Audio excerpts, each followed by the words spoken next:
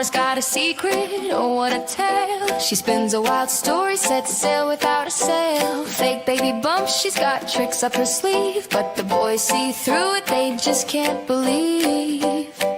Oh Laura, Laura, Laura, what did you do? Play and pretend just to make it through. The boys fight back, they're standing tall. Laura's big surprise is no surprise.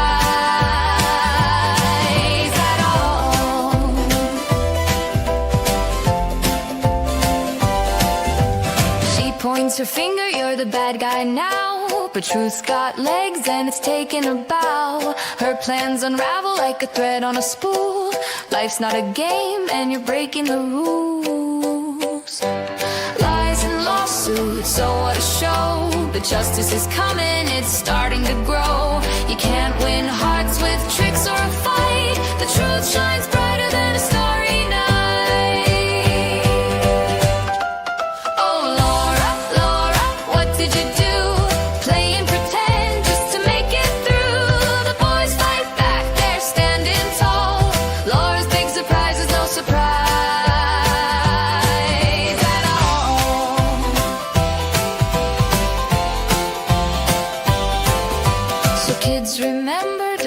What's true?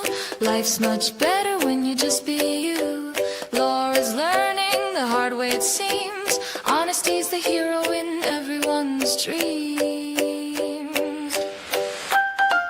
Oh Laura, Laura, what did you do?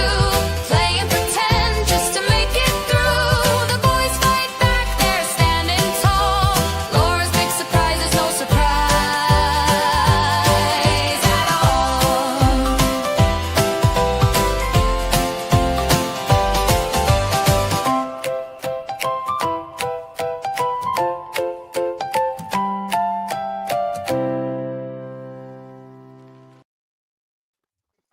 Hey, well, welcome everybody. Welcome to the show. Welcome to the fundraiser, and welcome to some of the guests I have invited. I am waiting for a few more. Some might show up. Some might be scared to show up after everything that might be going on this show. First, I want to welcome Bruce from Oregon. Say hello to the audience. Ladies and gentlemen, good afternoon, good evening. TGIF, guys. And we have Fluxx. What's up, my dudes? How's everybody doing? Okay. And then we have Bruce, first time on my show, I believe, and also Lauren. Hey man, sorry, I kind of wish I had a cool yellow jacket too. But I don't. We can work on that. And you know him, you love him, MGLaw. Hey, everybody. Yeah, MGLaw is currently in his car because his kids are on an exhibition show or something. Oh, they're in gymnastics. Oh, Nice. Yeah, so I'm sitting in the car. And we're currently waiting for IT Goatee and Megan. So Megan, who helped me invite everybody, is not here yet.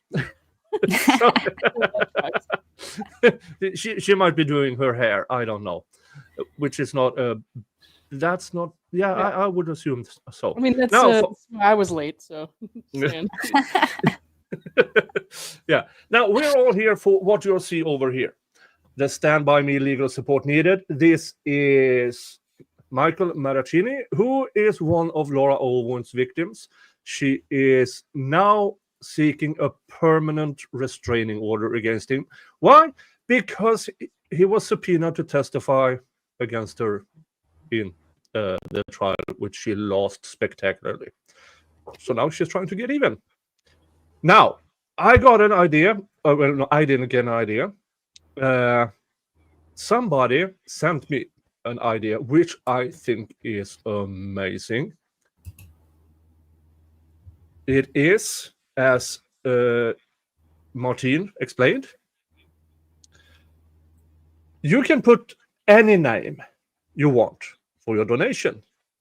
Maybe have a contest for the funniest, best name and you guys in the chat voting on the best. She says, then not sure what the price would be. Well, I came up with selfishly. You will get my you can't I kind of want. perfect for your office. I mean, who hasn't had a cluster F in the office, home environment, your your HOA meeting, everything can always result in a clusterfuck. And so yeah, that will be the price for today. Now the fundraiser, let's see here. Newest was an hour ago, so yeah, let's go, Nice. folks. Yeah, and also something that maybe a few of my guests doesn't know about my shows when I do my fundraisers is I have a wheel of regrets. Oh, okay. Yeah. Yeah, I have a wheel of regrets. It looks like this.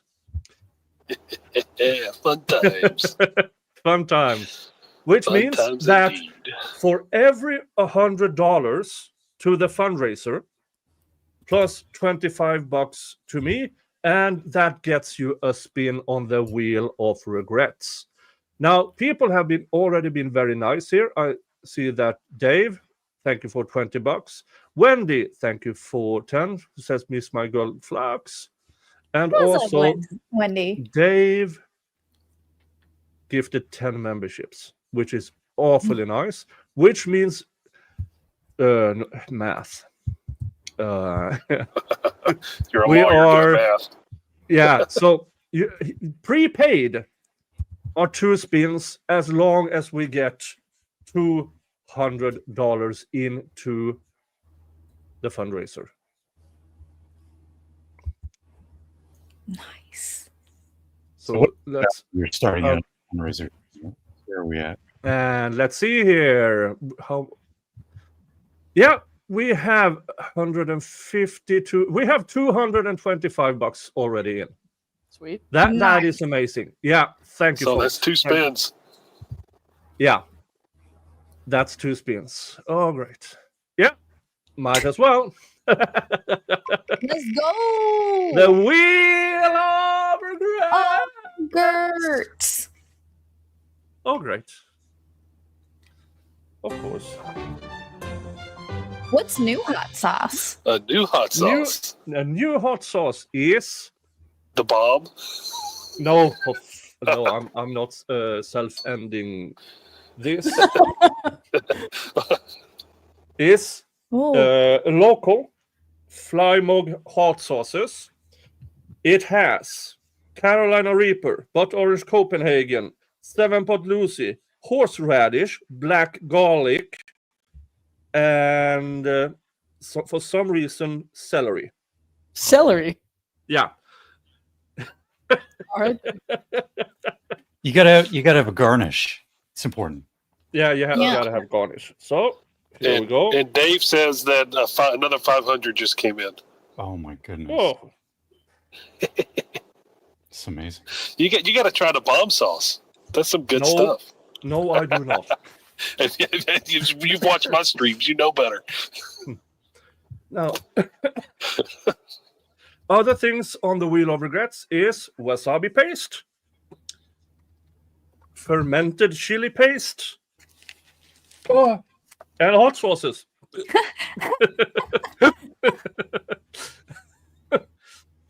Oh, cheers! Oh my Oh. gosh. All right. So yeah, welcome to the show, new people. Oh, damn! It was 2 spins. yeah. Yeah, Yeah, you got you got another one another one. coming. Oh boy. Now, would you prefer hot sauce or alcohol if you're doing 2 in a row? In the end of the night, it really doesn't matter. That's a fair point. Oh, dear. Yeah. Oh, I have Ooh. whiskey shots. Whiskey shot. Now I'm bringing in my Texas shot glass. Nice. And where is my whiskey?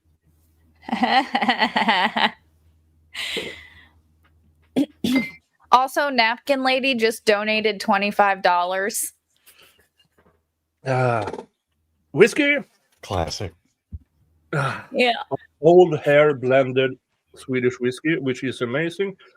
If you get a hold of it, please try it. I'm not sponsored because over here we can't get sponsored by alcohol brands. That is why I'm aiming for retirement in the United States, where you can.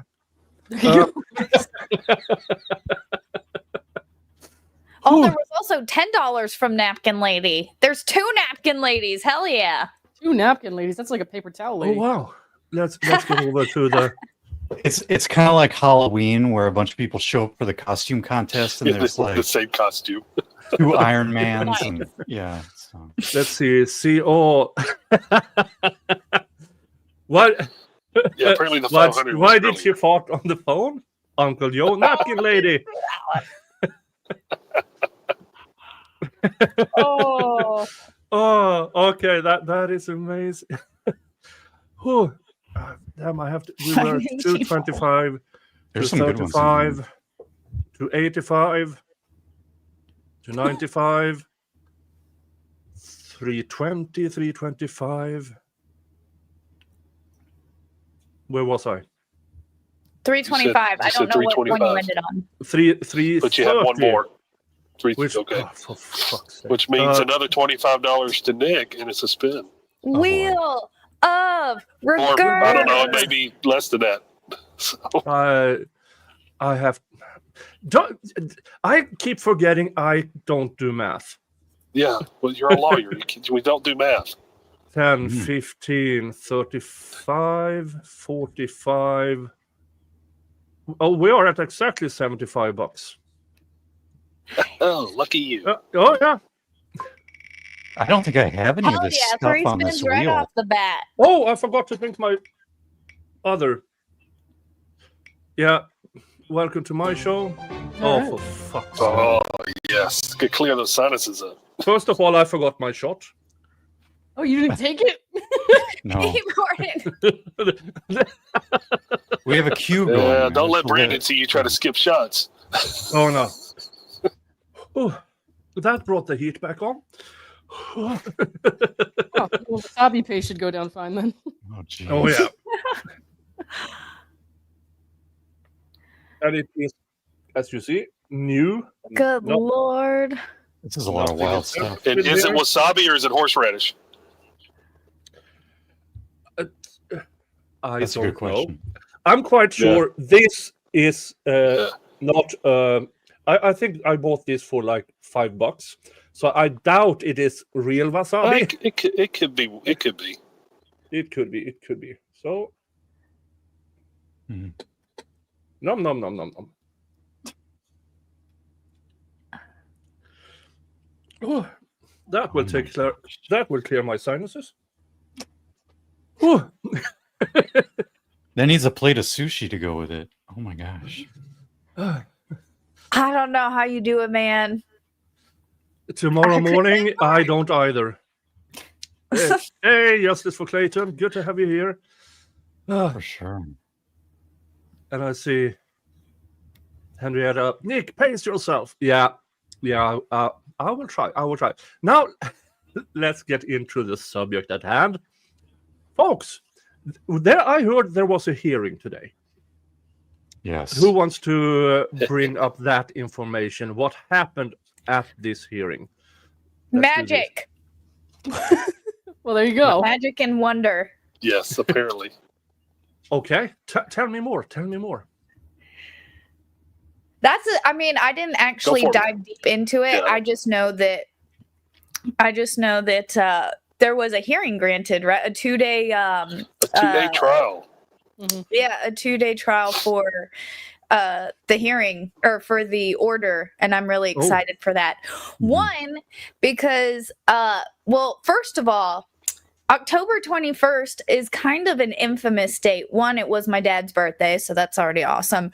Two, that is the day of the infamous Rush shooting. And 3, it might be the day that we get trial, which would be awesome.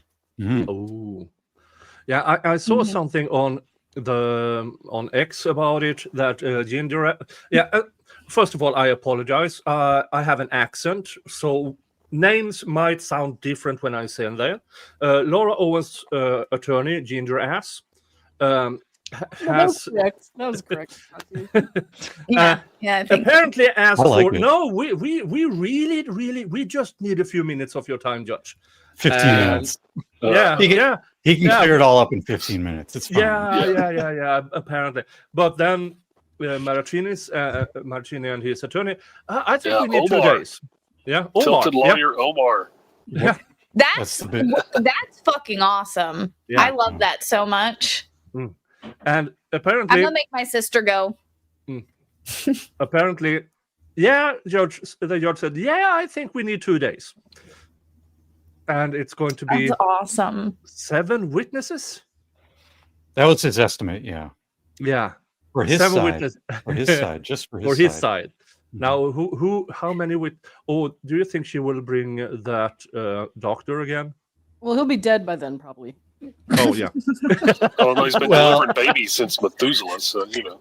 Yeah, I mean the Mike Marraccini case is one of the original cases, so this predates, Dr. Medchill looking at records or anything Yeah. like that. yeah. I mean, this is The poodle is out too, so nobody. yeah, this is a case from when she was still in her 20s. I mean, How do you I just bro, like how do you keep going at this point?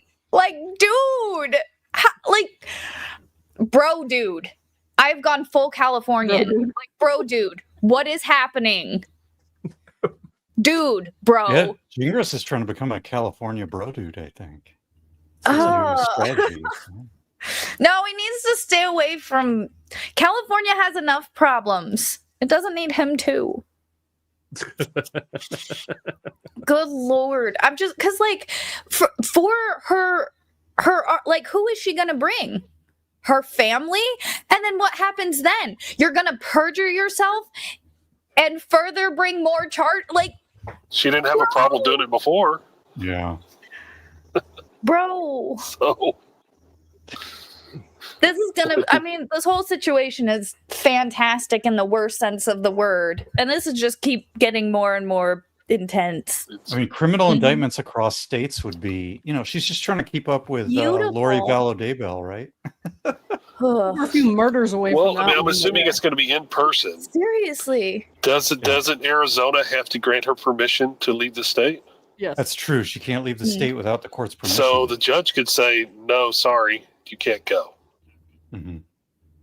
We're honestly Yeah, that's lucky at this point she's been caught because who knows how long before she would have like Jodi Arias somebody. I mean, Jodi Arias is the end form of Amber Heard, and this is somewhere between Amber Heard and, I mean, you can see similarities, and it's. I mean, I usually say that if Johnny Depp was a poor man, he would be dead, right. and yeah, No, Amber Heard wouldn't have been with him if he was poor. no, yeah, that's true. That's true. If she made him poor, then her, yeah. But this is not about that. I see some of my regular viewers are asking, okay, what's this? What's going on? Well, Laura Owens is a woman, allegedly, who meet They're guys illegal. Maybe a Government question according to the documents sheriff's department. who have this tendency of meeting guys, doing either hello or hello, apparently very nicely. And when they discover that she's cray, she is suddenly pregnant with twins all the time. We know at least 4 times she's done this. She's always pregnant with twins, which is interesting. And when that doesn't work, she tries to get a restraining order out on them. And she has succeeded. And this is the original case, the Michael Marraccini case. They actually dated for a while. It's the earliest public case that's been covered. earliest public case. We are not exactly sure how many cases there are, but I would assume there's more. And because Megs have alluded to that, there are people who don't get me involved. I got out, don't get me involved again. Right. And speaking of getting out, IT Goatee! Hello, everyone. How's it going? Hey, Brad! Speaking of getting out, the kids are finishing up gymnastics, so I have to duck. Oh, all right. That's the kid. Yeah. So, Yeah, thank you for being here, and thank you for everything you It's share. yep. And y'all punish Nick. Yeah, punish. Trying to. Yeah, thanks. See y'all later. Bye. Bye. Bye. Yeah, we were in the middle of two people who, for some reason, are completely new to this, trying to explain Laura Owens. And Michael Marraccini is what we know is the original case. This is a case that is 9 year old. And she got a restraining order back in 2017. She got a renewed temporary in 2020, a 5-year restraining order, and now she is looking for a permanent restraining order. And why does she do that? Well, they claim that Michael Marraccini didn't have a valid subpoena to testify in the trial against her with Clayton Eckert, which is completely bogus. I mean, the judge said, yeah, it's a valid subpoena. We will not arrest him. So this will be interesting. And they went from 15 minutes to 2-day trial. Yeah, there were multiple law enforcement agencies there, and none of them arrested Mike for being there at the courthouse. So there you go. Yeah. So, but she won't give up, even though she has now, what is it, 7 felony charge against her. Right. Yeah. But she will not give up. A part of it is probably what should be her defense, Mr. Attorney Ginger Ass, and she has a perfect defense in the criminal case. Ginger Ass, Kingrass, Gangrel. No, you're saying it fine the first time. You're good. But, like ineffective counsel, or well, some of this, I mean, he feeds her delusions, so to speak. Oh, that's certainly accurate. true. Yeah, because he sees a paycheck, and he likes paychecks. You think, Now he's doing it for free, man. I mean, you think she's getting, or she's paying him for representing this? No. No. Well, the fine payment. Yeah. No. We can go there. Yeah. Oh no. I do not feel there are any currencies being exchanged between the parties. I said anything about currency. Those two are fucking. I'm not going to say that. Okay, Right. I'm with Brad on this one, I think. I don't know. Well, she's an adult, so I think she's responsible for her own actions. I think even if she had a crazy attorney, an off the rails attorney, she's still responsible for figuring out that her attorney isn't maybe the best attorney for her, and telling the truth and not committing perjury and tampering with evidence in but he's court. like the best boyfriend ever, Bruce. Oh boy. Yeah. The problem is that this is a civil trial. He has to testify. He doesn't get the benefit of the Fourth Amendment, because if she doesn't testify, then there can be a negative inference by her lack of testimony. Yeah. Sure. Yeah. Now we have new donations. We got donations from Bradley Hyber and David S. Gingras Esquire. Oh boy. yes, yes. Oh, that name wasn't on my bingo card for this GoFundMe. Yeah, it's strange. It's maybe he saw the light, or maybe he saw the end of the straw he blew in and failed. Maybe.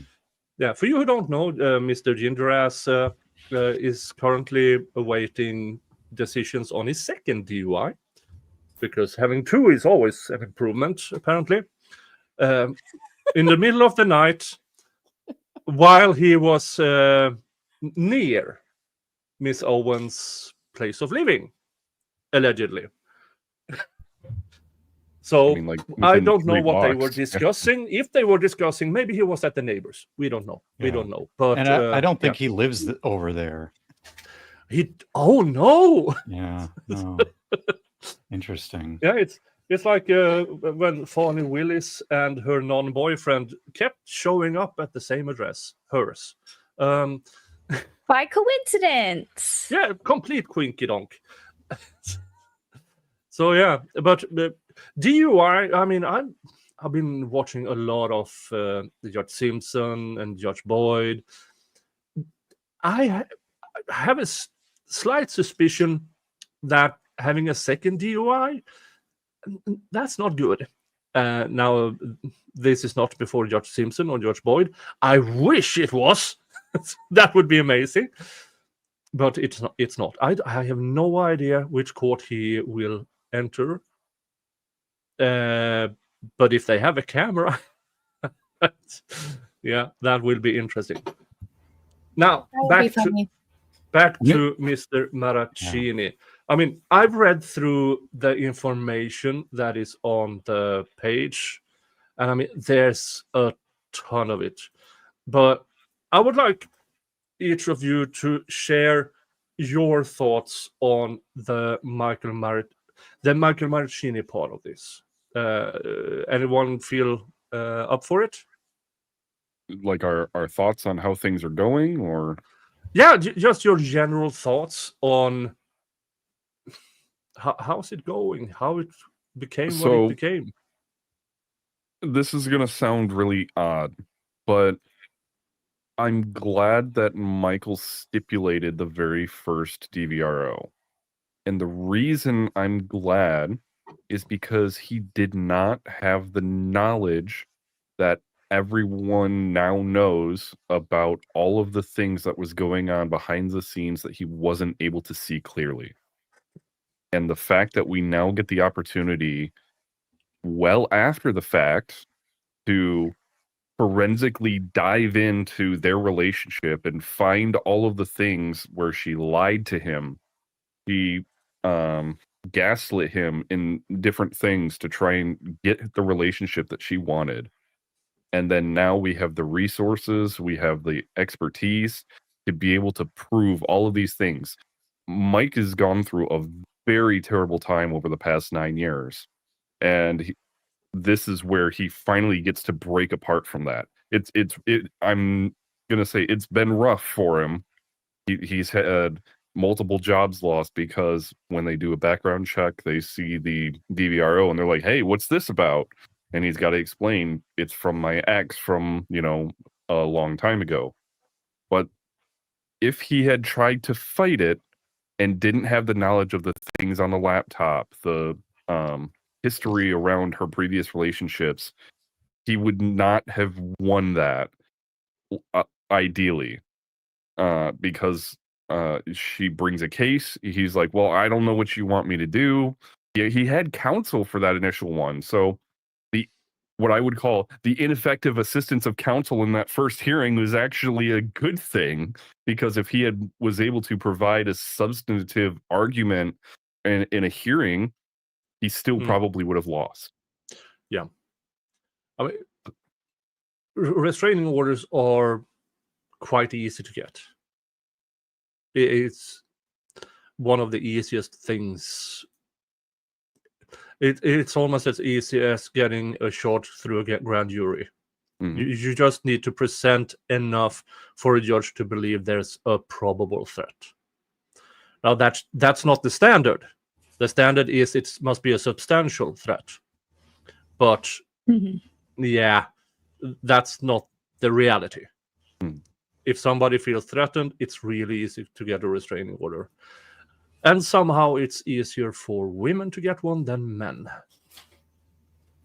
I mean, it's not really for a lot of cases, it's like, I feel like with the restraining orders, they're just like, oh, I'm afraid of this person. They're like, okay. Because, I mean, what can you really do? Like, I'm in fear. I can't really tell you. I mean, there are some cases clearly where you're not in fear, bitch. Like, you are not in fear for your life. Like, come on, man. But like, there are certain cases where it's like they really probably might be in fear, but they might not try to show it. You know, they might try and like appear like they have a strong, you know, they're not afraid of anything. But like, you know, when someone's threatening you, you're kind of like scared. So like, it's really difficult, I feel, because I understand why restraining orders are a thing and why sometimes, like, sometimes you can only take somebody's word for it because you might not have the evidence in the moment. But like, in the same time, any bitch can be like, oh, I'm afraid of this man, and 9 times out of 10 the judge is gonna be like, oh, okay. Unfortunately, that's just the society we live in, and it kind of sucks right now. But I don't have a solution for it. I don't know. I'm just commenting that it sucks right now. TROs are especially easy to get, but it's you may not get the follow-on one where you file the application and then say, I need to get this restraining order. They're like, okay, you get this temporary one if they come near you, present it and show it to an officer. But at the follow-on hearing, they present their evidence, the judge can say, well, no, you really don't have a case here. But the initial ones are super easy to get because no judge wants to be on the wrong end of, oh, well, they applied for one, you denied it, and then somebody got murdered. And one thing with the TRO is, I mean, it's difference from state to state, but it goes both ways. And I don't know enough about what happened between Michael and Laura to know if she actively tried to get in touch with him again at some point, or if she just moved on to the next victim. Nitzel knows the story a lot better, but supposedly they had separated for some time, and Michael and his sister were walking down a street, and Laura came up to them, angry and frustrated, and started yelling at them. And it was after that point that she called in the restraining order. He didn't go and seek her. She went and found him, and then now he had to deal with the consequence of it. Didn't he go to the police first, and then she was like, yeah, no, I'm going to the police too? Yes. Or was there was that something about that? I can't recall it off the top of my head. Yes, that's what happened. That blows my mind. It absolutely it blows my mind. I think the thing that mystifies me is that she moved to Arizona and is still keeping this going. Like, you're in a completely different state. Well, it's her whole TED Talk and everything. Her whole like victim facade is based on this. She has to keep I get power. it. I understand why she's doing it. It just, when you look at all the circumstances and all the details, it doesn't make sense. Well, none of what she does makes sense. Not having sex, so here we are. Like a broken record. I'm trying to understand this. And it's very nonsensical. Yeah, it's kind of amazing. I mean, there's a lot of cases where there are cross-border restraining orders. I mean, every state have to oblige by another state's restraining order. But then you have it in your current state. Why is she going back to a state she no longer lives in? Right. Is it just because? I don't know, because if she goes to, where is she? Arizona?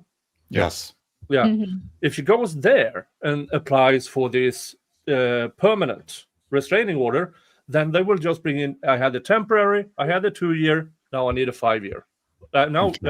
1 year, 5 year, 1 year, 5 year, or whatever it was. 2-year, 5-year permanent. Yeah. So she could go to an Arizona court and do this. No, see, I think her real motivation is to punish Mike and these other men. So that's why she's Mhm. seeking the retribution in his home state, as Yeah. her home state. Mhm. Yeah. I Yeah, agree she- with that. Yeah. Yeah, that's probably it. Because she is, if not anything, she's vengeful. Because I've been saying this on my channel. She seems to be a person who got everything handed to her on a silver platter, and she expects Mhm. everything to keep being handed to her. And if somebody says no, that means they are trying to destroy you. So I will try to destroy you first for some screwed up reason. So look, I don't know anything about her youth or childhood. I mean, other than her dad was at least very, very famous back in the day for his radio show. He used to be quite wealthy. Somehow his funds are depleted due to illness, and his daughter, allegedly. And gambling, but And no, because if I remember correctly, she grew up at a private school. She ended up going to an online college to finish out her degree, but then she was working alongside her father and got to rub elbows with very high profile celebrities, Right. including the likes of Bob Saget. I think she met President Obama at one point. So Several Bachelor contestants. Yeah. The idea that she's in this higher echelon of society and she deserves to have all of these things, which is also one of the reasons why people think that she's attracted to guys of high status, is because she wants to maintain that level of privilege within her life. That makes yeah, I mean, makes a lot of sense. everything here is a bad Reddit story. I mean, Yeah. except this is for real. I mean, it reads like something out of an AI Reddit story. Oh, I'm this absolute hoot of a woman. Everybody is against me, but I will win in the end. And she tries to write her own ending. But this is real life. But the sad part is she's been winning at this for almost a decade, doing this. Mhm. So of course she keeps doing it.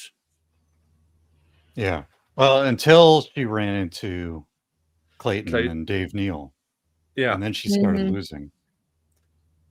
Yeah, she reached a bit too high. Yeah. She flew too close to the sun. Yeah. Literally. Arizona's very hot. I was gonna say she got too Well, cold, but that's fine too, I guess. in the tabloid, the sun as well. Melting anyway. Yeah, you can't that breathe for too. the sun, The sun. while on your knees. I mean, Very accurate. hello. Oh man. Well, I think- welcome to this show. If you haven't been here before, there's a reason I have this.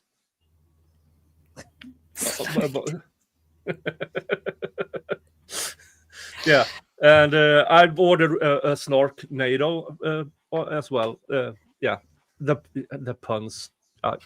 I don't apologize for anything. I'm having fun. Cool. Oh yeah. Dang, I can't. Ooh, we had a $200 donation. Ooh. Ooh, wow. that means Nice. does that mean Wheel of Regrets? Let's see here. We have. Dun, dun, dun. Okay, I let me refresh. All right.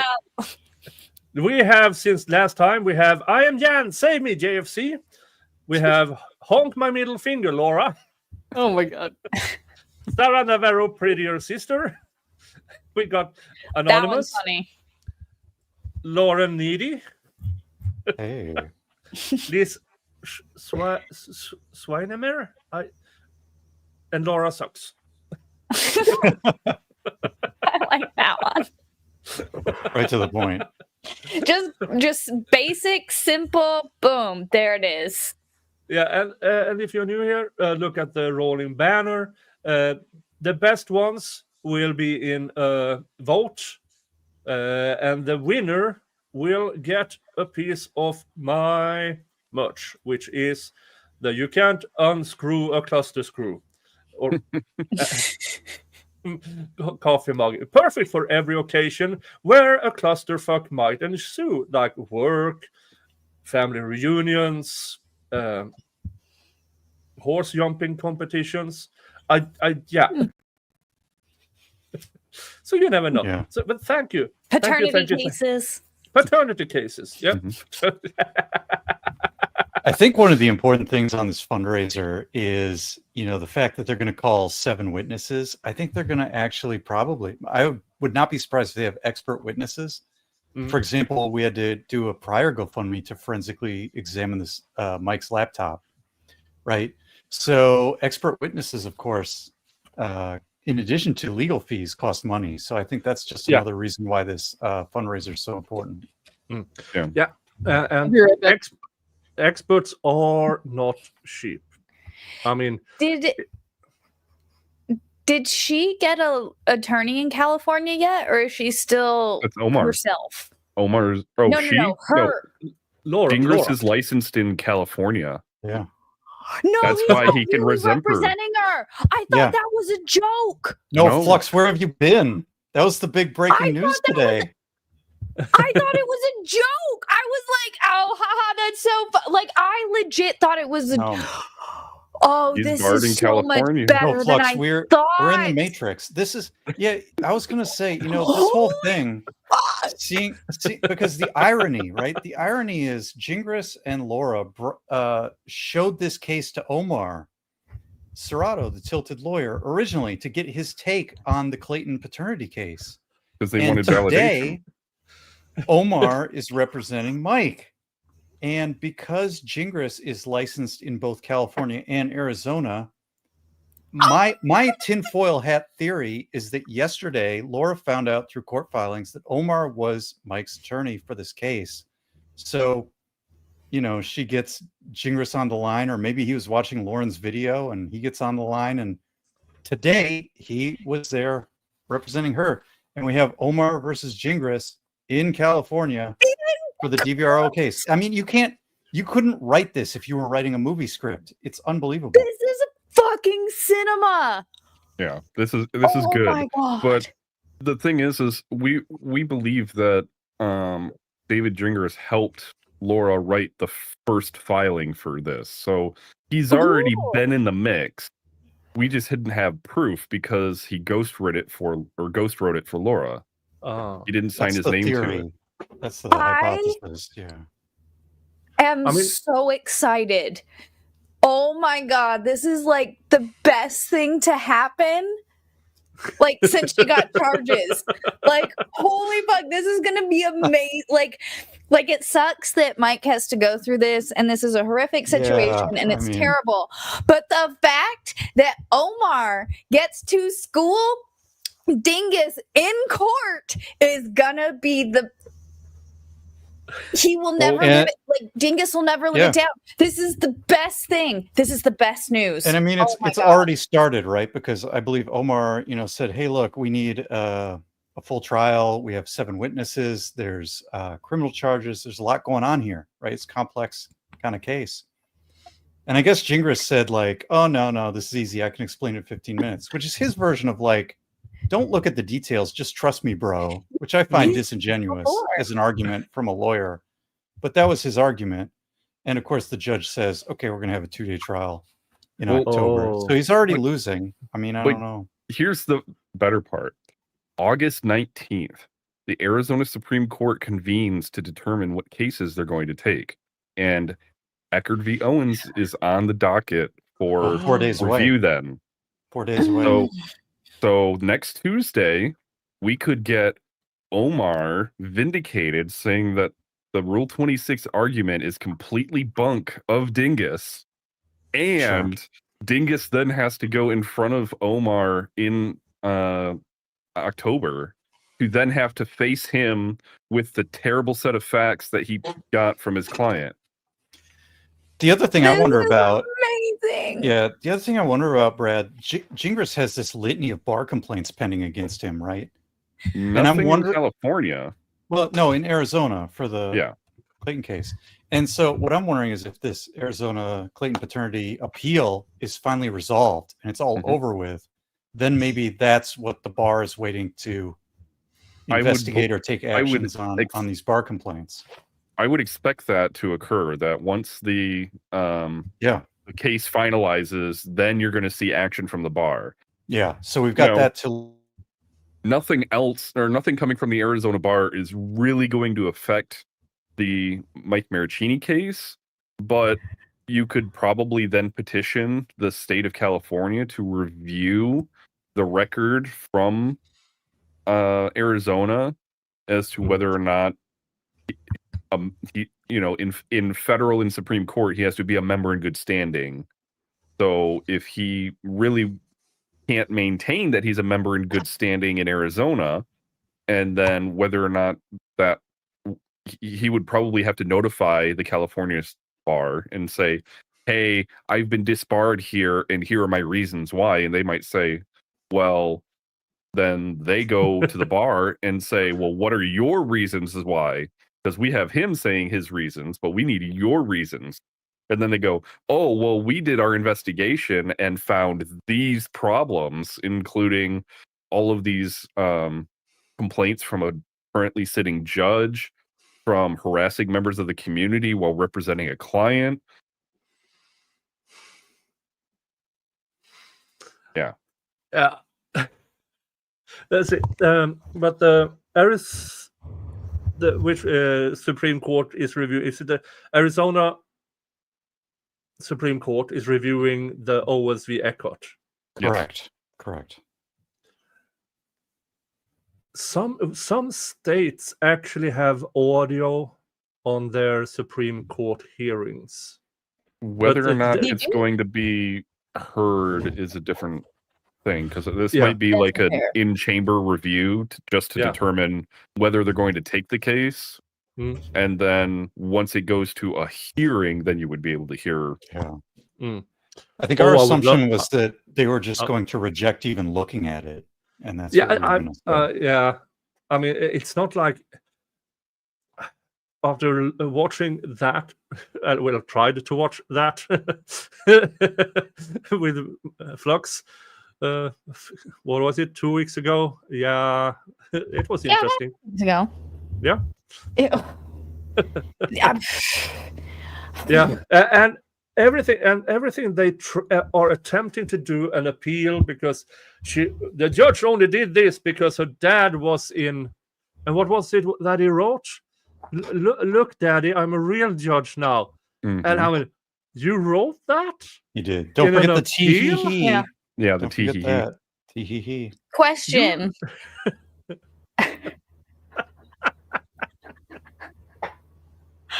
It's so bad. Is this case in LA County or in Orange County? Do we know? This is in San Francisco County.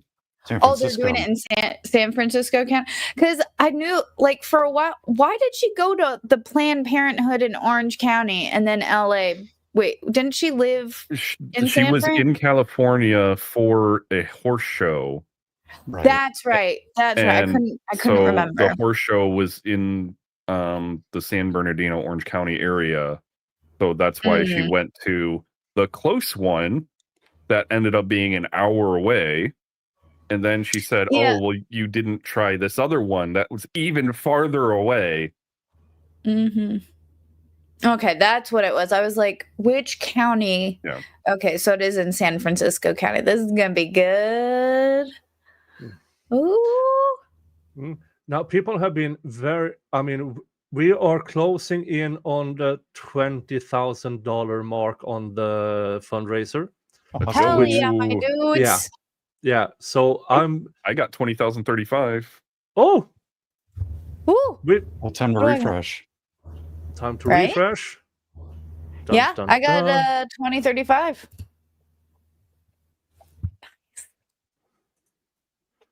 I'm at 19,730, but I believe you.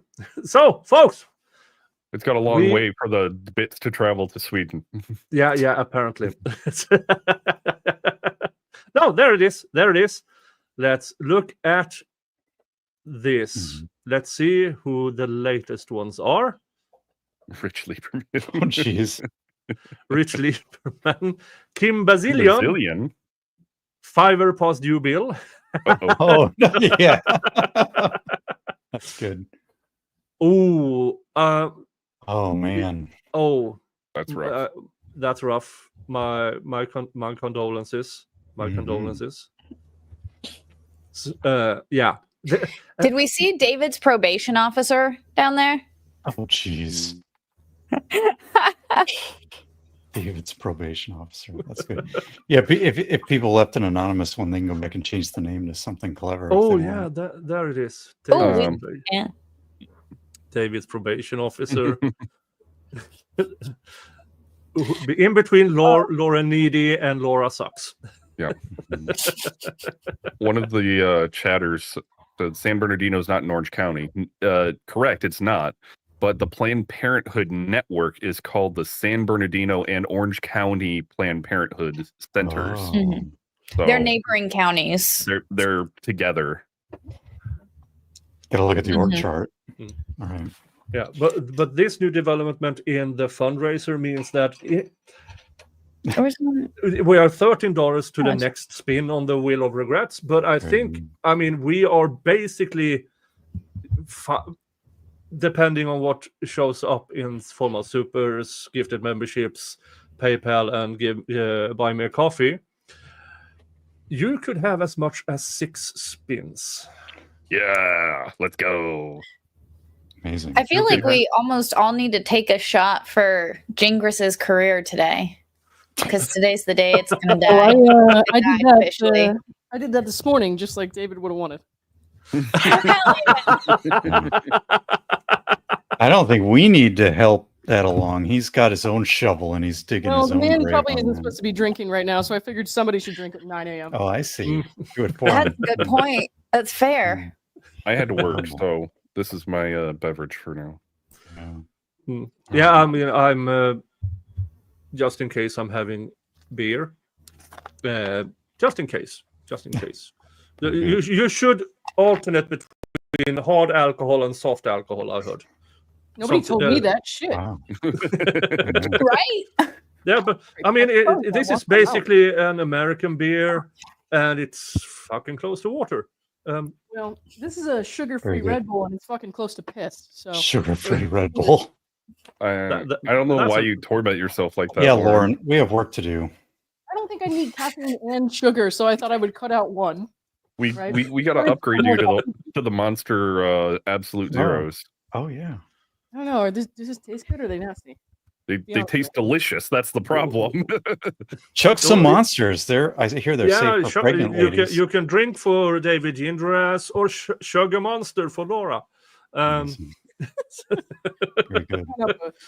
Hey, Nick, it's the top of the hour, and I've got to head out. But it's been great hanging out with you guys. I just have other things on my calendar, but otherwise I'd stay. On your way out, send an email to Megan, because she's the one who challenged me to this, and she hasn't shown up yet. She said she's gonna try to come in a sec. Oh, okay. Oh, okay, okay. She can have my Apparently boss. she like broke her neck or something. Not really, but yeah, her hair. I don't know. It was probably something about her hair. Yeah, you're right.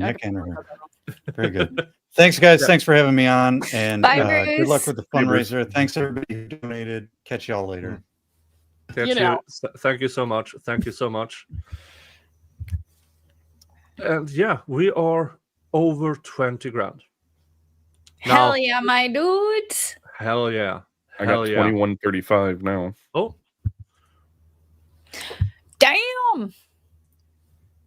We just Bruce, like pixelated frozen Bruce is just staring at me and it tripped me out. Yeah. He doesn't get to leave. He's gonna stay there forever. I don't know. This is the image I have in my head when I need to give myself nightmares. It's just Bruce staring at me. disappointed, like all disappointed and dad like. Motivation Monday. Oh God. Oh, I just screenshotted it. Hell yeah. Talking about something worth screenshotting. Hi, Megs. Hi. Megan. Hey, you got What's here. going You on? got here. I did. I'm sorry. I'm having a really terrible time with my neck pain today, so I've been laying down and stuff. So you may have to put up with me in my heating pad for a little bit. No, I thought My it was your button's neck. gonna These get guys worn insisted out. it was your hair, so I don't know. Yeah, I'm just old. That's the problem. The problem is that gonna I'm get worn out. Oh no, Brad! God, Brad.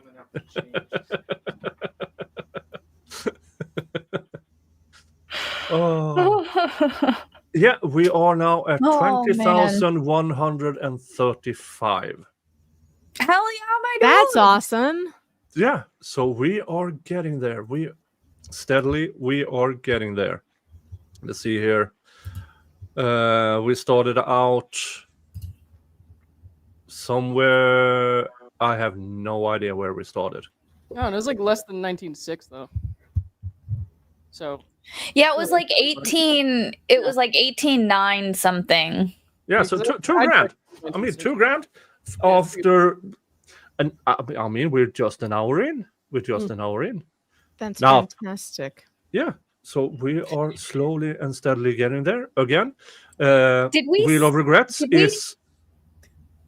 Did we see the bloweth for prison donation? I think so. Ooh. Did we? I didn't see that one. I didn't realize that was a donation. I thought that was just a sign. Ah. We have Renee Marker, Rich Lieberman, Kim Bazillion, Fiverr past due bill.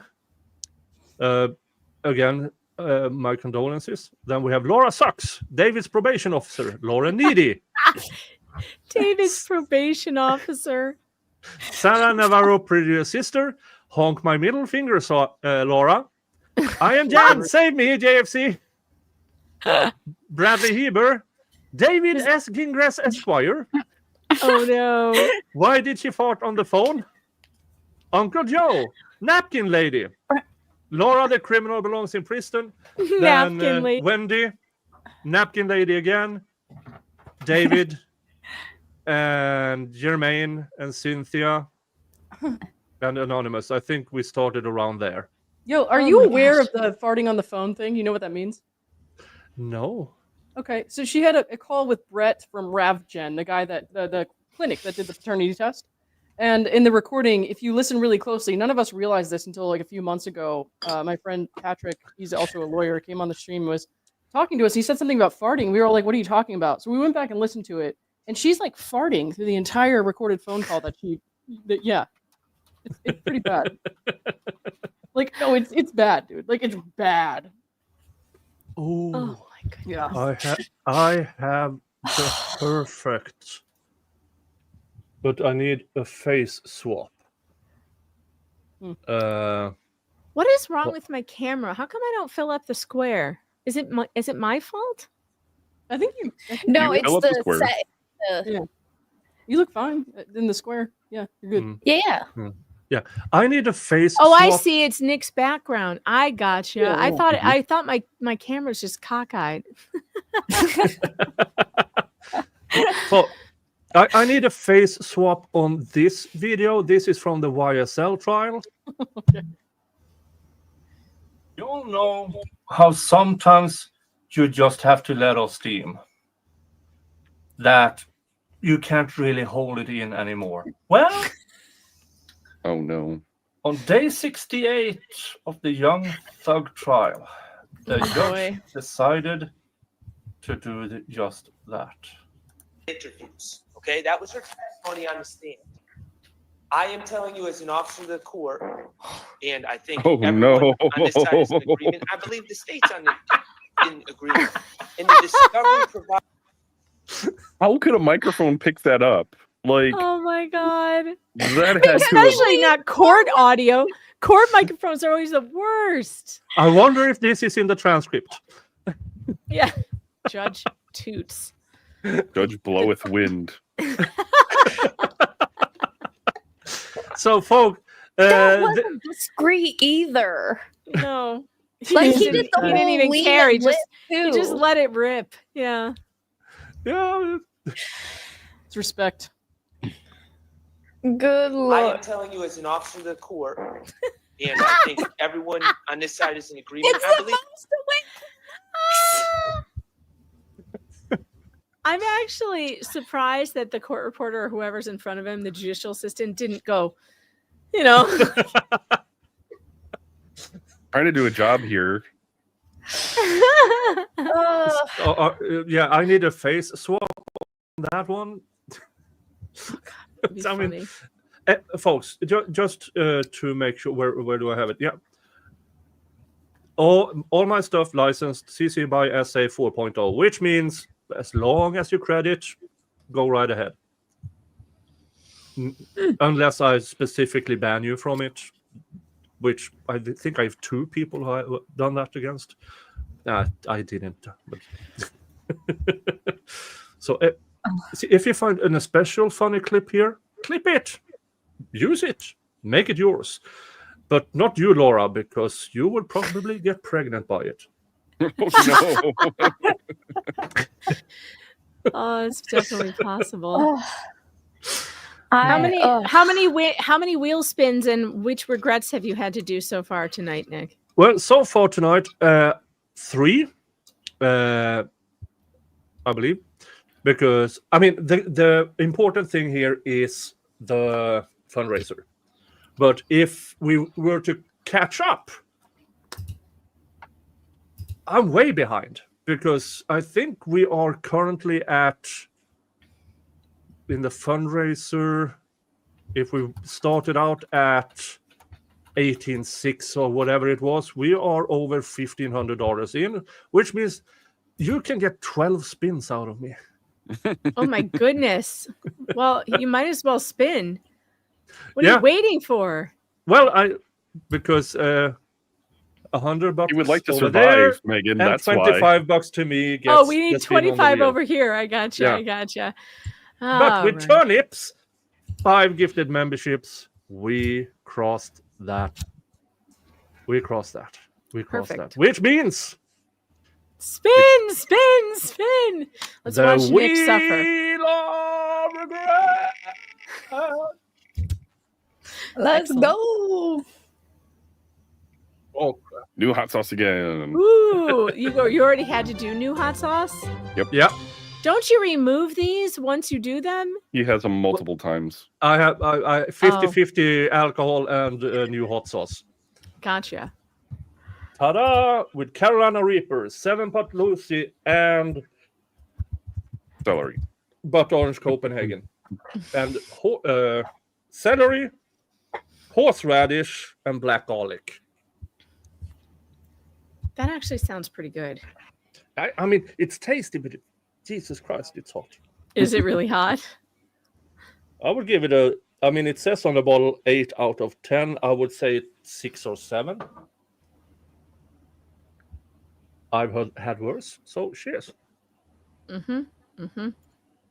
Mm-mm. Mm-mm. Do you turn red? I'm waiting for him to turn red like a tomato. It's turning a little red. Yeah, little pink. Looking a little jolly there, Nick. Old Saint Are Nick. the hiccups coming? You know, here they are. Where they go? The hiccups are here. Dang. Oh, he suffers with such grace, doesn't he? With such a great smile on his face. Damn, that's hot. Hangry asked me to make him bulldog noodles the other day, last night, and I was like, I don't think you're going to be able to eat this. He's like, oh yes, I can. It's not too hot. I love ramen and I want the bulldog. And I'm like, okay. So I know. I've never heard of bulldog. Oh my God, it's so hot. It's ridiculous. It makes your head like light on fire, but also the endorphin rush is worth it. Like worth it. for real. It's like But a new popular thing. I put a quarter of the bulldog sauce in with broth. Like I didn't even make it like bulldog noodles where you would drain the water and just do the sauce. I made a broth like with soy sauce and chicken broth. And then I put in like, I don't know, a quarter of the sauce. I give it to him. He takes a few bites and he's like, that is so hot. I'm like, I told you that it's really hot. You're not. He's like, I can do it. I can do it. Well, like 10 minutes later, he comes in the kitchen. His face is beet red. He's sweating bullets. He's sweating to sweat. He goes, Mom, I can't do it. I can't finish it. I was like, all right, so I'll tell you what I'll do. I'm like, I knew you weren't going to be able to. Aren't you glad I didn't put the whole thing in? So I'll drain it and I'll make just a chicken broth and in soy sauce and I'll fix it for you. So I did, and it worked, and he was able to eat. It was still super hot though, because the bulldog has like a oil, so it keeps it on the noodles or whatever. But he was able to eat that. But it was so funny. He was like, I can do it. I love it hot. I'm like, not this hot. Oh. So did everybody get the goodness. updates and everything in the Laura Owens case? Have I missed all the updates as far as like the 2-day trial that's coming up? The 2-day trial that you we missed Fluxx's live reaction to David Gingras representing Laura in the hearing today. I thought it was a joke. So do we have reports from anybody? No, why would that in be the a hearing? joke? I don't know. I couldn't be real because there was no way that I didn't think my life would be, I could experience something that tremendous. This is the least shocking thing I've ever heard. What are you talking about? What are you talking about? This is a no-brainer. Of course he was going to do the stupid thing. Yeah, but see, that's a fair point. I shouldn't be shocked, but for some reason, I don't know why I thought he had a brain cell left. I don't know why I expected at least one. Was Gingras surprised by Omar being the attorney on the other side, or did he have a heads up? Because I think he just entered. Rumor is that Laura found out yesterday that Omar was going to be representing Mike. So whether or not Gingras was contacted yesterday and said, I need you and she said, I need you to help represent me in this. And then, of course, Gingras did what he usually does. He says, oh, it's only going to take, 15 minutes. We'll be out of here. No problem. Like, trying to sweep everything under the rug. So where are the reports from the people who were in the hearing? I really want to see Dave those. has his podcast up, so we can listen to it. Yeah, I sent you some text, Megan. You might want to check it from You a guy who sent was me in there. texts? Yeah, from a guy who was in there today. Yeah. Oh my God, I missed those totally. I saw your other text, but I didn't see these. So I mean, it's nothing that needs to be pointed out right this second, but he wanted you to know that. So I just saw it that Dave had an update of a few hours ago. Updates from inside the courthouse as Laura Owens and David Gingras team up. Were we allowed to be on that call? Was the public allowed to witness that? So. I mean, people were in the courthouse. Oh, I see. They went into the courthouse. That's fantastic. Oh, I want to see like reports from those people. Does Dave have them in here? Is that what's on here? I don't know. I just found it. But I can press play and we will find out. Yeah, okay. You might have to fast forward through a bunch of stuff because he's doing Baldani and other stuff too. Who's Baldani? Oh, God. Welcome to the Rush Hour, your daily dose of pop culture for your rush hour ride. Buckle up and enjoy the drive with your host, stand-up comedian Dave Neal. Good afternoon to all of my friends out there on this Friday, August 15th, 2025. I got all of your stories for your rush hour ride home. Some Friday afternoons, we mail it in. Not today. We are running through the finish pause line. For a second. Yeah. Okay. I was told that the YouTube one, because he does them on YouTube too, the YouTube one is easier to find. The Owens. So hold on, let me grab it for you because it's a lot easier than scrubbing through that. Because he puts the same one on YouTube. So that would be today. Which one is it? Did he do a live or did he do a? I have Dave Neal for 11 hours ago. He did two of them. He does 2 a day. Was it I think it must be the first one. Nope, not that one. Not the morning one. The morning one is the one where he laid into Laura and David Gingras. But it can't be the afternoon one. He doesn't have anything. It's all about Gavin Newsom. So where the heck did it go? I'm looking up my history because I watched it earlier. Huh. Well, I don't see it. It's weird. No, I only see the one 11 hours ago, and that I don't know. Is I that see one 4 hours his ago. morning show?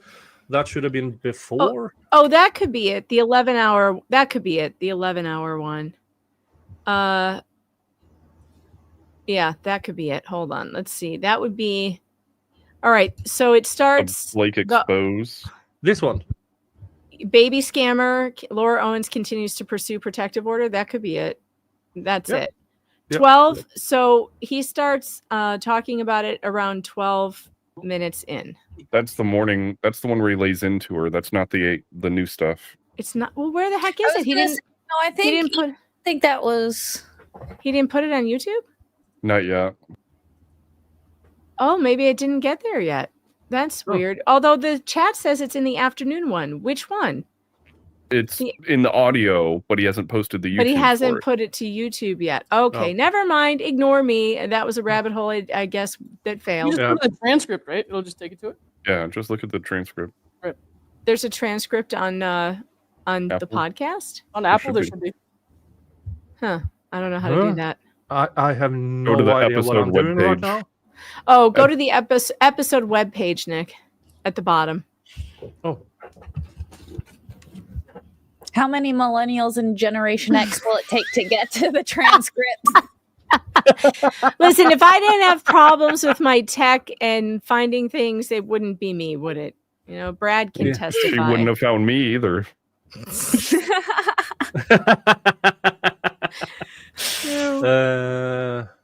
Okay. 8:50. They're saying 8:55. The chat is helping. Madeline, if he did put it on YouTube, where the hell is it? It's the Gavin one. I just scrubbed through the Gavin one. I didn't see a damn thing about her. Why don't I? Why does the text show like this for me? It's 8 because minutes. it's tech. It hates us. All right, hold on. Hold the phone. Dark mode.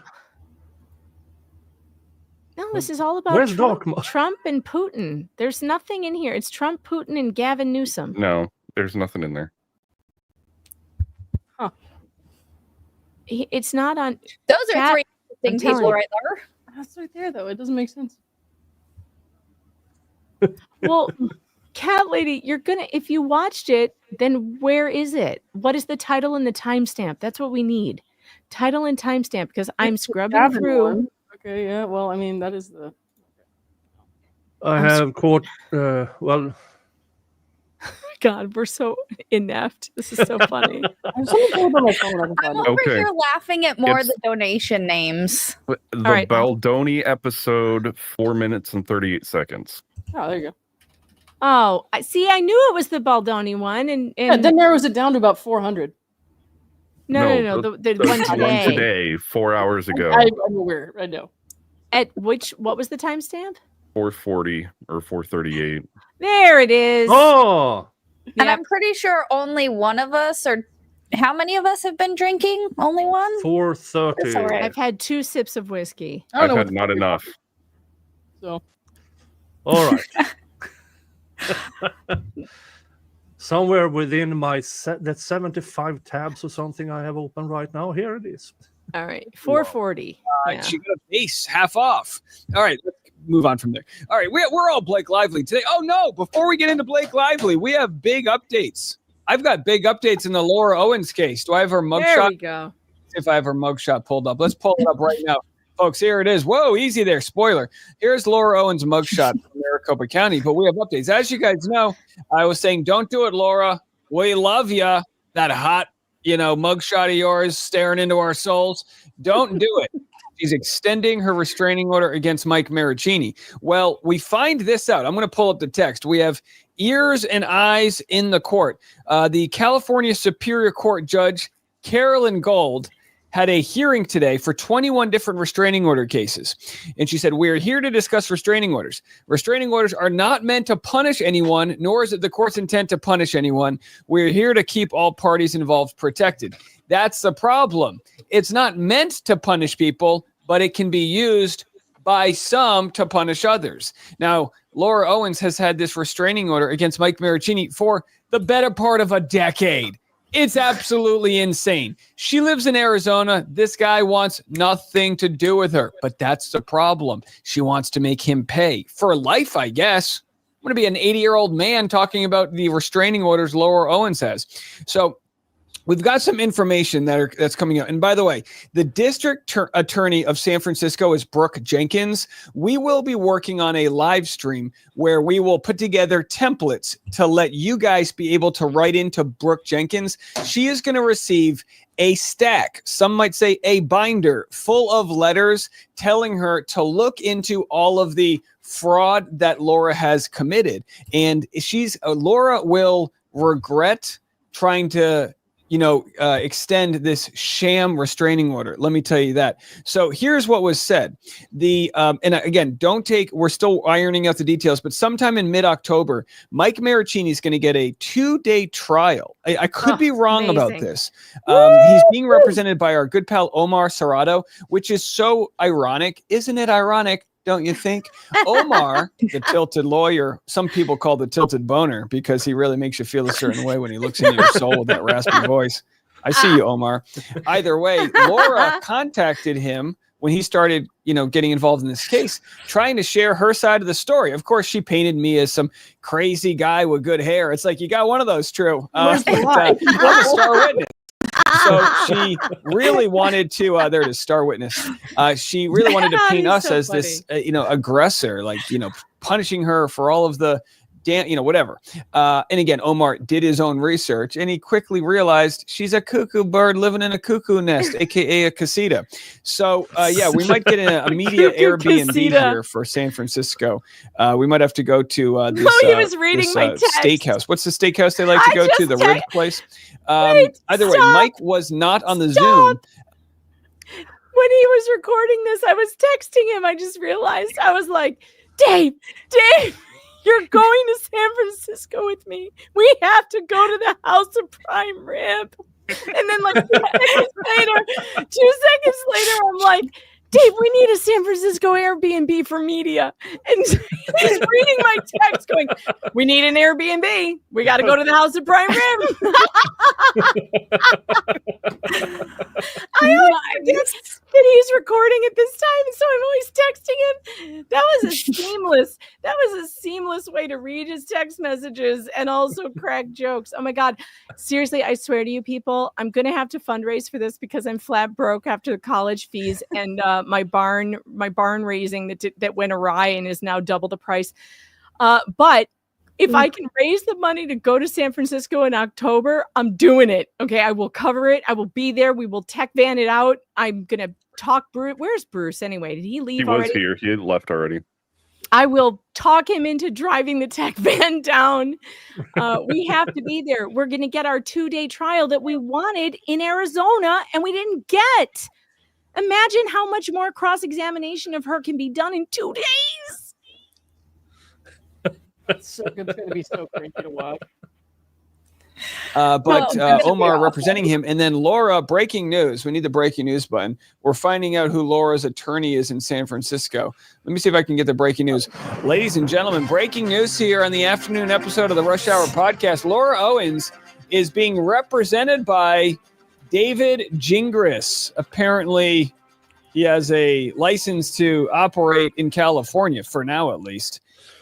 So that's her attorney that emailed me, which, by the way, the court will not like him emailing a star witness. You're not supposed to do that. Logo, and lawyers Dave know Neal, better. Star witness. You stay away from a star witness. I don't want my words to be tampered with before I go in there and give my truth in front of one of those little pastor microphones. You know those little pastor microphones?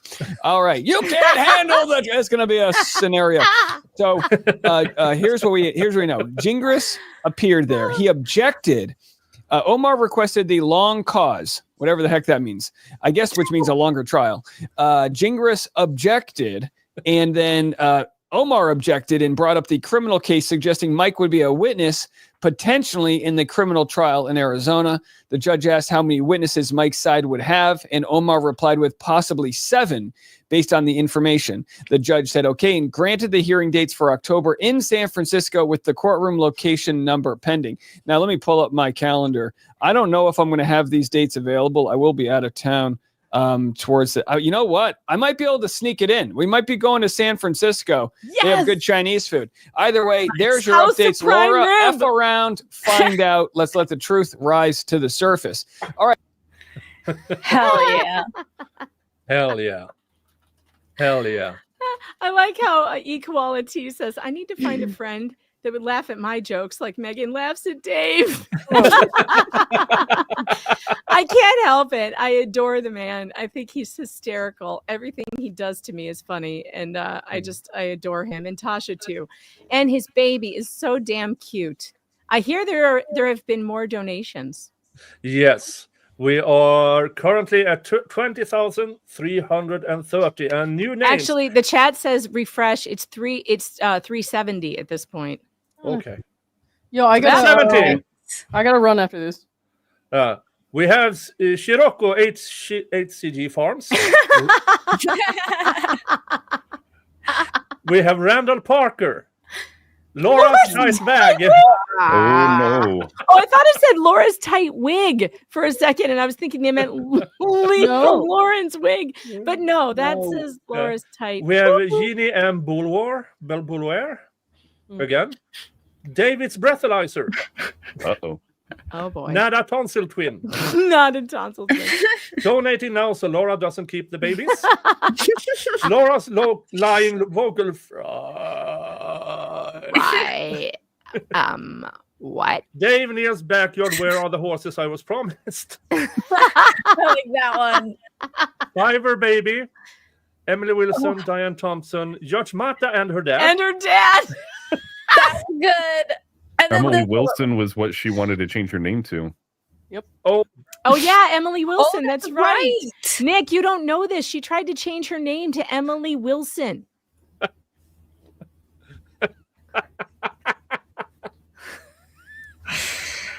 All right. Well, she also tried to get a refund for that, by the way. Nice. Nice. You really look at me, Daddy Mara. It's probably Renee Marker, Rich Liebman, Kim Basilion. Yeah, those have we already taken. Yeah. Again, once we get close to when I fall off my share, we are going to have a vote, a contest. Best name on the donations. And the winner will get a piece of my merch.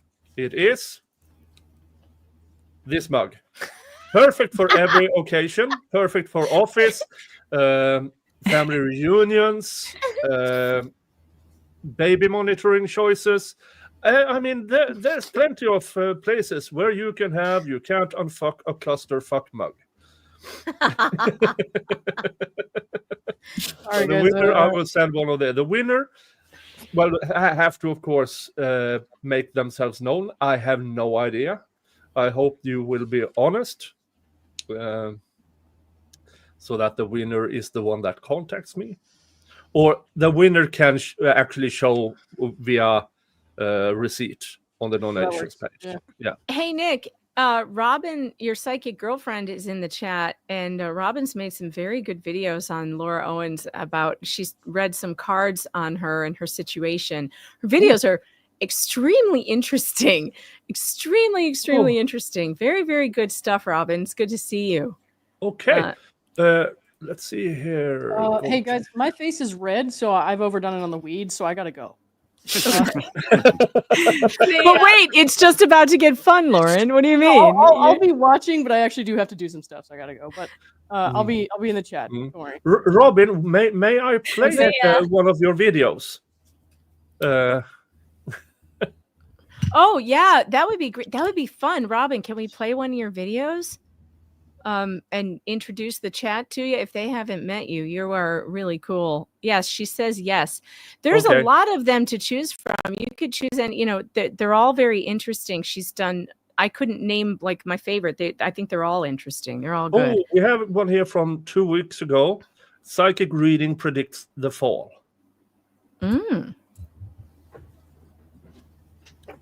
Let's see here. Dum, dum, dum, dum, dum, dum.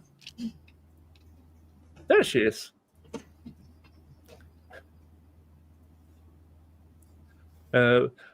Just for the record, I'm not one of these guys who currently believe in this thing, but it's very entertaining. And according to a court of law, this is as reliable as lie detectors. Really? No. Interesting. No. Well, I mean, I know that lie detector None of tests them are aren't. admissible. They're not admissible. Yeah. They're not admissible. Yeah. Right. I have another case, the Delphi case, where Jerry Holman, who I believe is clinically a moron, claims to be a human lie detector. And I say that, then we should treat him as one. Unreliable and not allowed in court. Nice. To Psychic Insights, where pop culture meets higher consciousness, and the tea Everybody go subscribe always a little bit mystical. To Robin. I'm Robin Richardson, your psychic girlfriend, and around here we don't just watch the drama unfold. We read the energy behind it, whether it's celebrity scandals, reality TV, chaos, or true crime with a twist. I'm tuning in to bring you the intuitive scoop the headlines miss. So buckle up, because your aura's about to get entertained. Hello, it's Robin Richardson, your psychic girlfriend. Good morning. Good morning. It's a morning episode. All right. Oh, I haven't seen this one. On here again. Girl, this is about Laura Owens again. Girl, I have to have a sip of my coffee. We all need a drink. We all need a drink. All right, Laura is Owens now comes complaining up. that the Justice for Clayton group is raising money for Michael Marraccini, which is true. And we're seeing her attempt to reclaim her control of the narrative, and it's slipping further. And I pulled cards. Yes, I did. And this move, Laura, signals desperation. And my cards agree. And today I pulled Garden. I asked what's next for Laura. I pulled Garden, Birds, Lily, Whip, and Coffin. This is not a victorious line. This is a decline in energy, a slow unraveling with public pressure, loss of credibility, and a reckoning ahead. So let's break it down. Now, the Garden is the public. She's concerned about how she's being seen. Of course she is. And this card always points to public exposure, reputation, social circles, or online forums. So her anxiety about the JFC crew makes sense.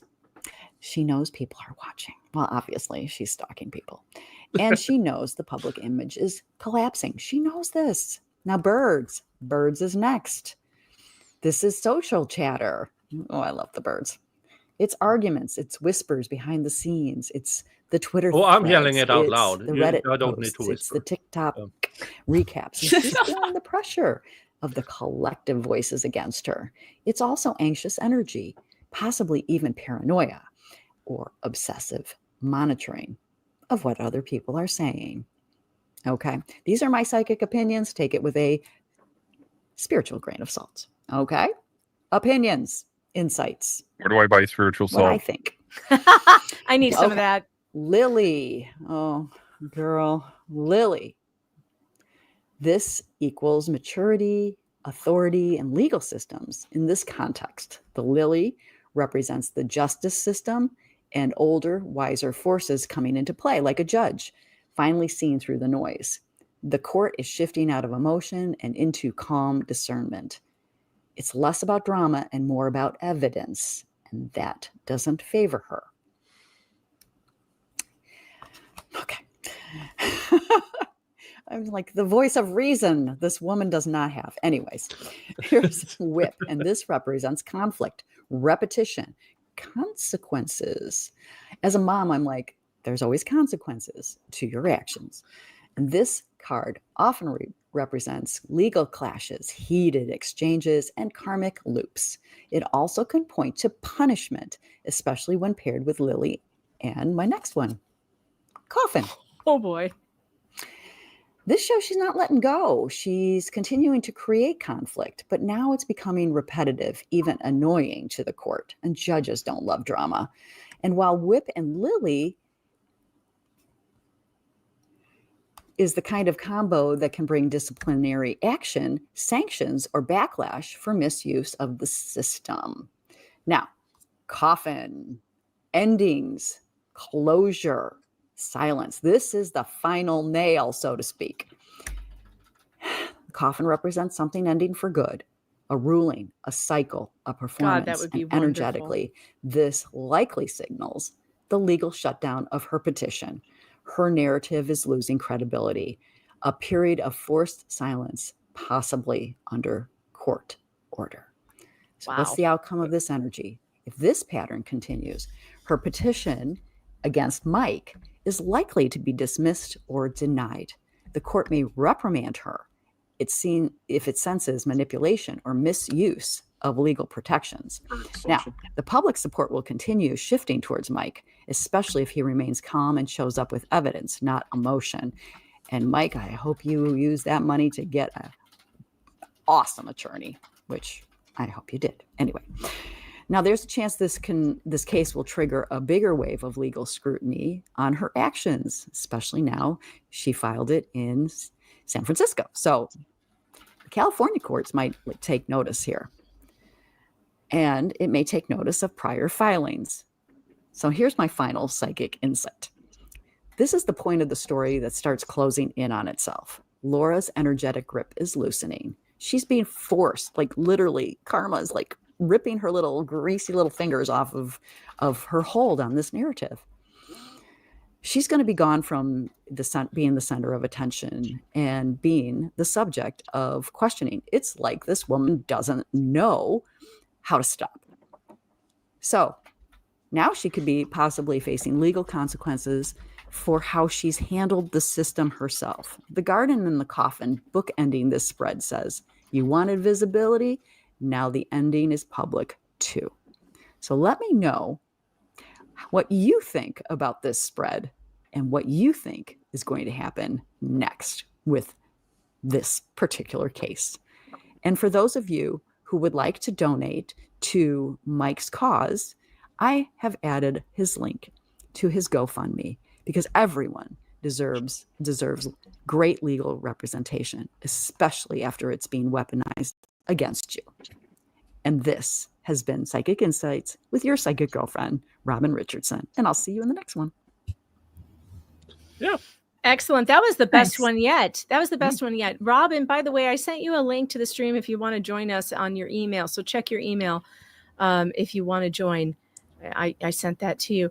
I liked that one. That was the best one yet, Robin. Yeah, I mean, I've heard behavior analysts doing worse. And, which I did quite lately. Somebody went after Zachariah Anderson again. Oh, what do you mean? One of these behavior analysts went after Zachariah. Did one of these, oh, look at him at sentencing. This means this. And me and Saul, we analyzed back. Yeah, and then she made her video members only. Of course. Yeah. I do have to dip now. Thank you so much for hanging out and inviting me. I appreciate it. It was fun, guys. It's good to see you, Fluxx. Hi, Robin. It's nice to meet you. And also, bye. All right. Thank you so much. Everybody go subscribe to Fluxx. Be excellent to each other, guys. Bye. Bye. Hey, Robin. Welcome, Robin. Now, as I said, some disclosure. I don't believe in it, but it's entertaining. And as long as people use it as entertainment and not fact, go right ahead. Be successful. Thank you. I try to help people, but this has been pretty fun. Laura's quite the character. Oh yeah. Oh yeah. I can say that again. Yeah.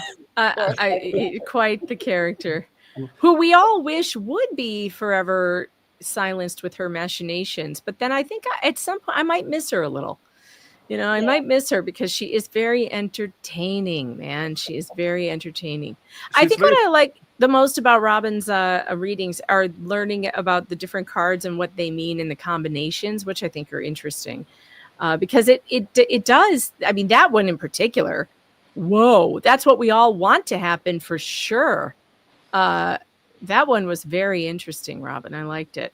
You were using different cards that time too. What were the cards you were using? They're the Lenormand cards. They're my favorites.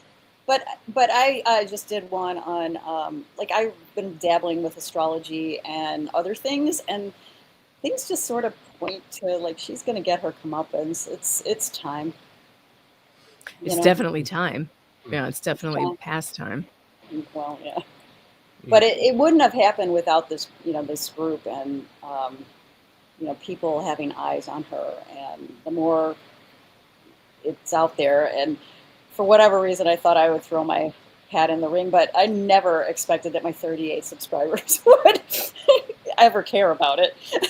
So thank you so much for supporting my work. I appreciate it. Yeah, no worries.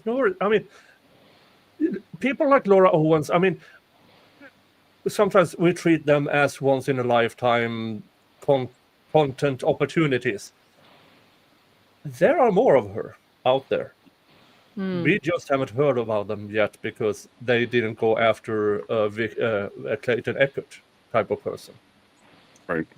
Yeah. And now I do not practice criminal law. I do labor and employment law over here.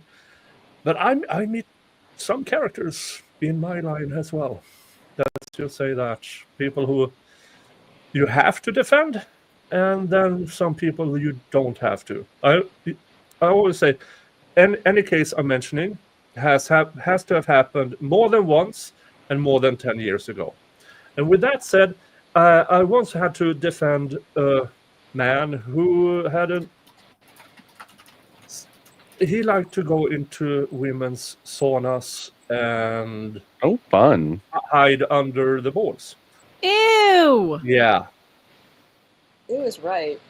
Oh my God. And that was in labor and employment law. Holy crap. I don't know how or why, but yes. Yeah. Wow. Some are easier. I mean, it's easy to defend, not defend, but represent these people because you just have, protect the rights, do your best, and off he fucked. And folks, as I said, this was more than 10 years ago, and it happened more than once. Oh, no. Yeah. I mean, I'm going to be careful going into the sauna. Yeah. Look before you sit down. I mean... We could go so many places with that. There are the worst of people, and there's always more than one of them. So out there's more than one Laura Owens. Sadly, there is. But this one can be made an example of in the judicial system. This one can go to be a president because she was stupid enough to appeal. Had she just accepted the lower courts, then it would have had to be on appellate court or Supreme Court level. There is where the case law is made. So thanks, Laura, for being represented by David Gingras and everything. Speaking of David Gingras, the chat would really love for Robin to do a reading on him. They're all clamoring for it. Oh God. Do you ever pull cards live? Yeah. You should do it for David Gingras. Oh my God. Please do it. Come on, Robin. Well, let me grab my cards. All right. on. Well, the chat, Nick, while she's doing that, the chat also says that you are behind on the Wheel of Regrets because By a lot. Yeah. Yeah, I mean, the Wheel of Regrets, yes, but again, $25 to me. Oh, we're not. So you're not there no, yet? we are $15 away from the next spin. We're $15 away. Oh chat. wait, let me check my email to see if I got anything through Gives and Go Buy Me a Coffee, and I haven't. So yeah, we're a bit okay. We are so the rule, maybe not clear on the rules. It's running across the bottom of the screen. So we're you 100 to the GoFundMe plus 25 over here to Nick. So that we're 15 away. 15 away. Yeah. But okay, Robin, this is so exciting. Yeah. Well, all my right. spidey senses say like, okay, like those two, Laura and Gingras have some sort of weird karmic thing. Like, I almost want to say, well, you might not believe in past lives, but I feel like they are like running some past life energy. I think I talked about that in one of my things. So what would you want to know about like, what is it like? All right, chat, answer the question. What do you want to know about them? I want to know, are they romantically involved? Or no, that's the wrong word. That's the wrong word. Are they sexually involved? Are they sexually involved?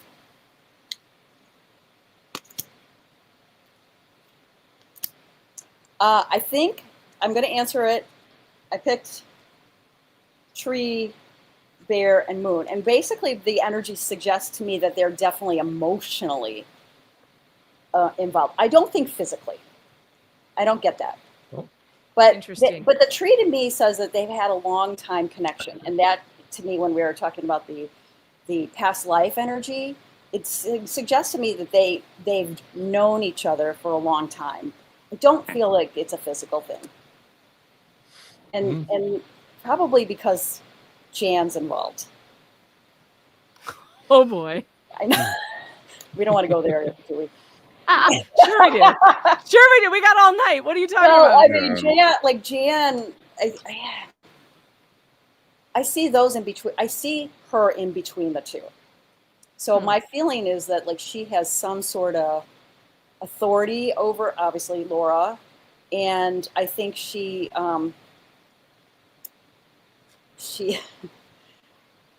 maybe manipulates Gingras.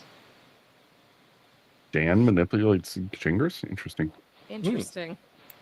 Through her words and like her presence and her use of and leverage of, and so like this is what I channel, like leverage of her personality, her appearance, her legacy. Like he's kind of smitten with that. And so what my feeling like is just Gingras is just shady. Will we know? Which, yeah, I mean, I like the wording smitten because that is how I feel. There's something about the two of them and the way he reacts to criticism of her that makes me feel like he's enmeshed, entangled. Totally. And like a normal lawyer would not be doing this without getting that's another question.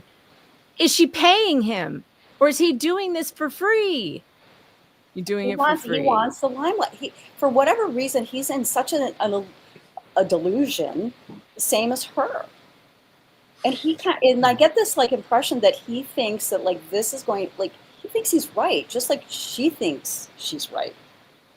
So like why I wanted to do this like spiritual inquiry is just because I can't even wrap my head around that. So basically, Bonnie and Clyde, but no schmexy time. No schmexy time. No, but like, remember when he was saying to her, like, "You're not as bad as they say." Yeah, you're not as weird or as bad as they say. Yeah, direct quote. That I thought to myself, but you think she is bad and weird? Like he thinks that. So there's something else behind the scenes, and like. For me, I think Jan has something to do with it. And I think that more is going to come out on Jan when we go through this. You think she's going to go behind her mother? No. I just think more is about Jan is going to come out. Like There's something that's there, like that suggests to me that Jan isn't who she thinks she is or says she is. That's it right there. I will tell you right now that I've had a very difficult time as a journalist verifying her awards, her claimed awards, and her background, and certain things that she has said she has done. I've had I cannot verify it. It can't be verified. Tons of things on Jan's CV cannot be verified. I'm not saying they're not true. I don't know, but I can't prove that they are true or false, which is very interesting to me. It shouldn't be that hard to find a Peabody Award or these massive awards that she says she's won. It shouldn't be that hard to find. So then it's like not hard to like sort of bridge that weirdness gap that Laura has this sort of weird illusion about herself. Like, so, it's kind of like this woman is living this sort of false life, and that's the best way I can describe it. And so she gets that energy from her mother as well. So, but there's more to Laura. I mean, I think she can't even see herself for who she really is either, Like at the end of the day, there's so much damage to this personality that she's not able to actually, she doesn't have the capability to actually look at herself clearly. So she will never, I don't think she'll ever, I would be shocked if she ever took responsibility or accountability for any of it. She'll be sitting in that orange jumpsuit still saying that she was impregnated, That's the energy I get off of her too. Like she's never going to admit it. What Dagoraloth, I can't say it, but he or she has a good question. What kind of energy is Gingras giving out regarding his legal future, not just in Arizona, but now in California? It's like this guy is begging to lose his license. Certainly what it seems like. That's what it feels like to me. It feels like he's unconscious as well. And he really thinks that he can win. And that my favorite word is denied when it comes to him. Oh, wait, you mean like this? You mean like this? Denied, sit down. That's his button. Yeah.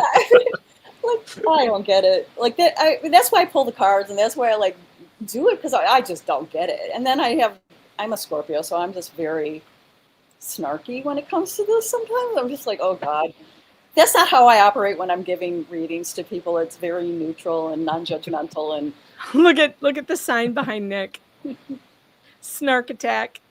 It's like Nick kind of addressed like what you said earlier, is just like we all have intuitions, we all have gut feelings. I'm just kind of the marathon runner of it. Like, I feel like I've exercised that muscle. I'm a natural born psychic, but I like to work helping people navigate life from a spiritual perspective. So this just, I had to do it. I wasn't. I was just watching like everybody else was. I saw when Dave Neal, we were watching the court hearing with Clayton and not having any support there. I mean, I've been watching it.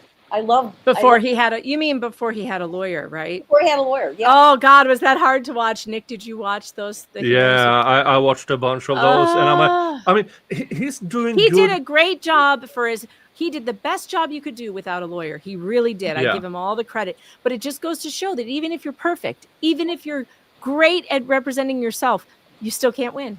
Right? Yeah, I mean, you need a lawyer for that. The final touches that brings the testimony into a dismissal area, who brings the evidence in the right order, who presents the evidence in the right order, who can fight back against objections. That like when there's an objection to evidence, if he had a lawyer that day, there is no way that YouTube video in front of Judge Duty would not have come into evidence, because the lawyer would have been able to correctly explain, no, his objection is irrelevant. We have the foundation. The foundation is YouTube itself, run by Google. They timestamp these things. This is an accurate date, like period. It's like Clayton didn't know how to put it into words. he had all the basic facts, but not the legal knowledge to present it to a court. And yeah, I agree. Had he had representation that first, I don't think that we would never have heard about Laura Owens or Ginger Ass or Clayton, because Ginger yeah, it's my accent. I mean, I'm. Yeah, but it sounds like Ginger Ass, and that's really funny. I can't believe none of us came up with that. I'm gonna start doing that because I never know how to pronounce his name. I mean, well, it turns out that AI was correct. So all this time while I'm writing songs about this dummy, we were calling him Gingras, and AI was calling him Gingras, and we thought AI got it wrong. Then we get to court. He stands up to introduce himself, and he's like, "Yes, David Gingras for the plaintiff or whatever." And I'm like, "Oh my god, dang it! AI was correct this whole time. We've been calling him, Gingras." Yeah. Well, I just pulled like another crap card. It's the Mountain, and he's going to have a hell of a time. Oh, I love that for him. I love that for him. I do too. Yeah.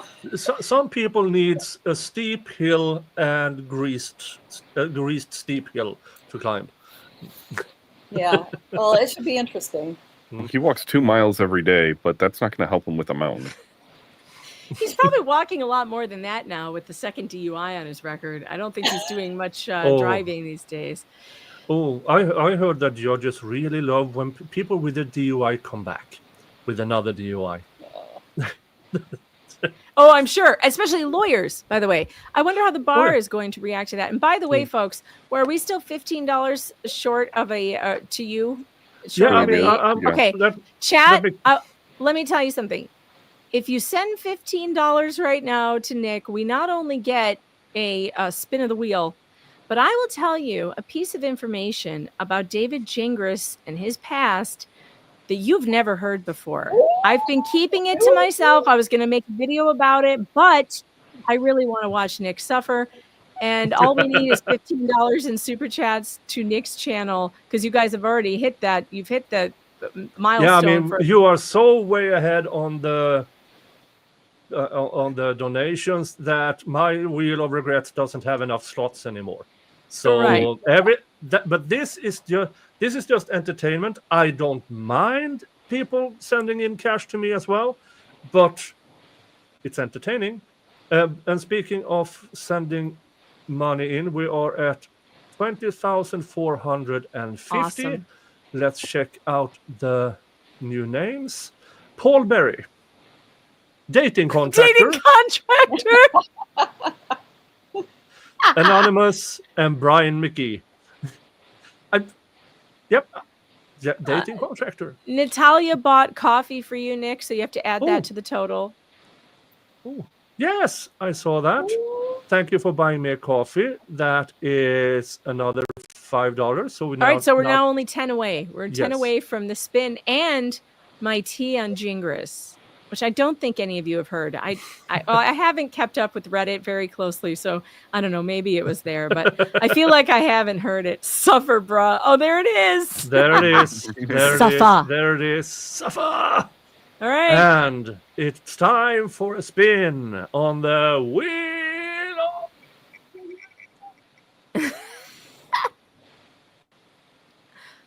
Ooh, sour shot. What's a sour shot? Like sour what? Or whiskey? No, sour shot is this. SMA sour cola. What is a sour cola? It's like cheap Coca-Cola, alcohol, and what you call them? These sour thingies. All in one. Like a Sour Patch Kid like in an alcoholic drink? Something of the sort. But once you get through the sour things, it's actually quite nice. Does it make your jaw hurt? Is it that sour? Where you get like the pain that goes right here? Oh. All right. Down the hatch. I like the smile. What's the sour face? I want to see it. That was his sour face. It was one eyebrow. Oh. Yeah, but once you get through that, it's quite pleasant. He's a tough Jesus Christ, guy, it's so- Robin. He's a tough, like Viking dude. He can take anything. All right, so I'll tell you my tea. I'm going to be making a video about this very soon, but I've had some technical difficulties. But I have the documentation and all the evidence from David Gingras' first DUI arrest. Oh. And in it, there was a little nugget that God bless the woman who sent this to me, because she knew that I would want to see this. Those of you who know me know that I'm a big fan of Sheriff Joe Arpaio when he was the Maricopa County Sheriff. He had Tent City. The prisoners wore pink underwear as part of the punishment. They would break rocks all day out in the sun. And everybody knew, don't break the law in Maricopa County because you will end up in Tent City. Well, ladies and gentlemen, David Gingras, when he was first arrested for his first DUI, got sent directly to Tent City for 24 hours on apparently the coldest night of the year in Arizona.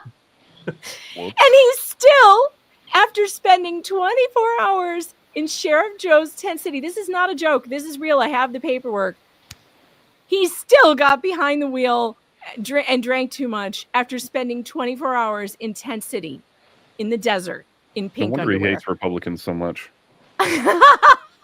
True. And you know what makes this even crazier is that it's almost like I willed this into existence, because about a week before I found out this information, I said I wished Sheriff Joe was still the sheriff in Maricopa because Laura would end up in Tent City.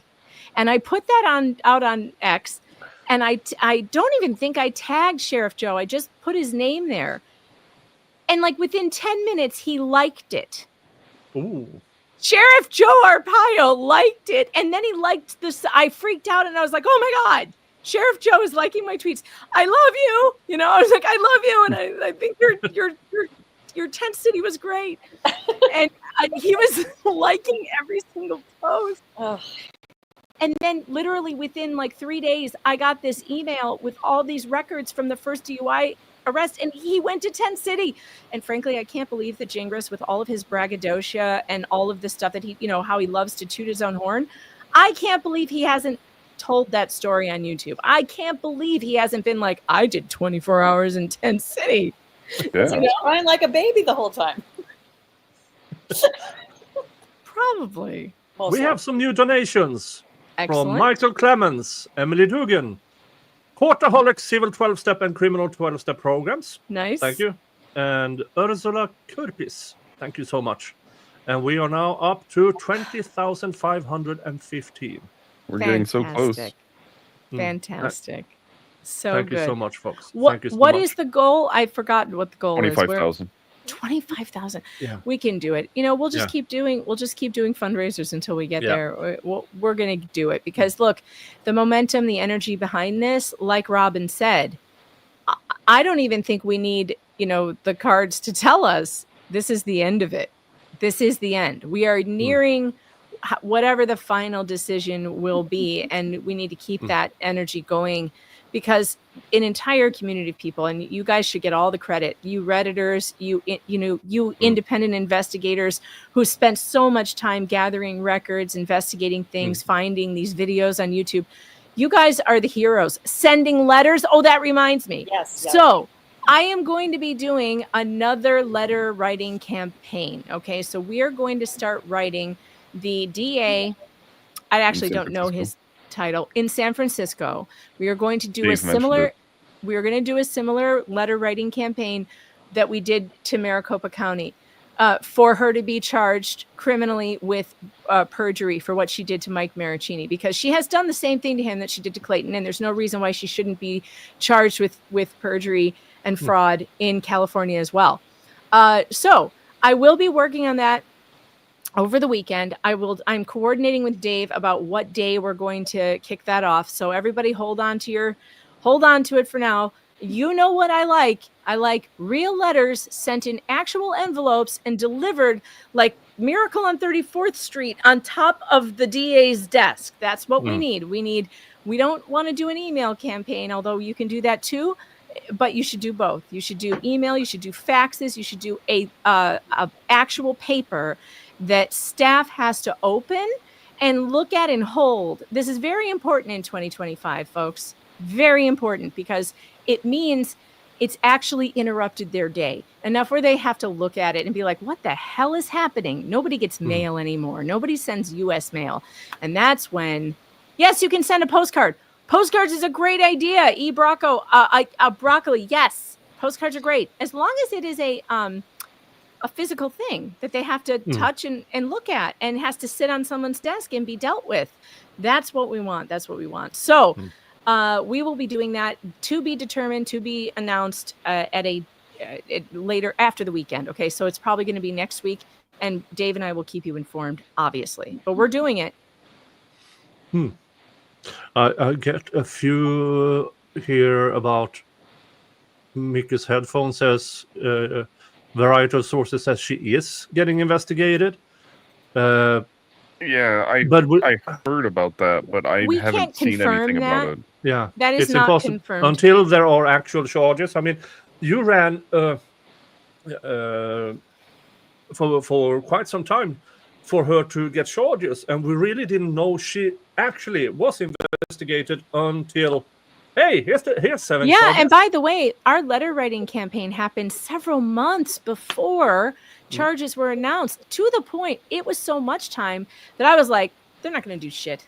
They're not doing shit. And in fact, when people were like, no, I'm hearing things on the ground, I'm like, I'll believe it when I see it, and not a second before then, because I'm not getting my hopes up. And then boom, like a lightning strike, 7 felonies. I was like, no way. I mean, so we know it can happen. And we know that public pressure is completely 100% acceptable on an elected official. This is the difference between, like I always tell everybody, never contact anybody we talk about. Don't contact Laura. Don't contact her attorney. Don't contact any of these people. No judges. Never, ever, ever contact a judge, for fuck's sake. But an elected official, like a county attorney, a DA, a state attorney, yes, they're elected officials. Their job is to hear from you. So we will kick that off, and we will do this for Mike. Mike Marraccini and Greg Gillespie deserve this. Greg Gillespie deserves it as much. I hate like not talking about him sometimes, because I feel like he gets lost in the. There's 3 victims here, you know, but Greg deserves a win, and so does Mike Marraccini. And I think Greg's win hopefully will be taken care of in Maricopa County, right? Because he's included in that. And now we need to help Mike get justice. Wait a minute. MGLaw says it was mentioned by Omar in court today that there is an investigation in California by the state of California, or by Maricopa investigators looking into California. Because that's like 2 different things. Does anybody know what MG, do you have clarification on that? And anyway, do not let that dissuade you from sending the letters. The letters are important, because an investigation does not mean charges. If the DA gets wind that the public is hot under the collar about this thing, they love nothing better than an easy win to make themselves look good. Okay, it sounds terrible, but that's true. Okay, if the public is like, we want this thing, and they're like, well, we could give them this thing, they'll be more likely to do it. And they know we will report on it. We will make videos about it. We will raise these DAs to the skies, and until we find out they fucked up in another case. And then we will tear them back down. And then it's 100% right, Nick. 100%. We will praise them all day long until they fuck it up.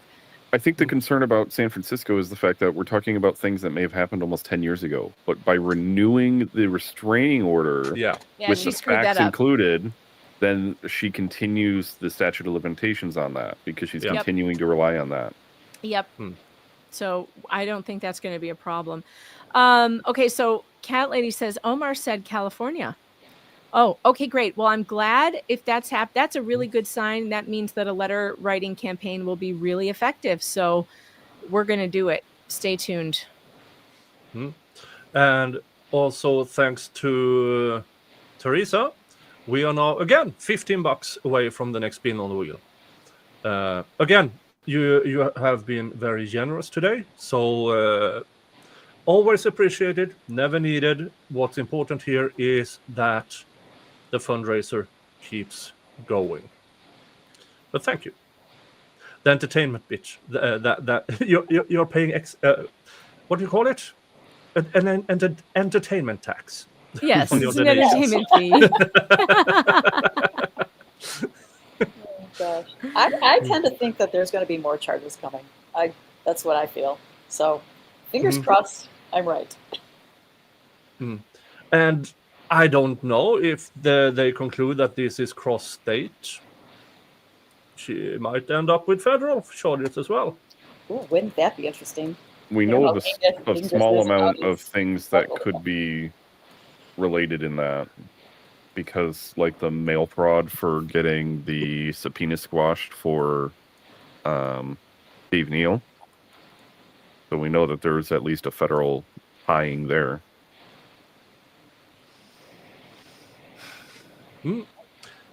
And we got entertainment tax. Perfect.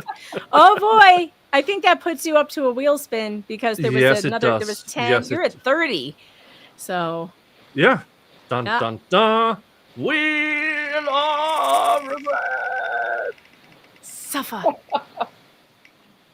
More no sour more hot shot. sauce again. Another sour shot. Oh great. boy. All right. You asked for it. May this one be gentler. Arthur Rat, I have always felt that federal charges are coming. I have always felt that this would snowball into federal charges. I don't know if that's just my guess. Oh my God, here we go. Oh God. I don't know about this combination of sour shots and hot sauce. I feel like this is tempting fate, Nick. Well, with some luck, next one might be wasabi paste. Wasabi paste. Oh gosh. Or Korean fermented chili paste. Gochujang. Oh my Lord. Aren't you entertained? Have you what else have you watched, Nick? What have you not watched? I guess I should ask. Have you seen all the trial footage? Have you watched? I mean, where did you leave off? Well, I watched the trial, or well, I tried. Then everybody was very, very generous with the Wheel of Regrets. I might have fallen asleep at the end.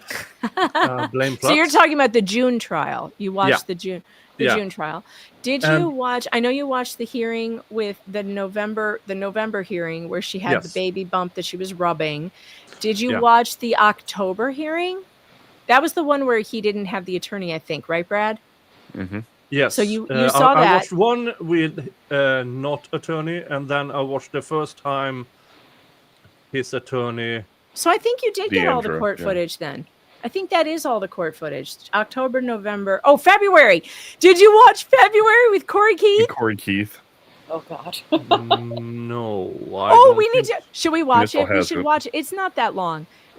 Listen, I just sent an email to Schnitzel, too. Or a text. If she wants to come on here, we should bring her on.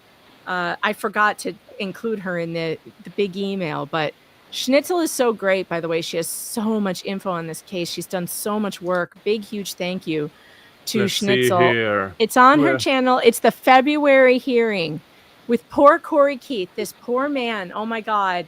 Schnitzel Ninjas, February. Yep. This is the one where poor Corey lied to the court and he didn't know it. And then he had to file a notice of candor afterwards. Notice of candor. April. Well, MG, do you have a link, MG? I'll send it to you. What do you mean? I forgot you too. Oh God, I'm sorry. No, he was on the stream earlier. He was on the stream earlier. He has. He was. Oh, okay, good. Okay, good. I know. I didn't mean to forget Schnitzel. It's just that I have a very overactive brain, let's say, and it just doesn't do what I want it to do ever. Oh, the body cam footage. Have you seen any of the body cam footage, Nick? No. Oh my God! Have you heard the FBI calls? There is a February 14th Scottsdale call. Nope. February 14th. Nope. It'll be a hearing. Yeah, the February 21st, I think.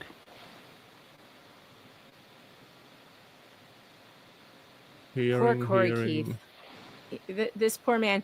And if you watch for it, if we're going to watch this, watch for the moment when Corey Keith stands. You want to talk about body language? He stands with his hands covering his genitals. Which, I mean, to me, I'm always looking out for that in court with lawyers, because whenever male lawyers stand like this, you know that they're very nervous about something. And like they're protecting. It's like that protection. And oh my God, poor Corey. He was in like cover the balls chat mode. Oh, you got it? Yeah, yep. Brad got it. Ooh. The link is in the private chat. Yep. Dun, dun, dun, dun, dun, dun. Oh God, this hearing is so good. This hearing is great because the judge calls Laura out. This is Judge Julie Mata. This will be so this was before the trial, Nick. I love her. Mm-hmm. So we lose this guy. Travel sucks when you have, especially in the summer. Yeah. Like, can I travel for 2 months? I'm like, exactly. Oh, hot mic. All right. Hot mic moment. Good morning, everyone. This is the time set in FC 2023-052-114. Appearances, please. Beginning first with Petitioner's Counsel. Morning, Your Honor. Corey Keith appearing on behalf of Petitioner Laura Owens. Myself and client are both present, appearing in person. Good morning to you both, and from the respondent. Good morning, Judge Greg Woodnick. I've got Clayton Eckerd with me, and my associate Isabel Ranny is behind me. Good morning to all three of you. All right, this is the time set for status conference. As the parties both know, a motion to continue was filed. Mr. Woodnick, that was your motion, so I'll allow you to go first. Judge, thank you. As the court is aware, in the meetings, we have zero disclosure. I don't think zero is an understatement. I did speak with counsel in the hallway. He indicated that disclosure was forthcoming, maybe as soon as later this week. I'll believe it when I see it, but in any event, we are not prepared to go to trial next week on any of the remaining issues because we have nothing. I'm asking the court to reset the trial for 45, 60 days, whatever the court's availability is, and I'm asking the court to give us 2 hours.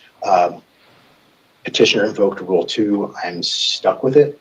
You should have asked for more. 2 days. You should have asked for 2 days. Her deposition, I think, is scheduled for March 1st if she appears. As you will Imagine aware, how much trouble she would be petitioner failed to appear at her if first she was allowed deposition to setting continue. Without leave of court. So I've got to deal with that as well. So we're asking the court just to reset the trial in a couple of months, and hopefully, beginning today, there's discovery compliance. And the issues of attorney's fees and sanctions, I think, have to abide trial. And I think that's where we are from our perspective. Okay, and what time on March 1st, counsel? Great question, Judge. 8 a.m. 8 a.m. this morning, my office. All right, counsel. Thank you, Your Honor. Your Honor, we're not opposing the motion to continue the trial. We're in agreement with the need for the continuance on the trial. I did want to address, we received a ruling regarding our motion for confidentiality this morning.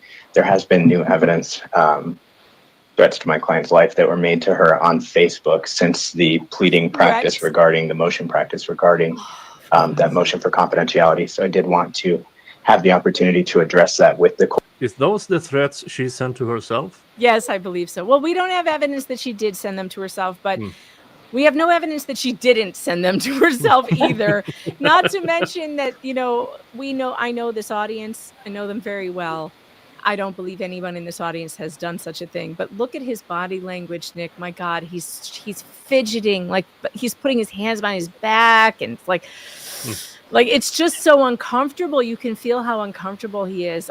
Threats to my client's life on Facebook. Like, it was so ridiculous. Yeah, you would imagine an attorney whose client have received death threats. He's going to visualize it. He's just, we had some death threats. Right. He doesn't pull up these death threats, doesn't say what specifically they were. I mean, this is just Laura's MO, just make these wild claims and just hope to get away with it. Or assuming that the court's position still remains the same with regards to that motion, I did indicate to Mr. Woodnick we will have discovery forthcoming by the end of the week with relation to my client's pregnancy records. Discovery has been requested far outside of the scope of what I believe is appropriate, and so I was hoping to be able to address that with the court as well today. Okay. All right. So we'll deal with the motion to continue first, then we'll deal with re-urging on the confidentiality and the discovery. Understood. Any final thoughts, Mr. Woodnick? No, I certainly have argument on all of the confidentiality issues, and I think Your Honor ruled on it, but I'll save those for later this morning. All right. All right. The court will grant the motion to continue. The court is going to vacate the hearing. I believe we had set for the 27th. Yes, we're going to vacate the evidentiary hearing set February 27th at 4 p.m. The court will grant the request to extend the hearing time to 2 hours. I wish I could accommodate 45 to 60 days. We're setting out much further than that, which I apologize for. But Layla, what's our first available 2-hour setting? It's going to be June 10th, Your Honor, at 8:45. All right, everyone check your calendar and see if that works. That would be in person again.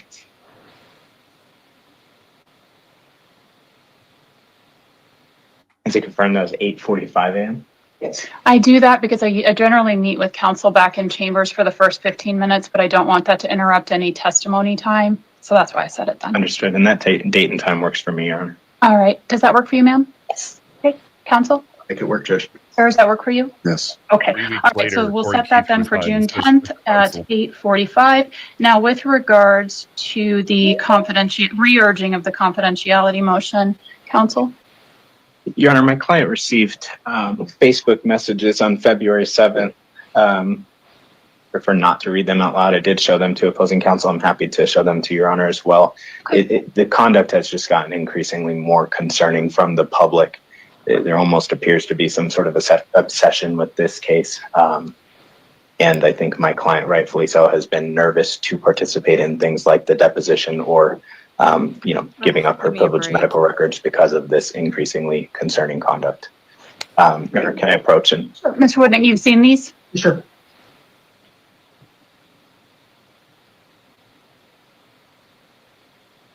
Your Honor, I know that our reply mentioned voicemails and things of that nature that my client had received.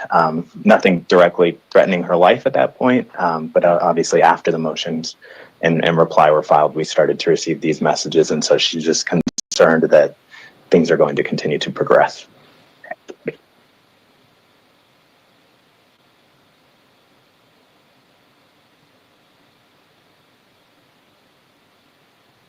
And Your Honor, I'll just note as well, the person who's referenced underneath the comment that was made is my client's mother. And then I think they're trying to send over her identifying information as well. Some sort of insinuation that they know where she lives and things of that nature. Thank you. Thank you means shut up. Sit down. I'm looking at it. Stop talking. Yep. I mean, one of the funniest things I've seen in these is when can I show you my baby bum? No. She's just no. That was Judge Galketsis. I love her. Judge Galketsis was so freaking funny with that. Like, nope. No. I mean, she told you from the beginning, this is not about the paternity. This is not about the underlying family law case. I don't want to hear anything about the underlying family law case. And then, can I show him my baby bump? No. I mean, she just no. It was so. I really I don't give a fuck. Yeah, like no. Okay, counsel, I'll let you come and retrieve those. Counsel response? Judge, a couple of things. Number one, in correspondence to Mr. Keith, I asked for some of the foundational information from that. Whoever wrote what they wrote on that, allegedly to Miss Owens, is not my client. He didn't do it. He's not involved in it. So I appreciate that that's not the suggestion here. Whoever wrote that, it's inappropriate, but certainly not a reason to enter confidentiality orders or any sort of sealing, which I assume is going to be Mother's next in the court, that these are both public figures. And I think that the First Amendment doesn't matter. Anyone who might be mind, please mute your phone or your tablet. Go ahead, counsel. Use your phone. Yeah. My ADD does not do well with those No, noises. thank Thank you. Judge, these are public people. My client wasn't behind whatever that text was. Frankly, there's a level of incredulity regarding that. I'm not so sure that that text is actually real and it wasn't generated to create an argument to seal or the confidentiality issue. I can tell Your Honor that we're going to treat Ms. Owens records if she by them. In this case, it's now 7 months along as we are supposed to pursuant to the rules. Just like I'm going to treat her as we're supposed to when I depose her in 2 weeks. But I certainly don't think that some random Bachelor fan maybe put a really inappropriate text to Ms. Owens maybe is a warrant for the court to do anything other than remind everyone to act professionally, which has always been my intention. Thank you. Final thoughts? All right. I agree with Mr. Woodnick in part. This isn't his client, in my opinion, that's making these statements. However, when you couple the statements that are being made that appear to be getting progressively worse with the instances that were cited in our reply, the civil welfare checks that were sent to her home, the calls to her personal cell phone, when you couple all of these things together and look at the fact that they're getting progressively worse, and my client is now being essentially compelled to produce documents pertaining to her medical history, we don't anticipate this getting better, Your Honor. And my concern is that as this continues to get worse, we start to continue to talk about the safety of the parties involved. I understand that we're talking about public figures to an extent. My client has taken a significant step back. I don't know if, in my opinion, I would classify her as a public figure. She maybe is making statements now to try to defend herself and defend her name. But, Your Honor, my concern is that if this continues to worsen, and like I stated in my response, we don't know what state it's going to get to. We also have witnesses that are afraid to come forward to testify on my client's behalf because they're afraid of what's happening to my client and I her don't family. believe they exist. And so No. for those reasons, we believe that it's worth at least requesting that the court reconsider the ruling on the motion for confidentiality. Thank you. Okay, the motion to reconsider is denied. However, we will have the minute entry reflect that Arizona, it's ARS Supreme Court ruling 122 is in effect, meaning all media requests must be through the Maricopa County Superior Court. There are statutory requirements that include using audio only for witnesses, buzzing people's face out, things like that, that could give some assurances of either anonymity or whatever else may become an issue. I agree the court has absolutely no control over what people post online. It is absolutely inappropriate to threaten people generally. So the court doesn't condone that behavior. However, I don't think at this point it rises to the level of designating anything confidential. So I'm going to affirm my prior ruling on that, recognizing that there may be evidence presented at trial that will require certain exhibits be deemed confidential because of their medical nature or addresses or other things. So the parties need to be prepared to tell me which exhibits at trial need to be designated as confidential, and I'm more than happy to do that. Now, counsel, you also said there was an issue with discovery. Yes, Your Honor. Your Honor, my client understands the court likely in need, based on the recent ruling, for her to disclose things like her medical records pertaining to the pregnancy. It's been mentioned in the pleadings that opposing counsel has requested that she sign HIPAA releases. Opposing counsel has also sent requests for production of documents. Those HIPAA releases request 5 years of her medical records. Under the recent Como ruling back in 2022, we don't believe that that's appropriate. We believe and are asking the court to order that while she should comply with requests for her medical records, it should be pertaining to the pregnancy, the only issue that's outstanding in this case. And you stupid woman! This part is so good. You can see how uncomfortable he is. Yeah, sweet Corey. Thank you, Chris in the chat. Sweet Corey, sweet summer child. Oh God, you can see how uncomfortable he is. Like he doesn't know what to do with his hands. It's like, oh, I'm covering myself, and oh, I'm fidgeting, and and it gets so much worse. Yeah, and he relieved himself from the case shortly after this. Oh yeah. Directly after this. Yeah, it was an off I fuck motion and off I fuck. Yep. Off I fuck. Yep.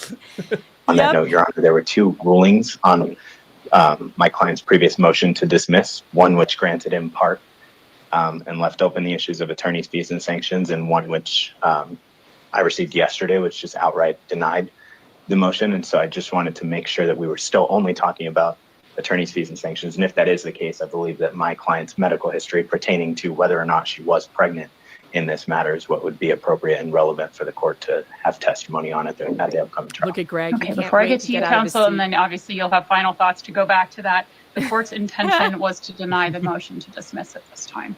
So that's the ruling that stands. Mr. Woodman? Judge, I appreciate the Como decision, and I appreciate Mr. Keith's argument. The problem is the nexus of our Rule 26 issue, which is that the entire action was filed in bad faith, is not a fishing expedition under Como. Como was designed to stop parties from fishing expeditions. That's not it. We are looking very specifically for the mental health and medical records that would explain why someone would fabricate a pregnancy, why someone would appear in court in front of Judge Gail Ketsis with a 24-week abdomen, tell Judge Gail Ketsis that they were pregnant, and then magically the babies are gone. And I think in order for us to do that, we have a right to get the relevant mental health records and the relevant medical records. And I also remind the court that that does include the fact, as we've pled here, that there's a history of the fabricating behavior. That's actually the nexus of our Rule 26 motion. For Rule 26, which, to make a clear record, is really Arizona Family Court adopting Rule 11, Civil Rule 11, not Mental Health Rule 11, but Civil Rule 11. And it addresses the propriety of filings and the propriety of signing filings. Filings that were signed by Ms. Owens directly. And she filed them, and then she filed multiple filings after that. And every single one of those filings made claims and assertions that this court has an absolute authority over. In order for us to defend or produce an argument regarding Rule 26, we need to have those records. We will treat them appropriately. They are not going to be publicly shared for any, that we have any intention of doing at this point.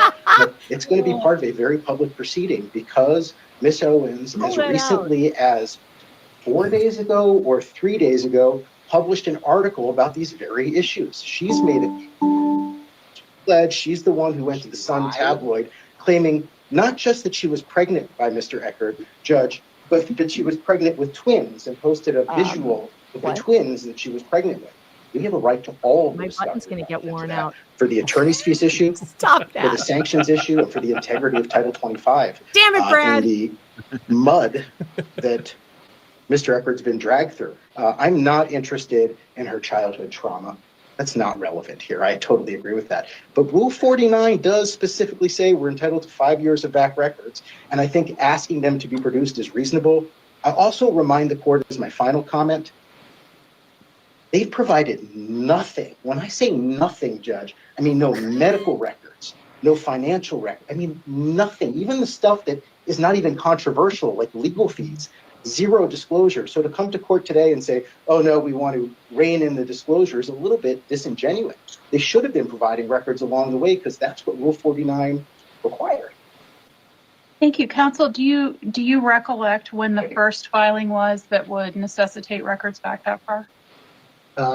Yes, it would be 2021 February. August 2021. Okay. Final thoughts, counsel?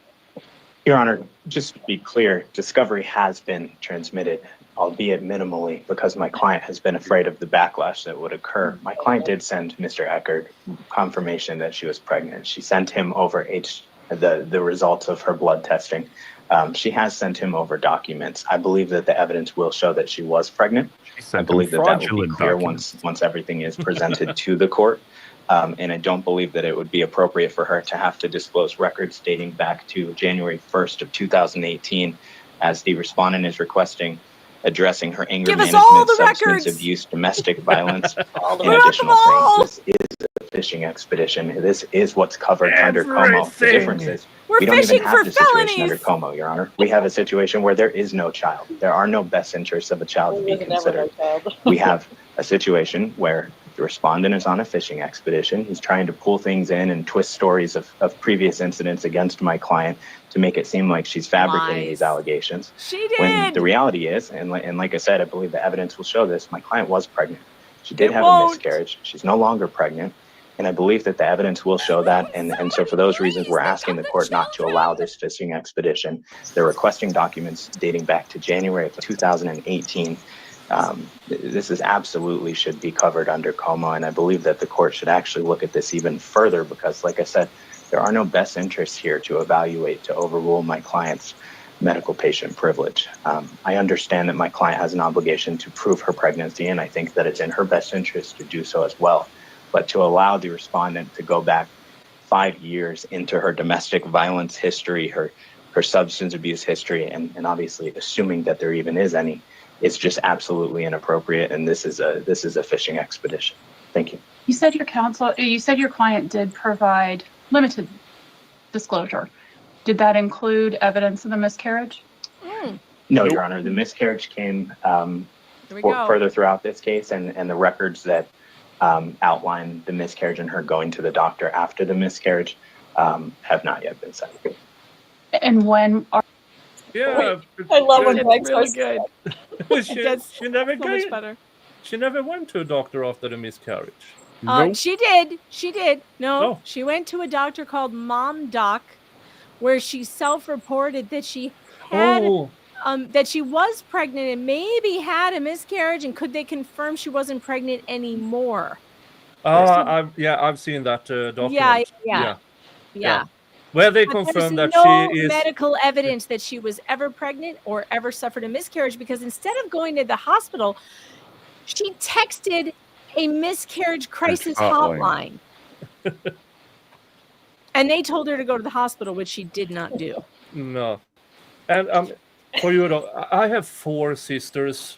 I mean, 5 siblings, 4 of them sisters. For the past 22 years, one of them have been pregnant. There's a large age gap and everything. And sadly, amongst those, there has been non-successful pregnancies. When you're a late-term miscarriage, or stillbirth, if you will, depending on which rules apply, you have to go to the hospital because there's residue who needs to be removed, or else it will become septic. Of course, she would die. Here's the thing. This is when Gingras came onto the scene, that's why he started floating she actually miscarried in June. Or July, or September, or maybe October, and didn't know it. Oh, and then there was the vanishing twin theory. Believe me, you have missed a lot of details that are crazy in this case. The vanishing twin theory was a real doozy, let me tell you, because he wanted us to believe that a baby with a skeleton reabsorbed into her body. No. This is anti-science. Remember all those people who were like, follow the science. This guy is a science denier. You cannot believe. This is just crazy. No baby with a skeleton gets reabsorbed into your body. No. No. Oh, but wait, the judge is going to go off. It's great. It's great. Well, Your Honor, all of my client's medical records pertaining to the pregnancy will be sent to the respondent by the end of the week. I do have them. We were just waiting on a ruling on the motion for confidentiality because we have concerns that by next week they'll be released to the public. how would they be released to the public, counsel, if they're just exchanged between counsel? Well, Your Honor, I believe that they would also be sent to the respondent, and I can tell the court that even my own emails to opposing counsel have been, in this case, released to the public. I'm not insinuating that is Mr. Woodnick. I understand he has an obligation to share the documents with his client, but the reality here is documents that are being transmitted, pleadings that are being filed, emails that are being sent between the parties are being released to the public in a manner of hours, not even days, certainly prior to someone's ability to pull pleadings online. Also of note, those pleadings that are being released to the public are being released in color. I believe it's common knowledge that when you go down to the courthouse and request documents, those documents come back in black and white. So it's clear to me that there's some sort of a leak to the public That's why we filed our motion for confidentiality, and I don't believe it's appropriate for my client's records dating back to 2018 to be dragged through the public. All right. When did the miscarriage occur, counsel? Oh, here we go. Your Honor, I'm not sure that an exact date is known. What month? What month? I believe my client went to the doctor in mid-November, and that's when it was determined that she had had a miscarriage. We would believe that it was in the maybe month or 2 months leading up to that time. So previous counsel should have disclosed that. Correct? Well, Your Honor, I believe that the increasingly concerning nature of this case and the request for confidentiality and the request for the dismissal, I believe that given the fact that everything my client sends to respondent is being shared with the media, I believe that warrants at least some degree of the court finding her actions to be reasonable. She is actually receiving threats to her life, voicemails on her phone. That's this not is the concerning question. conduct from the public, and so we were just waiting on. The question was, if this happened, why didn't she? Why didn't a previous attorney disclose this? Mm-hmm. And now his answer is because she's getting death threats. What? Same thing with the deposition. I told Mr. Woodnick we would appear for a deposition if the court ordered us to. We just wanted to have the motion to quash and the motion for confidentiality ruled on prior to doing so because we wanted to have the court's input into if those things were necessary. But counsel, my follow-up question to you then would be, if she had disclosed it in November, wouldn't this case have simply gone away and these issues wouldn't remain? Well, no, Your Honor, because she did disclose the fact that she had a miscarriage. It's well documented. On December 27th. The medical record either, but my client does have a patient. She has privileges that in this case are not only being not considered or not fully considered, but it's being taken even further, and her documents are being, I have no doubt that the second we send over that disclosure statement by the end of the week, all of her records will be on Reddit. And so, Your Honor, I don't believe that. I understand where the court is coming from, and I think that had there been some sort of an agreement, we've offered for the documents to be shared between counsel. I've offered for him to come to my office and see the documents, and we've had some discussion about that. Obviously, the recent pleadings, I think, may change that from the court, but it's not us trying to hide the ball. It's us trying to make sure that my client's medical records aren't shared with the entire world. All right, we'll have the minute agree reflect that no party is to disclose outside of themselves any medical or other documentation disclosed between the parties. That goes both ways. I don't want anyone releasing any exhibits, medical records, or anything else regarding the other person. And that goes both ways. And on his blog, should go without saying, but I recognize he released her medical records. I am going to order that the records be disclosed dating back to August of 2020. That's 1 year prior to the first filing. I think that that's appropriate. Mr. Woodnick, do you have a release with you today that she can sign? Oh, I love this. Oh. This outlines that it would date back to 2018, so I believe we need to redline it. That's fine. If you'd like to adjust that, and then we can sign that just and have that redline done it. today. It's fine. You can do that now. You're not getting out of this. Just redline it. Yeah. Corey's all, well, we need to Judge, on change the the discovery issue, if I may. We need to change Sign the it. Sign Appreciate it, Laura. Sign it. Cooling. Obviously, I'm assuming if there is something that comes out in those records that requires us to seek leave of the court to expand that, we can readdress that with the court. If something is in those records that imagine getting part of a medical record because of the date issue, we'd be able to come back to court and address that if necessary. Both parties always have that right. Secondarily, and she's appreciate signing Your Honor's it. not leading this case every day, but the testimony, signed not the wrong testimony, name. the statement of counsel Spoiler. was just that mother says she had a miscarriage. Oh, it was the 2 wrong months date, not the before name. November. Right. Wrong date. In November, the parties appeared in front of Judge Gail Ketsis, where mother had a pregnant belly and told Judge Gail Ketsis that she was 100% pregnant by my client. Your Honor's not adjudicating that today, but I'm asking Your Honor to take back the protective order proceeding that was granted in my client's favor for purposes of not consolidation, to be heard concurrently for the purposes of attorney's fees and sanctions on that matter. Because if what counsel just said is that she was not pregnant at that time and she lied to Judge Gail She Ketsis in that lied? proceeding, and I think that's sanctionable, and Your Honor could enter orders under that proceeding. So I'm asking Your Honor to take, not jurisdiction, but to hear that matter concurrently, or to have that file available for our upcoming evidentiary hearing. That was denied, Your actually. Honor, I would ask the court to deny that request. Spoken to experts in this case preemptively about this trial. The reality is sometimes people have miscarriages and they don't even know that they miscarried. I'm not saying that that is the... You cannot miscarry a 20-week, 16 to 20-week twins without noticing. Right. It's no. absurd.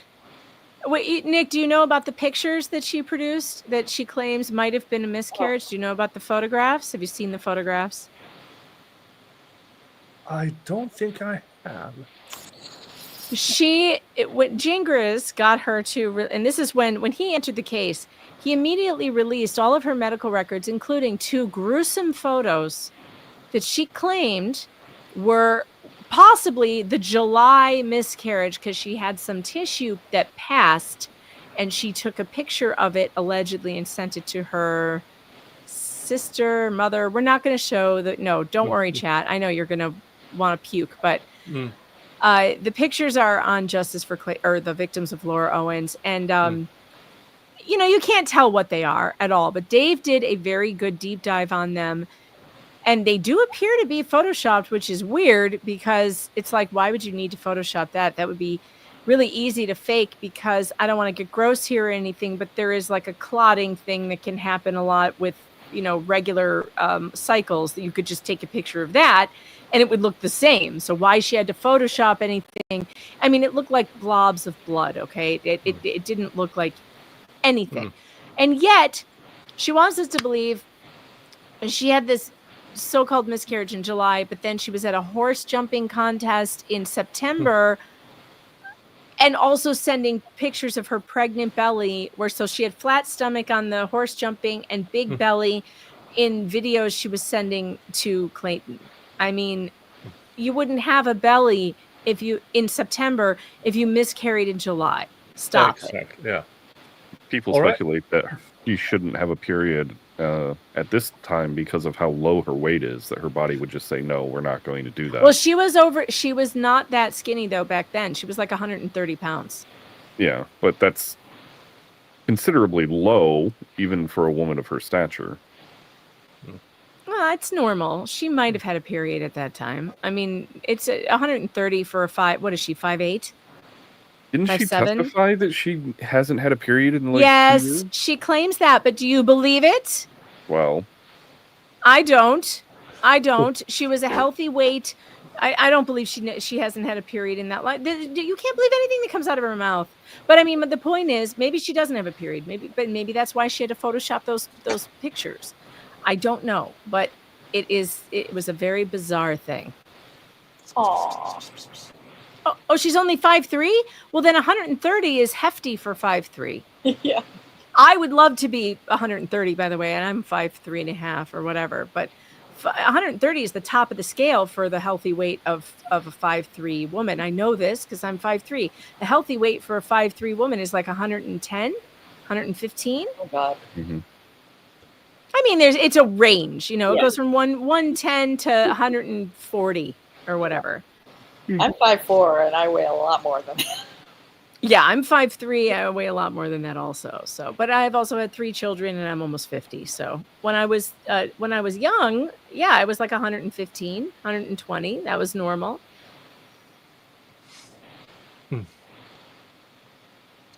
Yeah, okay.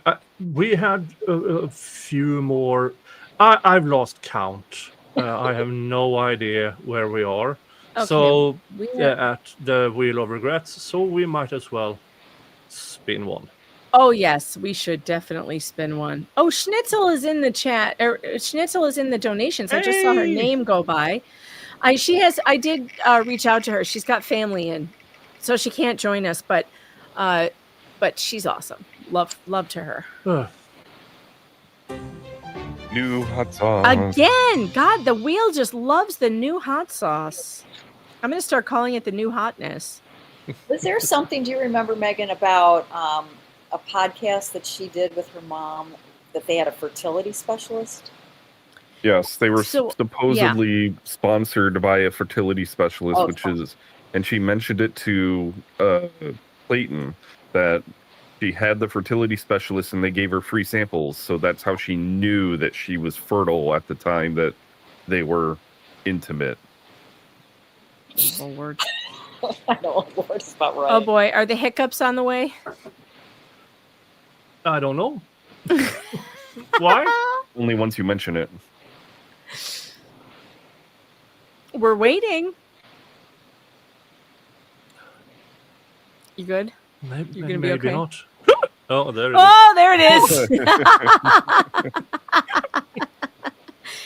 Oh, there are a few things that are certainties in life: death, taxes, and Nicholas's hiccups.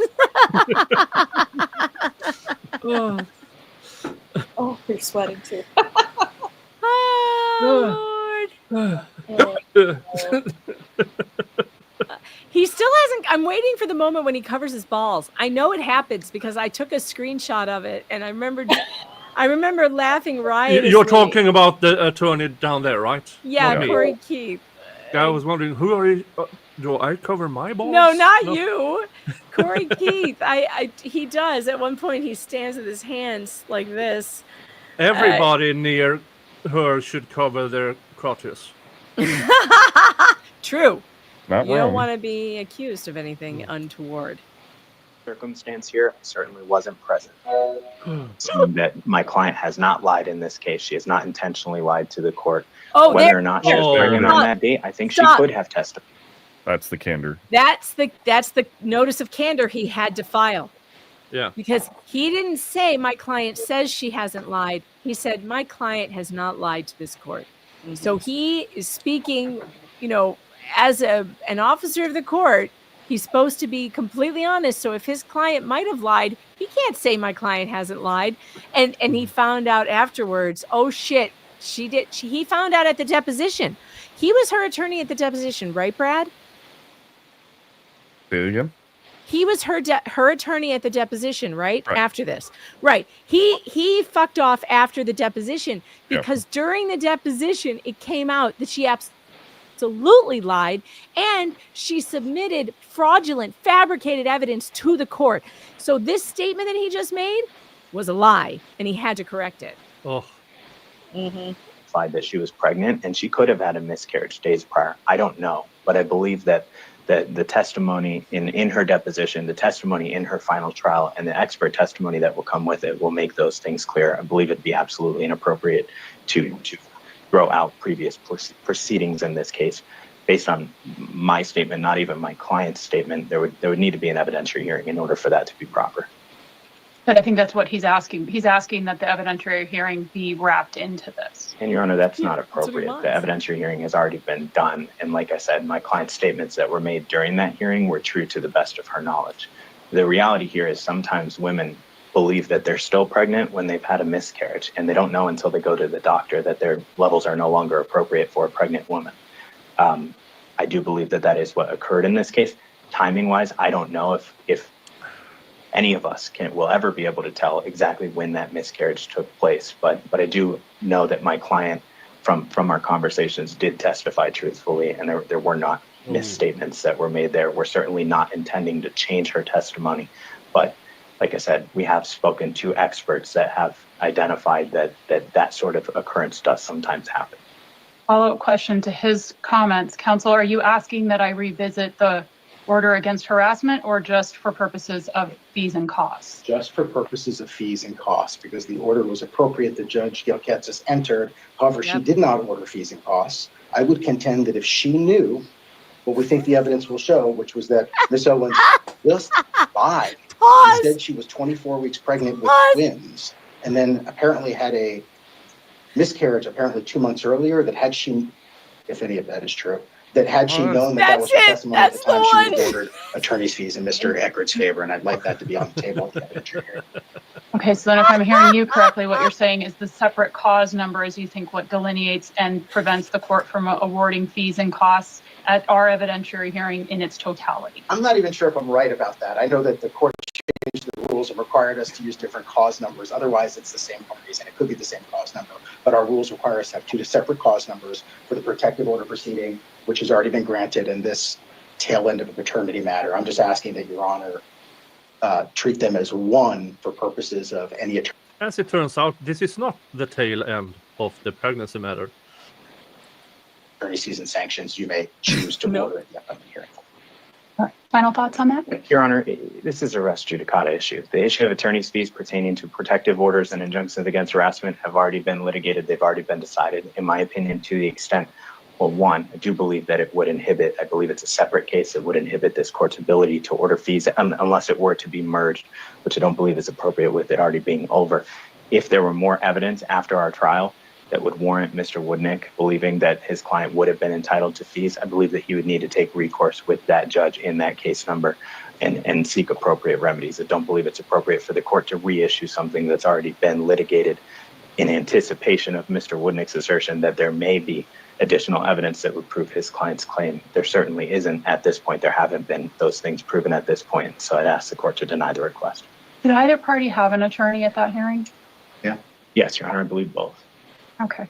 All right. So then what the court is going to do is the court is going to hear evidence and testimony as it applies to sanctions and attorney's fees and costs dating back to the filing of the petition, all pleadings filed within the Maricopa County Superior. So everyone's on notice to be prepared to present testimony and evidence on that. Whether I ultimately award anything as it applies to that case, I can't tell you right now because I haven't heard any evidence or testimony. But I'm not going to preclude myself from that option at this point. So we'll have the minute entry reflect it so that it's clear. Your Honor, if there was, and I wasn't present during those proceedings, but if there was an order denying the request for attorney's fees at that time, is this court setting that order aside? No, I definitely wouldn't be, but are both parties, I recognize that the court can take full judicial notice of the entire docket of the Maricopa County Superior Court, so I don't need your permission to go look at that case, but I do think I need your permission to go watch the hearing. Do either of you object to me going and watching the hearing? Absolutely not. No, Your Honor. Okay, so we'll have the minute entry reflect that between now and June 10th at 8:45, the court will review the order of harassment hearing. Do we know what date that occurred on? The hearing dates, it was split in two. There was October 24th, 2023 and November 2nd, 2023. Thank you. November 2nd of 2023. All right, so the court will review that between now and then, and that'll give me a little bit better idea of what authority, if any, I have. That just wasn't something I was willing to look at until I had the party's permission. Thank you, Your Honor. Okay. All right, and then with regards to Mr. Woodnick's request for the DNA testing and the vital records, is that disclosure you intend to present today or by the end of the week, as you talked about earlier? DNA testing and the vital records, what exactly are you referring to, Your Honor? If you look at page 14, I believe it was of his response to your motion. It requests the court issue an order compelling Ravegan Inc. to produce all records and documents related to fetal DNA testing in this matter, and subsection D was issue an order compelling Vital Records to produce all records and documents related to fetal death certificates under, and then the appropriate ARS for alleged twin fetuses born to petitioner. Oh yeah, Nick, did you know about the fetal death certificates? Oh, well, I know about them, that after a certain amount of weeks, if you have... In Arizona, it's 20. 20 Oh, weeks. 20! Oh, Mm-hmm. because so that's why legally it's a stillbirth. Yeah, and that you need death certificates, and that's why Gingras started spinning this weird yarn. So Corey here said that they believe the miscarriage happened in the 1 to 2 months before she told everyone. So when she went in November, they believed it was October, September. But because of the 20-week thing, that's why Gingras kept saying, oh, it's July. It was July. It was early on. It was early on. Because they would have had to give fetal death certificates. She got so caught. Oh, my God. Brad, I don't think there's anything else fiery in this, right? I think we could... Yeah, there's nothing else. It's setting dates and stuff. We can end that. But the next thing that you might want to watch, Nick, if you're still going to keep going, I know you're huffing and puffing a little bit there with that last hot sauce. I'm good. Are you sure you're okay? Yeah. Because now we have to start doing the votes. I'm going back in time for the funny names, the contest. Wonderful. Okay. So I have the 4 names here. Then once we vote, once everybody votes on them, then we'll go on to the next 4, and then hopefully we will get a final of some sorts. Oh, wonderful! All right. Well, I have suggestions for the next watch if you want, because there's body cam footage of wellness calls that she was complaining about, the wellness visits to her house, one of which was called in by the FBI. Ugh. And I don't know, Brad, do you think we should play the FBI call to the police before the body cam footage? That's probably a good idea. That's probably a good idea. So I don't know, Brad, can you find the link to that? I'm not sure which one it is. There were 2 calls? Yeah, I think I posted them both in the private Oh, you did? chat. In the private chat. Okay. Oh, perfect. Look, you're ahead of us. You're already ahead of us. Unbelievable. Yeah. December 12th was the non-FBI one, and then there was the FBI one. Okay, I have December 4th and whenever this was.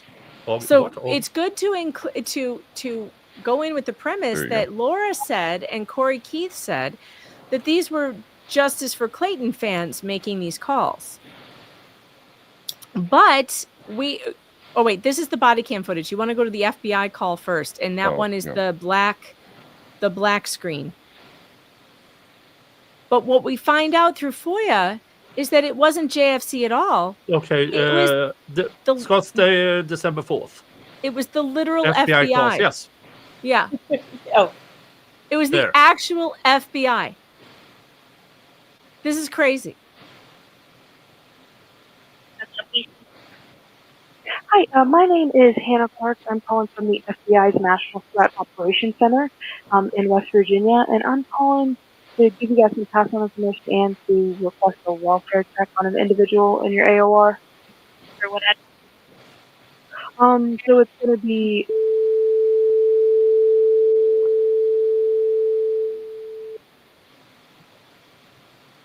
And who are we checking on here? The name provided on the tip is Laura Owens. I'm not sure if you guys are familiar with her.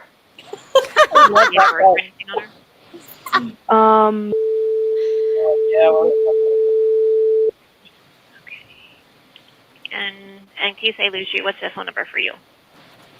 Our ops center phone number is going to be... I love how the police or Scottsdale police know her. So she put in an electronic tip. So she did one through the FBI website, and it's a very long tip. She just talks about how she's being harassed and defamed online by other individuals. But there is one sentence that she puts in here where she states, I have written to Mr. Neal on at least 2 occasions, telling him that his false portrayal of me publicly has left me at times feeling borderline suicidal. So it's for the vague suicidal comments. Do you know what Laura looks like? I do not. It seems like she has a history of making reports to the Scottsdale Police Department, from what I have found. Okay. Oh. Any mention of any weapons or anything that she could have, or are you aware of anything? No. Okay. When did you guys receive this tip? So we received this tip. Give me a second. I'll tell you the exact time and date. So it was today, 12/4 at 10:50 a.m. Okay. So you guys are like 3 hours ahead or 2? Sorry. Yeah, we're on the East Coast. Yeah, I'm in West Virginia. Okay. So it looks like, based on like research that I've done through Index, it looks like on 11/7. It says Scottsdale PD did a welfare check on her previously for suicidal comments as well. Okay. All right, I'll send somebody out there. Do you want the officer to give you a call back? If he feels the need, he can call back the ops center number. All he'll have to do is give her name, and they should be able to pull up the transaction, and they could add a note into it. Can I have your ID or your... It's B like boy 850. You said B850? Yes. Alrighty, thank you very much. Thanks. Bye-bye. Bye-bye. All right, so that's the FBI, because Laura sent a long, rambly complaint to them about Dave Neal and what a monster he was. And the FBI got so concerned that they called the police near her house and said, "Go check on this bitch, because this is not good." And then she blames it on JFC. She blames it on you guys out there. She's quite the piece of work. Okay, and the vote so far is Napkin Lady, 16%, David S. Gingras, 20%, Why Did She Fart on the Phone, 29%, and in the lead, Laura the Criminal Belongs in Prison, with 36%. With 57 votes, there are 300 of you. Wow. So I would hope that we get a few more votes in. And you over at Rumble, yes, here is the GoFundMe pinned on the top of the chat. And now the vote is 67 votes. And Laura the Criminal is surging up in a substantial lead. Can't imagine why. Substantial lead.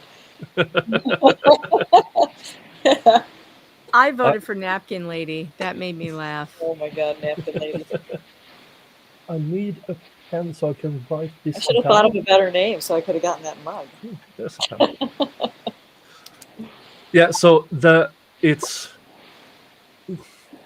going ahead. Well, that one is running ahead. Dun dun dun.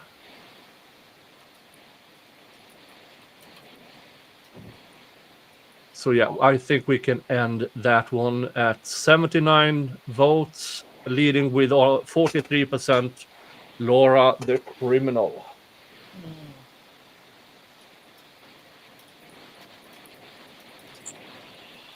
There. And end poll. Now let's put the next one up.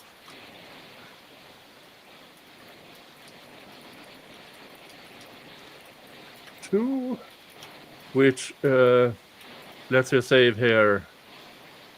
I am Jan. Save me, JFC. Honk my middle finger, Laura. That's a good Sarah one. Navarro, prettier sister. Oh boy. Oh God. And Lauren Needy. If that might be a real name. I don't know. I believe it is. Okay, then it is David's probation officer. There. Next poll. I know what I'm voting for. Honk my middle finger, Laura.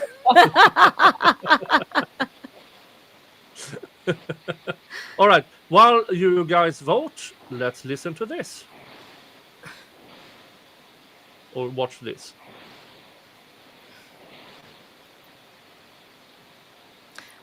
Is there no audio? They don't turn it on. Maybe they haven't turned it on yet. Yeah. You should do a voiceover. The officers are approaching the casita. Actually, no, they're approaching the front door. There we go. Looking for Laura.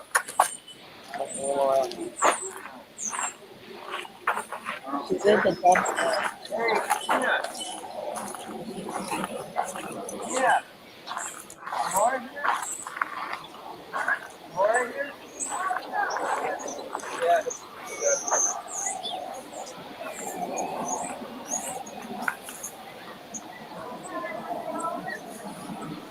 Yeah, call her.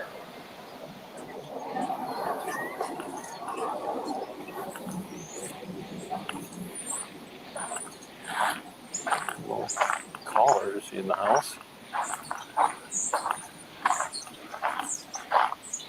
Is everything in the house?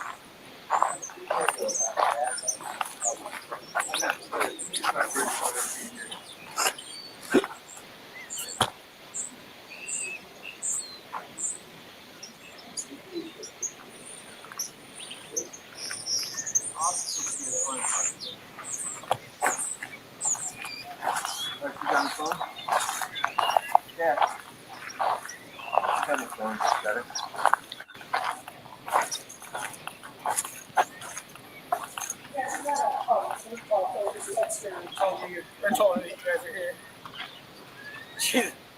What? She's gonna come right now. Okay. Thanks. She's gonna come out here. All right, she should be out in just a minute. Come out which way? Coming out. This way. Coming out here. She lives in this little casita right here. Okay.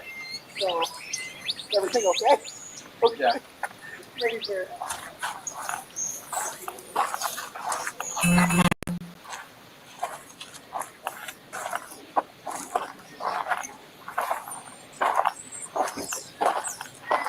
Sure if the conceit interest is considered on the side over here. Or... I don't know. Smells like horse though. There's a lot of horses. I mean, Jesus. You'd never know all that was back there. There's a whole casita back there. Who would have thought? With breaking plates and everything. Got a personalized plate. Kitty loves horses, though. Yep, there's horses back there. Personal- Very personal- small pens. Are you Personalized plates and horses? Yeah, these are assholes. Oh, here's Jan. Call the FBI. Here's her candy bars. And the Yeah, FBI called I can't us, wait for the check to candy make bars. sure she's okay. She was reporting something to him, but she was upset and sounded like she made some statements. They just wanted to make sure she's okay. Oh, was this a long time ago? No, this was supposedly this morning. Okay, hang on a second. Can I just make sure I can see your car? What? They said she's back here, but she was going to come out. Where's your police car? Huh? Over there. No, police car. We've had some really strange things. Where's your police car? There's two of them sitting right here. Okay. All right. Well, come on. Or, but she lives in the back, in the little Yeah, she casita. lives in the casita. Okay. Why don't you come on in? Okay. Yeah, and She's sit in the down. casita. Hey, puppy, it's okay.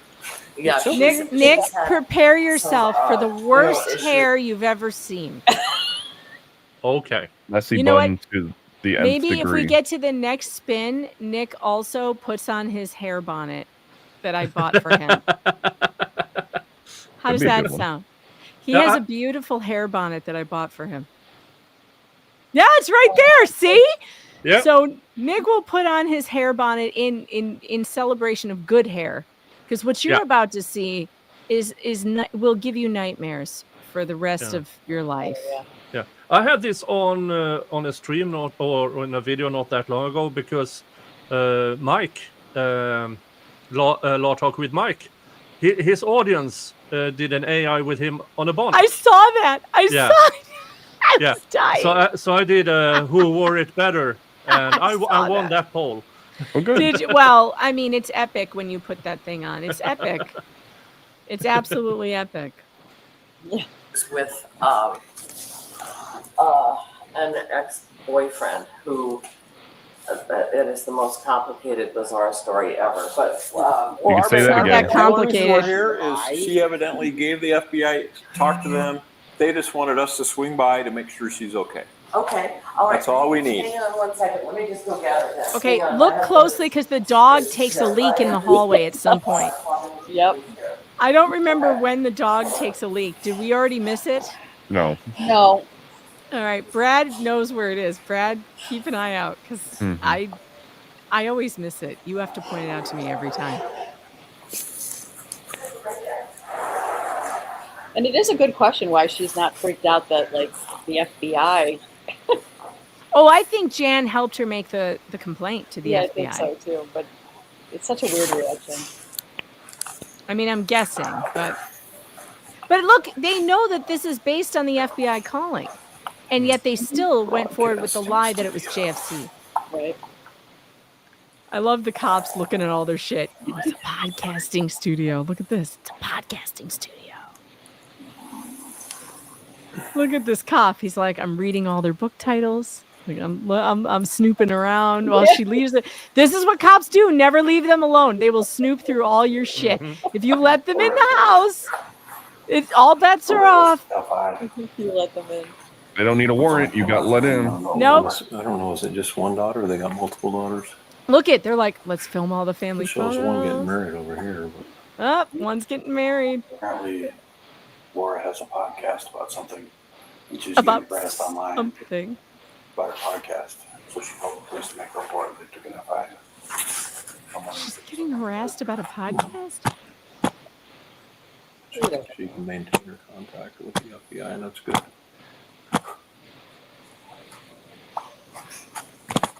What the hell is that? Of course, our comments on our screen really didn't tell us anything. Borderline. Borderline what? Personality disorder? Yes, sir. Maybe. Absolutely. 100%. Histrionic. I want to see the comments on the screen. I actually think Laura may be a new disorder no one's ever heard of. I agree. Before. She Laurenitis. No. She needs to be studied by science to figure this out. Maybe that could happen in prison. Maybe. Yeah, it's when this tiny dog comes into the picture. Or the dog is about to take a leak in the house. Good morning. Did you contact the FBI this morning? Cybercrimes unit. Yeah. Did you talk to somebody or? No, nobody contacted me. I just. The greasy submitted it, top like, knot an hour kills ago. me. It sends It's me. the same thing. She helped me with the. I literally pushed the report. So the information we got was that you submitted something to the FBI. It didn't say whether you talked to somebody on the phone or electronically. There's the dog. The dog is peeing. Well, the dog's not peeing yet, but you can see it better from the other officer's camera. Oh, it's the other camera. Borderline suicidal. Right. That was from the guy, but that was also from. So the FBI called us to come check on you to make sure you're okay. And you're Yeah. No, that was like. So you were you talking about whatever you said? Were you talking about yourself or? Some Yeah, other but it was situation? like from a couple months ago. And she was saying she's been targeted. Like she's had a horrible situation with cyber harassment from an ex-boyfriend and from another guy who is obsessed with her. Yeah, and she like 50 videos of me on YouTube. So, and yeah, she has. Oh, there it goes. There's the squat. Asking them to stop, and they're not. Oh, good lord. They haven't stopped. And the dog fucks right off. It needs to go to some kind of cybercrime unit. And she had said in there that. And running through it. Now tracking it all over the I house. told the guy specifically that like creating these silly videos about me. It's falling made me feel borderline suicidal. I was like last month I messaged him and he continued to make videos about me, but I'm fine. And he's made like this guy has made like 40, 50 videos.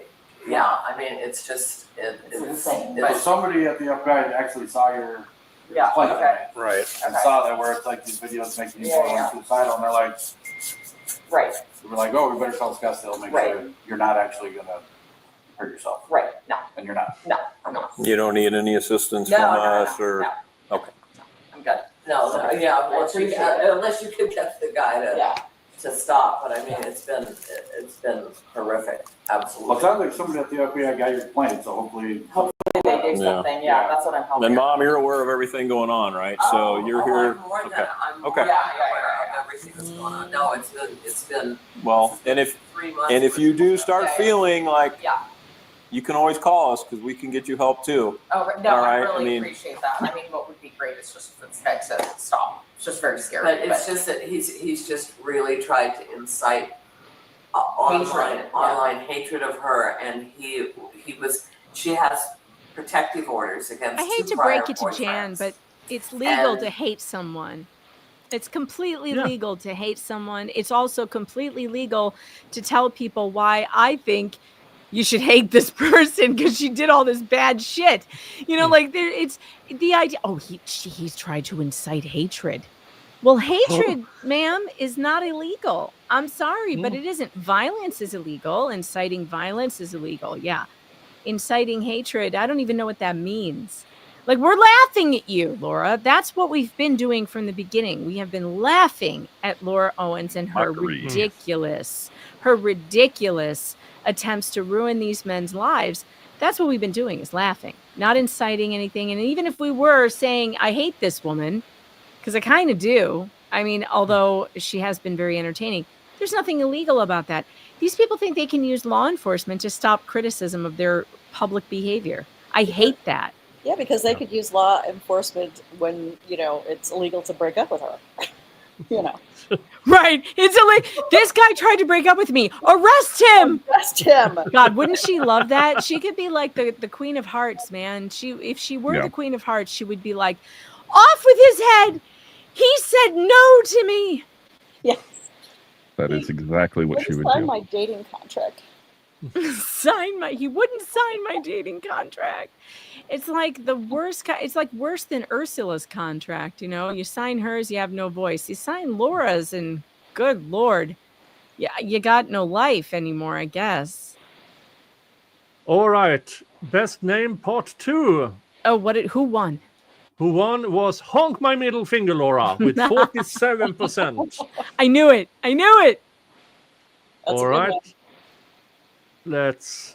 Next one is between. Let's see.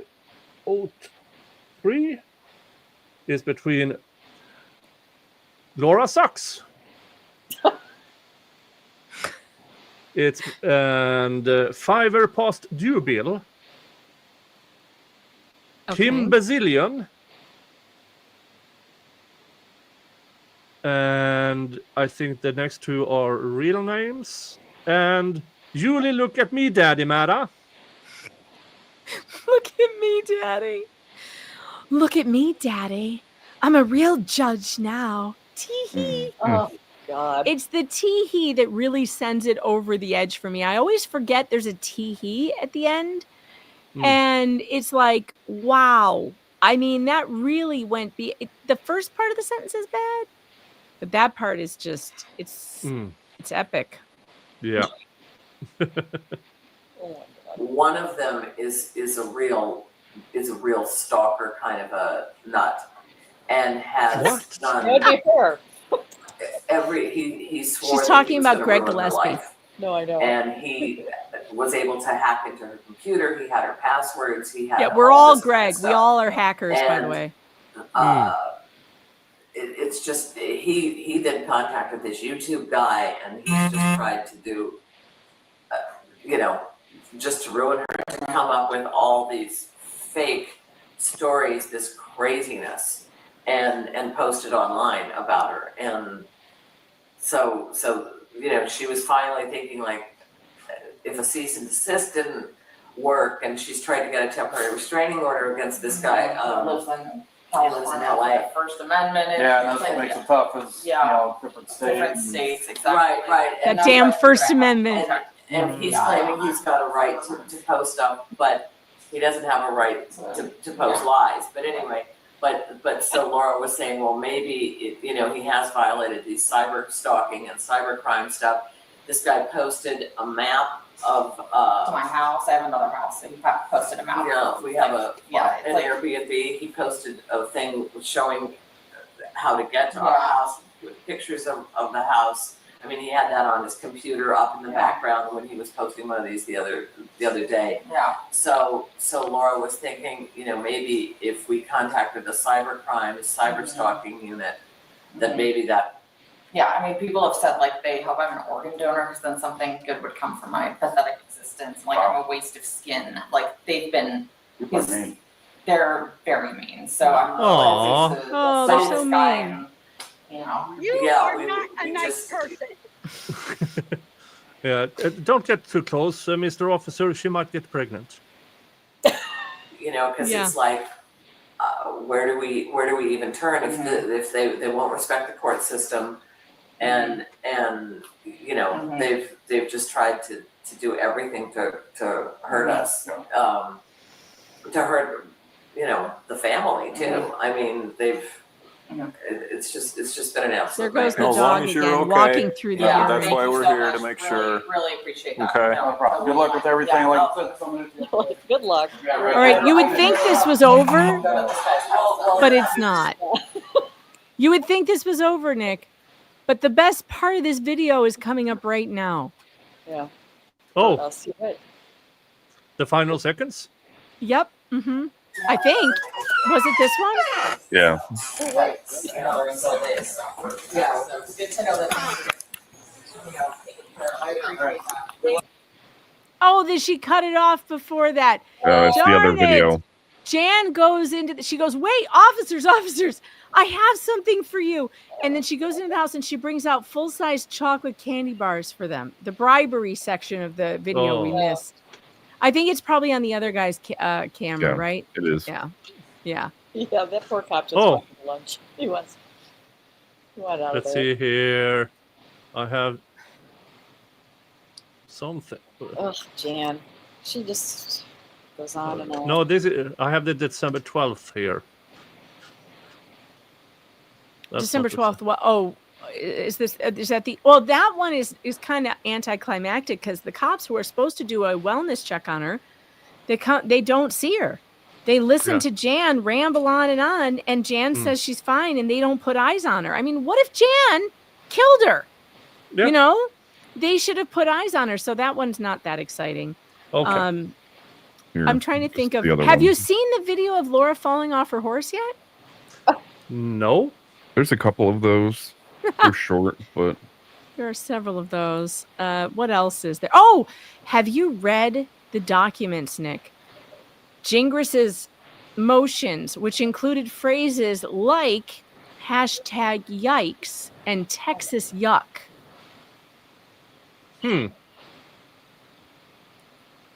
Or his blog posts, like have you seen the motion for more time, that the 30-page motion for an extension where I haven't gotten to those yet.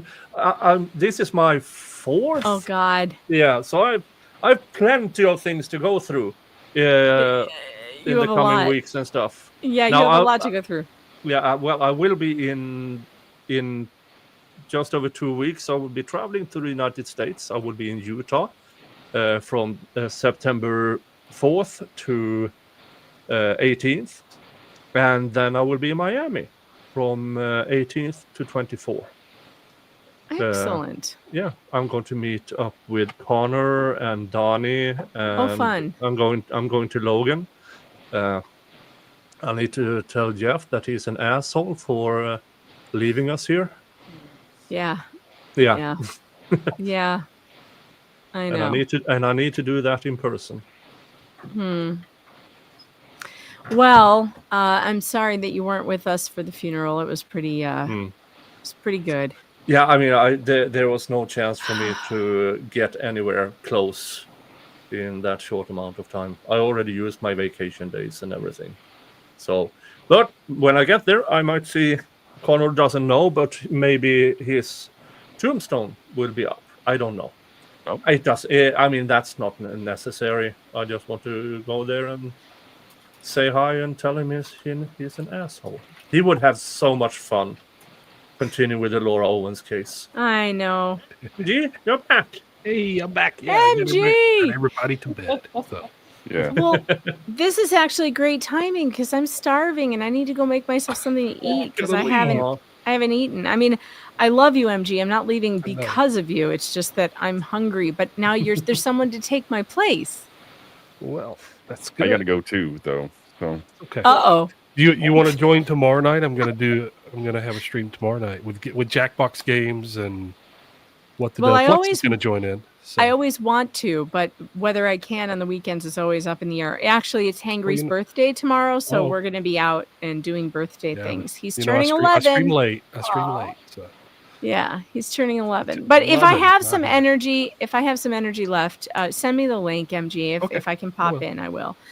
But thank you for all of this. And Nick, thanks for doing this. I appreciate it. You know, I challenged you to do it, and I knew you would have great results, and you have. And Mike Marachini appreciates it, I'm sure. Also, if you haven't watched my interview with him, it's the only one that's out there. And if you want to hear Mike Marachini's story from the beginning, it's a terrific interview. It's on my channel. You could just search, if you go to my channel and search Mike Marachini, you'll find it. But that might be fun to watch if you're going to be in it for the long haul. The story he tells about Iceland, the Iceland trip and the airplane, oh my God. Oh my God. It's out of this world crazy. Because all we've heard, all I heard up until that interview was her side of the story, of what she said happened on the plane. Mike's her fantasy account of what happened on that plane will stay with you for the rest of your life. I'm telling you right now. It's pretty outrageous.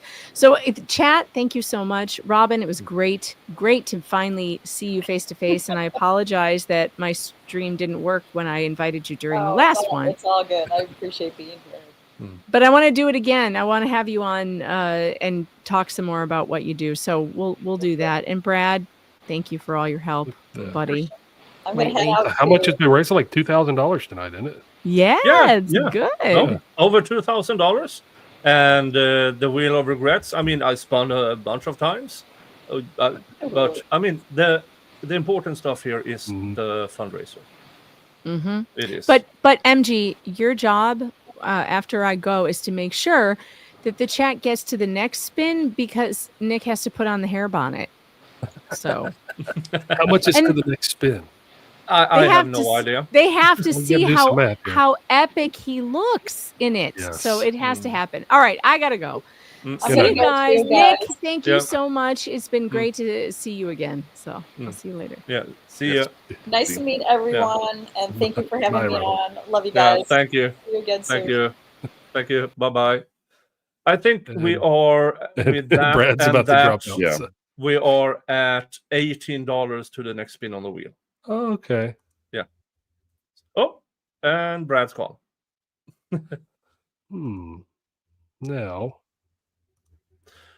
Now I did find the final part here. Why? When she chased after them with chocolate cookies. Thank you so much. This is Stay safe, guys. Will do.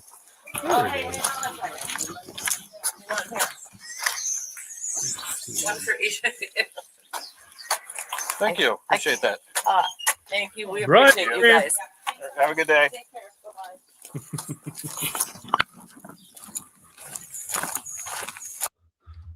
So okay, so now we caught the final part on that one. Hey, how you doing? Well, we are doing the votes now on the best name, and it's quite close. This one after 93 votes, Fiverr passed due bill, and Julie, look at me, Daddy, Mara, or the first have 38%, and Fiverr has 37%, and Julie has 41%. So it's quite close, only 3% in. So vote for your favorite, and this is vote number 3. We will keep going. First vote, the winner was Laura the criminal belongs in prison. Vote number 2 was won by Honk My Middle Finger, Laura. Hey, thank you. Yeah. All right. That No, just $3 more. Three Then more. it was dollars. 18. 18. $3 more. $3 more or a gift of membership. Yeah, thank you so much. We went to Megan Fox, Chris Frame, Pan Out, Tammy Fayette, Momo Shock, and Pause and Loss. I mean, there's been gift, I think 10. Yeah, 20 gifted memberships, and for you who were gifted, you now have access to all my members only content. You will get lots of it. Oh yeah, hours and hours and hours. Yeah, I have probably over 100 hours of members only stuff. You also have every video I publish is members first, or everything from a couple of hours to maybe the next day or something of the sort. And you will also, if you look at my YouTube page, you will see a link to my Discord, if you're a member. Thank you so much. Thank you. You're welcome. Now, just come on, chat. $3. $3. $3, chat. Spin or plus... one gift of membership or $3 super chat. Yeah. And the bonnet goes on. Yes. And it's a bonnet because it's a long bonnet because I have a lot of hair.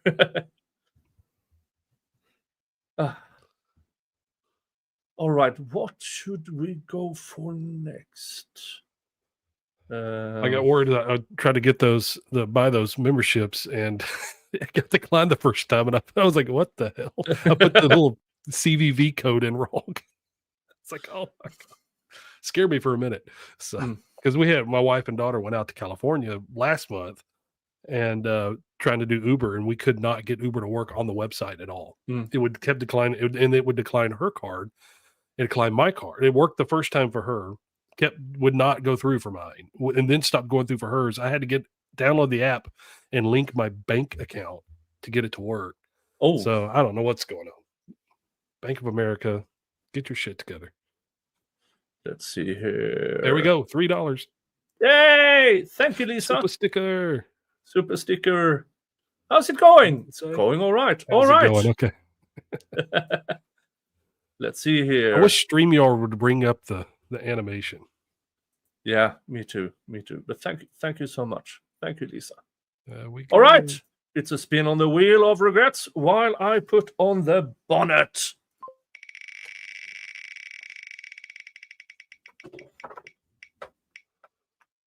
Vodka shot. What vodka are you drinking?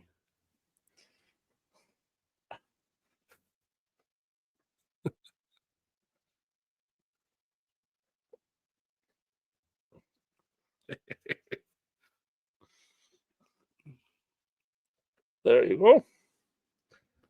It is a vodka shot.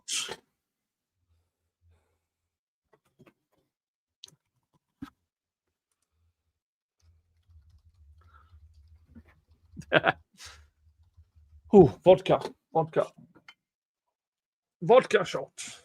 What's the vodka tonight? The vodka is Nemirov, Ukrainian vodka. Ukrainian, all right. Dun, dun, dun. I have some Texas Kettle shot. One. I'm gonna go grab my bottle. Give me just a minute. Yeah. I got some Kettle One, so I'll be right back. All right. And I'm looking at the poll. Oh, Iron Rabbit, member for... Oh, she gifted 5 more memberships. Thank you. Thank you so much. Iron Rabbit, can't wait to see the bonnet. Here it is.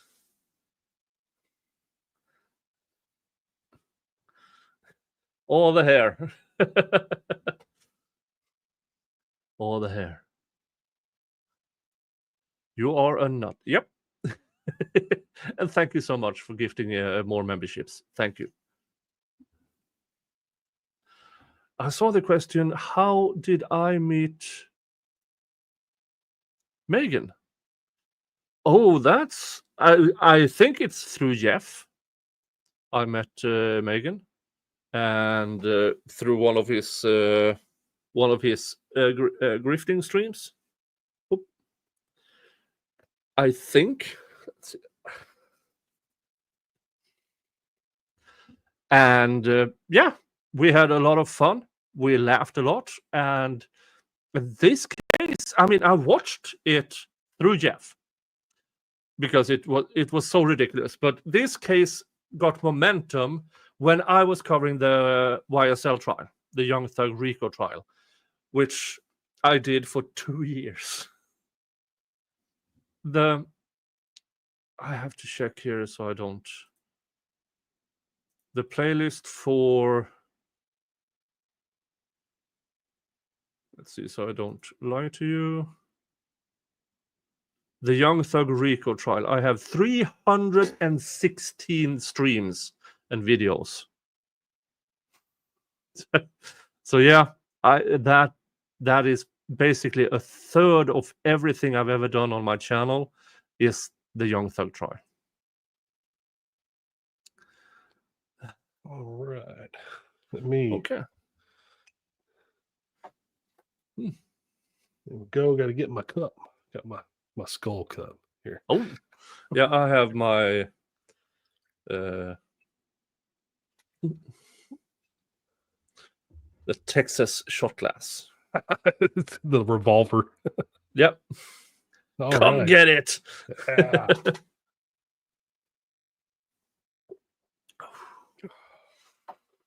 Ooh.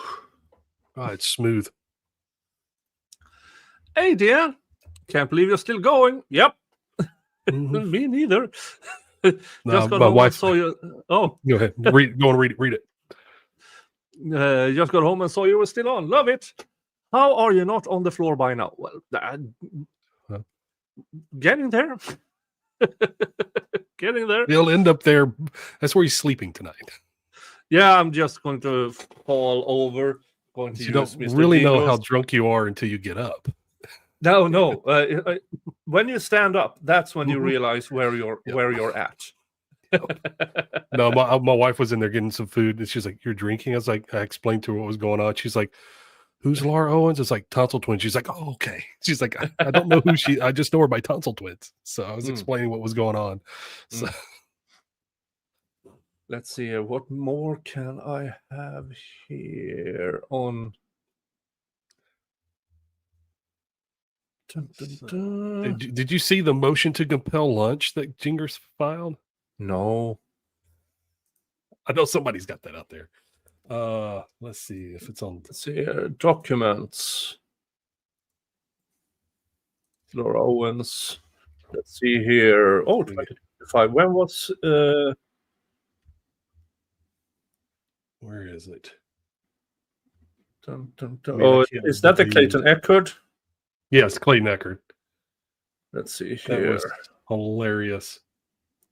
Was that 2024 or 25? Would have been 2024. Okay. Bum, bum, bum. Let's see. I'm trying to scroll. I'm going through Discord here. Oh, where did it go? How does that not go back far enough? Let's see here. It was in like, I want to say it was after Jingers got in. So it was after March 25th. He filed his motion for an extension of time that he spent 40 pages for something that should have taken like 2 paragraphs to ask for more time. Okay, so let's see here. We have then it was after notice that. of, It was notice like of appearance March 25th. Joint hearing, extension of time. Withdraw motions, non-objection. Denying motion to compel. Oh, here it is. Motion to compel lunch. Dun, What's dun, this? dun. Dun, dun, dun. All right, but first the vote. After 120 votes, the winner is, in this vote number 3, Julie. Look at me, Daddy, Mara. Let's see. So I don't think I can.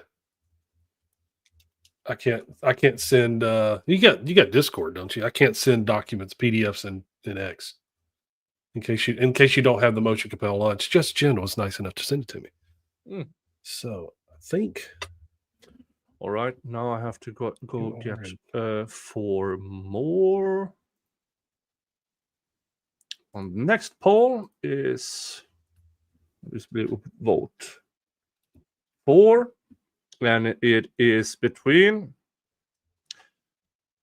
Judge Mara and her dad, Emily Wilson, which is the That's a name good she one, tried yeah. to change to. It's got Fiverr busted. baby. And Dave Neal's backyard. Where are the horses I was promised? Oh, let's see. Doesn't That is awesome. fit. Okay. Starting poll. Yeah. Next poll. So we get to the best name on the fundraiser.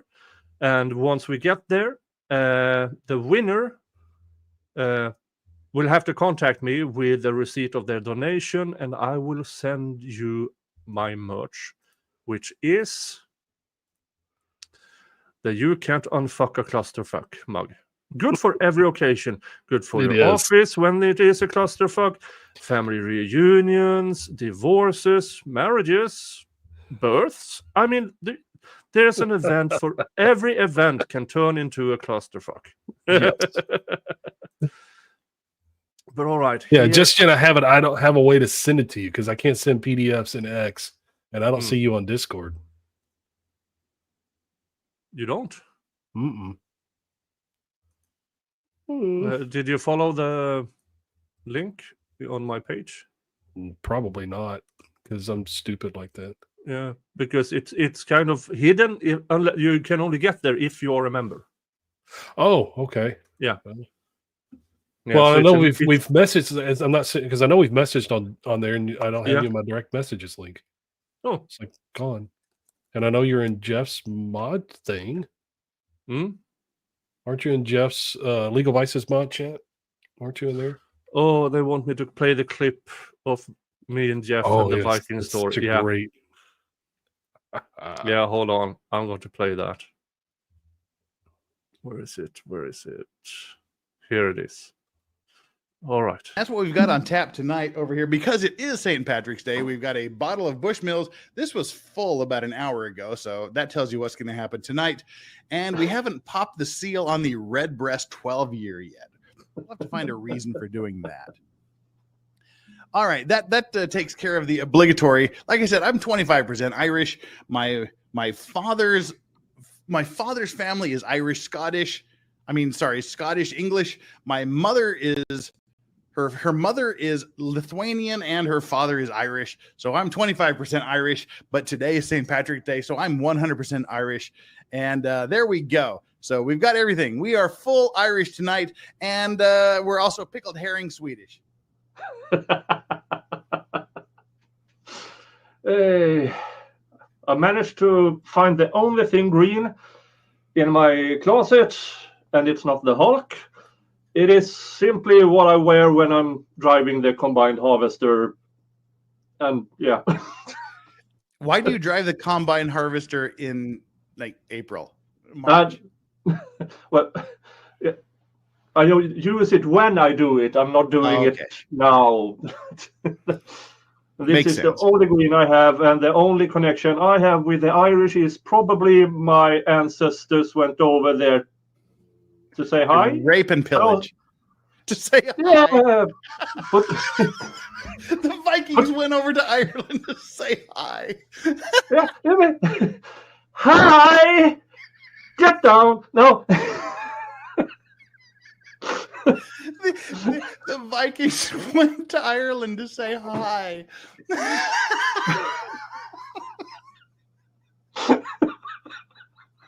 Hello. That's a fancy religion you have there. You're correct. Let's destroy it.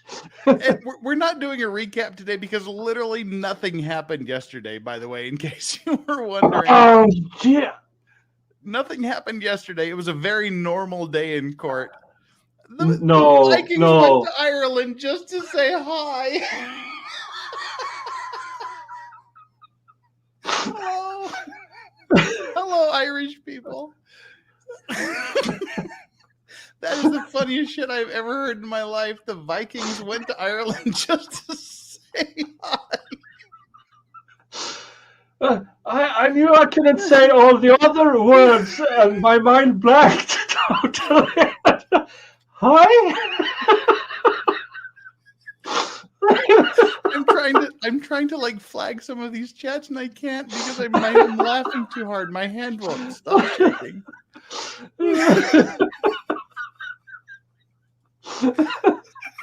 Hello, Irish people.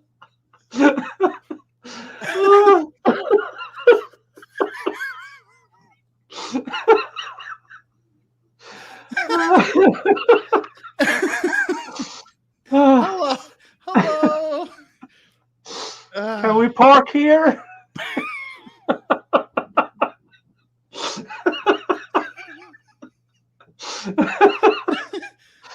Oh, Christ. Oh, Oh God, my rib! I'm doing an ab workout already. Oh Christ! Oh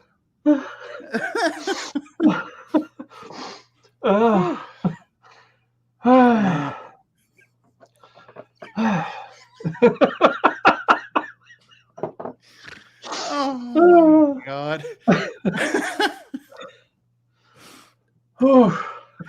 Hey KB, I don't get this joke. Essentially, like right around 1000 AD, the Vikings just went and literally raped and pillaged everyone in England and Ireland.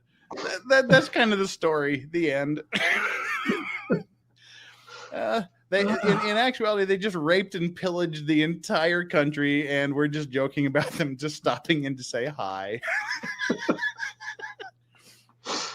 Oh my jeebus. I saw the chat here.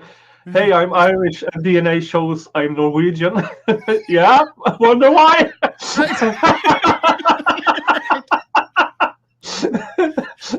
I said, like 3/4 of my ancestor are Irish, Scottish, and Irish, Scottish, and English, but my last name ends in son, so that tells you I'm Scandinavian by DNA. Oh yeah, that. Oh yeah, that was way back when. I wasn't even monetized back then, and thanks to Jeff, I got there within. You saw you were 780 subs. Yeah, 780 subs, and he brought me on over and over again until I got monetized. And so yeah, I have him to thank for a lot. I do. All right, yeah, he's the first one that brought me on. Yeah, late on an F at Friday. You know, like 5 hours into the show, and it's like, hey, this is great. All right, let's see here. Motion to compel lunch and for alternative relief. Petition, yeah. Various procedural rules require lawyers to talk in person or by phone before they may file motions. Email discussions are not enough. But what if a lawyer refuses to talk with you? How can counsel complete the mandatory pre-filing conference requirements of Rule 9C when opposing counsel won't accept your calls? Aww. The answer was provided nearly 20 years ago in a classic decision from the irreplaceable Honorable Pendleton Gaines. Yeah. It's like a lower court decision. It's not even an appellate decision that has any precedential value at all. It's a one-off decision from 20 years ago. As an absolute like last-ditch effort by the court to get discovery going. In Miller, plaintiff's counsel wanted to speak with defense counsel about a potential settlement.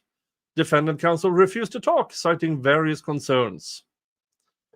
Undaunted, plaintiff's counsel filed a motion to compel acceptance of lunch invitation, asking the court to order, to meet for lunch. In his order, yes, yeah. In his order granting the motion, Judge Gaines explained, "The court has rarely seen a motion with more merit. The motion will be granted." I think there was more to it than this. Oh, yes. Yes. The court has searched in vain in the Arizona Rules of Civil Procedure and cases, as well as the leading treatise on federal and Arizona procedure to find specific support for plaintiff's motion, finding none. The court concludes that motions of this type are so clearly within the inherent powers of the court and have been so routinely granted that they are non-controversial and require non-presidential support. I think it's because you respect the other party's wishes and continue with the emails. Yes. Yeah. You have phone calls, and there was something going on here where there was absolutely no communication. Yeah. And it probably were a lot more than it was much case. more serious. This is a very extreme remedy. Yeah. Yeah. That I've never heard of before, and I've been practicing for 16 years. The Physician's Choice of Arizona Inc. versus Miller, minute entry order dated July 16, 2006.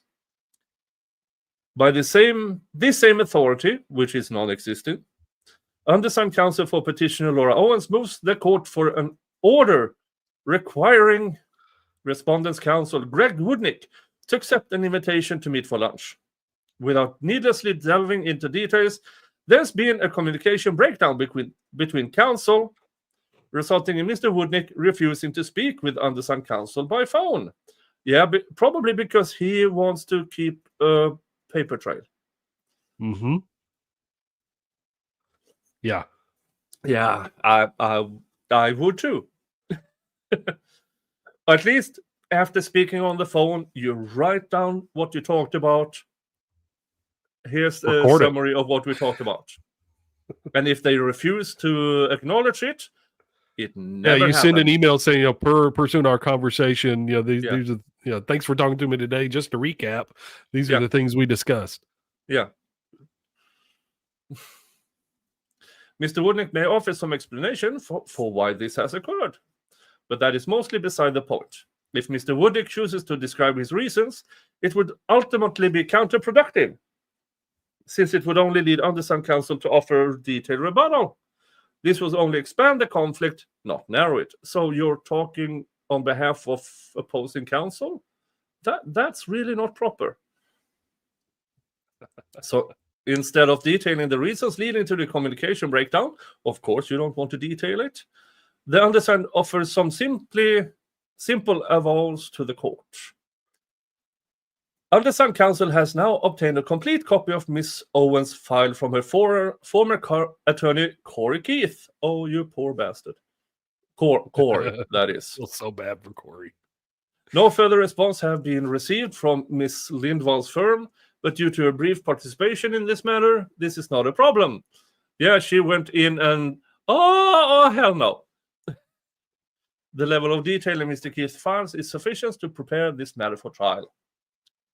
Upon reviewing Mr. Keith's file and looking at recent disclosures provided by Mr. Eckert's side, it is clear that this case is extremely complicated. No, it isn't. No. And there are many factual and legal issues counsel need to discuss urgently. The complicated part is making your way through her web of deceit and lies. Yeah, figuring out where she has altered documents and where she hasn't. That's what makes it complex. The issue is not complex. No, was she lying or wasn't she? Yeah. Which hand over your medical records and sign this HIPAA release. Mm-hmm. Just and don't lie. Don't commit perjury. Yeah, that's a good start. That is really, really a good start. Just days ago, on March 29th, Mr. Eckert provided a second supplemental disclosure statement. In this document, Mr. Eckert disclosed for the first time that he intends to call 9 witnesses at trial. Okay. So it's still prior to the discovery cutoff, so it's still fine. Yeah, nothing. Including 3 experts who were not previously disclosed. No, they don't have to. It's before the disclosure date. And you got it before the disclosure date. Mm-hmm. Despite this, Mr. Eckert has disclosed no expert reports of any kind, nor has he disclosed the substance of each expert's testimony, the opinions to be offered by the experts, if any, and the basis upon which experts' opinion were formed. I mean, I would assume a summary is required, but that's about it. Yeah. You don't have to go into detail. All of that information is mandatory, not only Rule 49J, okay, and Dorbert, okay. Yeah, but Dorbert comes later. That's for experts. So yeah. Mr. Eckert's extremely late and thus far incomplete expert disclosures raises the possibility and likelihood that Miss Owens will need to retain her own experts. Well, no shit, you should have already been doing that. Yeah, why haven't you done it? Yeah, retain an expert to demonstrate that you were pregnant from a scientific basis. You might need a freaking medical expert. And or possibly bring a Dorbert motion to exclude Mr. Eckert's experts. That's not all the Dorbert motion is for. And why? Okay. However, due to Mr. Eckert's failure to disclose sufficient information about what, if anything, his experts plan to say, it is impossible to know if a Dorbert motion would be appropriate. But a Dorbert hearing is when you do a bunch of these things. It's not hard to file for a Dorbert hearing. No, it's not. It's very quite standard. I mean, yes. If it's not apparent on its face, from the CV and everything, that this person is an expert in whatever field they're going to testify regarding, then yeah, you'd file one. Yeah. Given that this matter is set for a 2-hour evidentiary hearing, Mr. Eckert's extremely late disclosure of 9 anticipated trial witnesses raises the possibility that Ms. Owens may need to ask the court to designate this matter as a complex case under Rule 50. Oh, too bad. Too bad. It wasn't. No. She's lucky it wasn't. For these reasons and many others. No. Well, what are they? What are the many others? Yeah.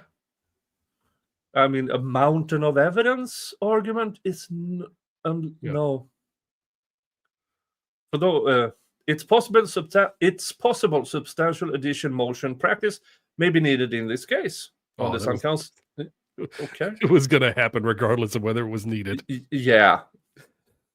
Under Sun Council is fully aware proceedings in the family law department are generally less formal than typical civil cases, and the rules are often more relaxed. I'm sure the judge wants to hear that. Hey, Judge, I heard you were lazy. Well, no, I mean, there are certain areas, like small claims, a lot of times, the discovery code is a little more relaxed. The proceedings are more relaxed.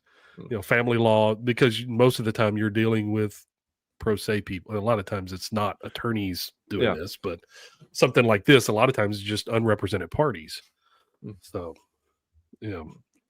Nevertheless, because Mr. Eckert is seeking to expand and aggressively litigate this case, in the hopes of obtaining a substantial award of attorney's fees, Ms. Owens has no choice but to respond with an appropriate degree of care. Yeah, that's lawyering. That means Ms. Owens must bring certain matters to the court's attention, despite having no desire to do so, if only to protect the appellate record. This is normal, lawyering. Yeah. For all these reasons, Mr. Wooding's refusal to speak with Sun Council has created an impossible situation. No, you write a fucking email. Yeah. This is an extremely complicated case. No, it's only complicated because you refuse to hand over discovery. Mm-hmm. And it appears to be growing in complexity with each new and belated disclosure by the respondent. But they weren't late. The discovery cutoff hadn't happened. If this was 3 days after the discovery deadline that they were disclosing these, then they would have to demonstrate why they were late. Why they were late in doing it. And, there can be some leeway given by the court, but here before the discovery deadline. So unless there was a scheduling order that had a deadline for disclosure of expert witnesses. I mean, we have it happens here that you have standard scheduling orders, and they'll have deadlines for experts, medical experts. things like that. You'll have a deadline to disclose those. Mm. And I wonder that the doctor that tried to testify about, it's perfectly possible for babies to be reabsorbed. How not long, at 20, not at 16 or 20 weeks. No, I mean, I wonder how long they had to look for that guy, and how much they disclosed. Yeah, if there's any hope of resolving this case, or even getting the case ready to be resolved in June, the lawyers have a lot to talk about. For that reason, just as Judge Gaines held in Physician's Choice, good cause exists for the court under its inherent authority to order respondents' counsel to meet petitioners' counsel for lunch as soon as it is reasonably practical. Hopefully even later this week. Jesus. Mm-hmm. Although undersigned counsel is optimistic for this request, if granted, will lead to more productive discussion between counsel, thereby removing the need for further assistance from the court in the event the problem continues. Ms. Owens further respectfully asks this court to waive the requirements for Rule 9c for the remainder of this proceeding. Why? Okay. I'm not sure what. I'll have to look. I'll have to look and see what that one is. I don't know if that's a meet and confer, or some sort of conferral before you file something. Yeah. To support that request, Ms. Owens notes respondent has recently filed motions in which he either ignored Rule 9c completely, such as respondent's motion. It's the good faith certification. Yeah. Okay. And so basically, where is it? Let me find it. Such as respondent's motion to withdraw a motion for sanctions, or which he ignored the rule in substantial part, such as respondent's motion to compel. Okay. Yeah, it sounds like here it's a circular argument going here. Yeah. He's kind of what he does. Where is it? I got a question for some Robert Andre. I don't know this folks is this. I don't know all the names involved in this. Do you know who this Robert Andre is? Who? Robert Andre? No. Yeah, sorry, Robert Andre. I kind of need to know who you are before I get you on stream. I mean, even though it's everything here looks like it's done on a whim, I check out everybody who's coming here, or they are vetted by somebody Okay, else. apparently he's been on Omar's stream before. Oh, okay. Yeah, it's Hey Rob. He goes on with Omar. Okay. So yeah, he's a content creator in the case. Okay, that's different. And I sent you a friend request on Discord because somehow we weren't already. That way I can send you Greg's response. Let's see here. View email address. Submit. Oh.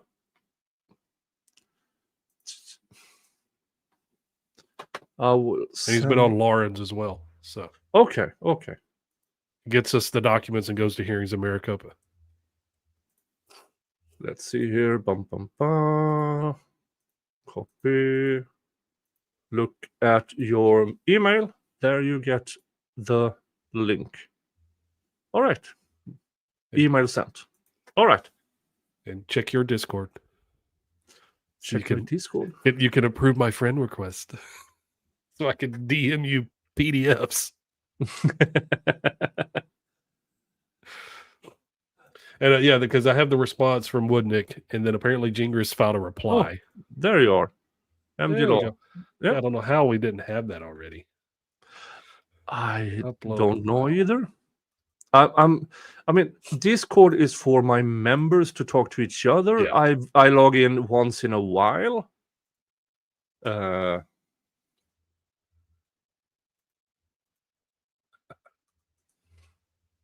right, where were we?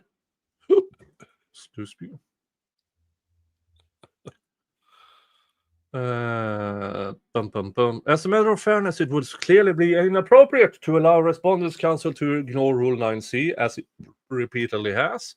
And it sounds like it is a rule about talking to each other, or at least communicate. But I mean, there's communications doesn't have to be in person for the rule to apply. I don't know. I haven't read it yet. By filing motions without first meeting and conferring in person, I don't think there's an actual requirement to talk to the other party before you file a motion. I mean, it depends on the motion. Some of well, there's a good faith certification that has to be done, and it's not sure. Yeah, Arizona Family Law Procedure Rule 9C, which I'm trying to where is it? Well, it's 65. It's not really Rule 9. Rule 9C. I know it should be there. Table of contents.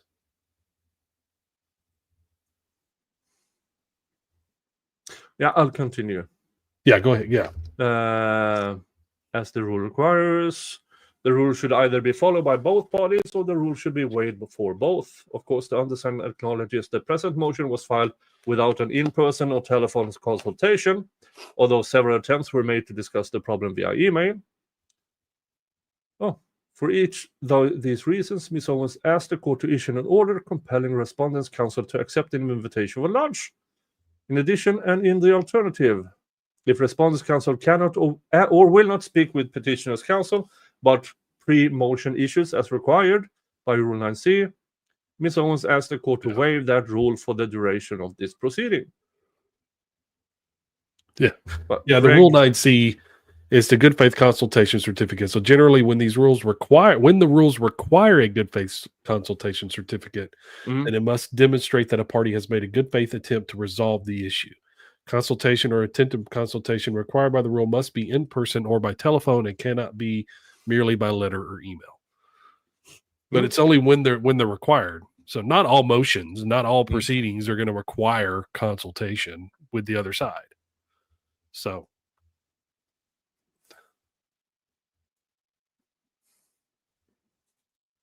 but you would think for like discovery purposes and things like that, if I'm going to file a motion for sanctions, you need to talk to the other side. Or a motion to compel something, you need to talk to the other side. Okay. Now, vote number 4, with 41% of the votes, it's Dave Neal. Let's see here. Dave Neal's backyard. Where are the horses I was promised?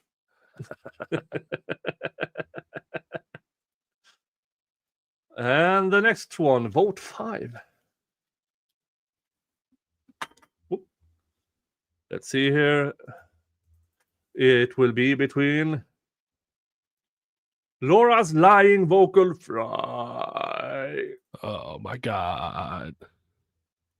And what? Donating so Laura doesn't keep the babies. But damn these polls, I don't everything.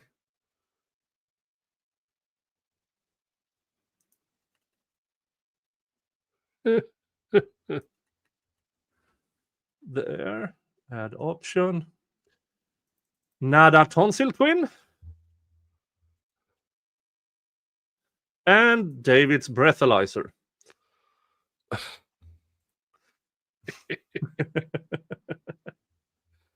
I think we are probably going to need a semi-final as well. Yeah. Because this is vote number 5. Yeah, which puts you at 20 total. So it's you're just taking the win from each one and then putting them in there. Yeah. So you probably need more than, since you're at 5, you're going to have to go on even more names to get to whittle it down. I mean, I'm at donations from 2 hours ago collecting names. And we are currently at $20,826, which means that during this fundraiser, we are at roughly $2,200 donated. Thank you, guys. Thank you so much. It is extremely generous of you guys. Dun, dun, dun. Okay, so that was the end of... Oh, let's see. Oh, ruling on pending motions. The court has reviewed the pending motions. 2 will be granted, the others will be deferred.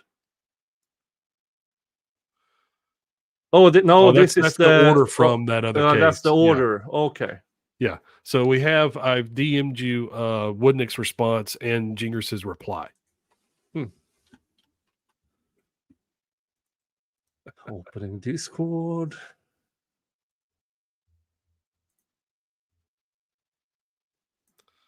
And thank you, Just Jen, for sending those to me. There you are. Ah.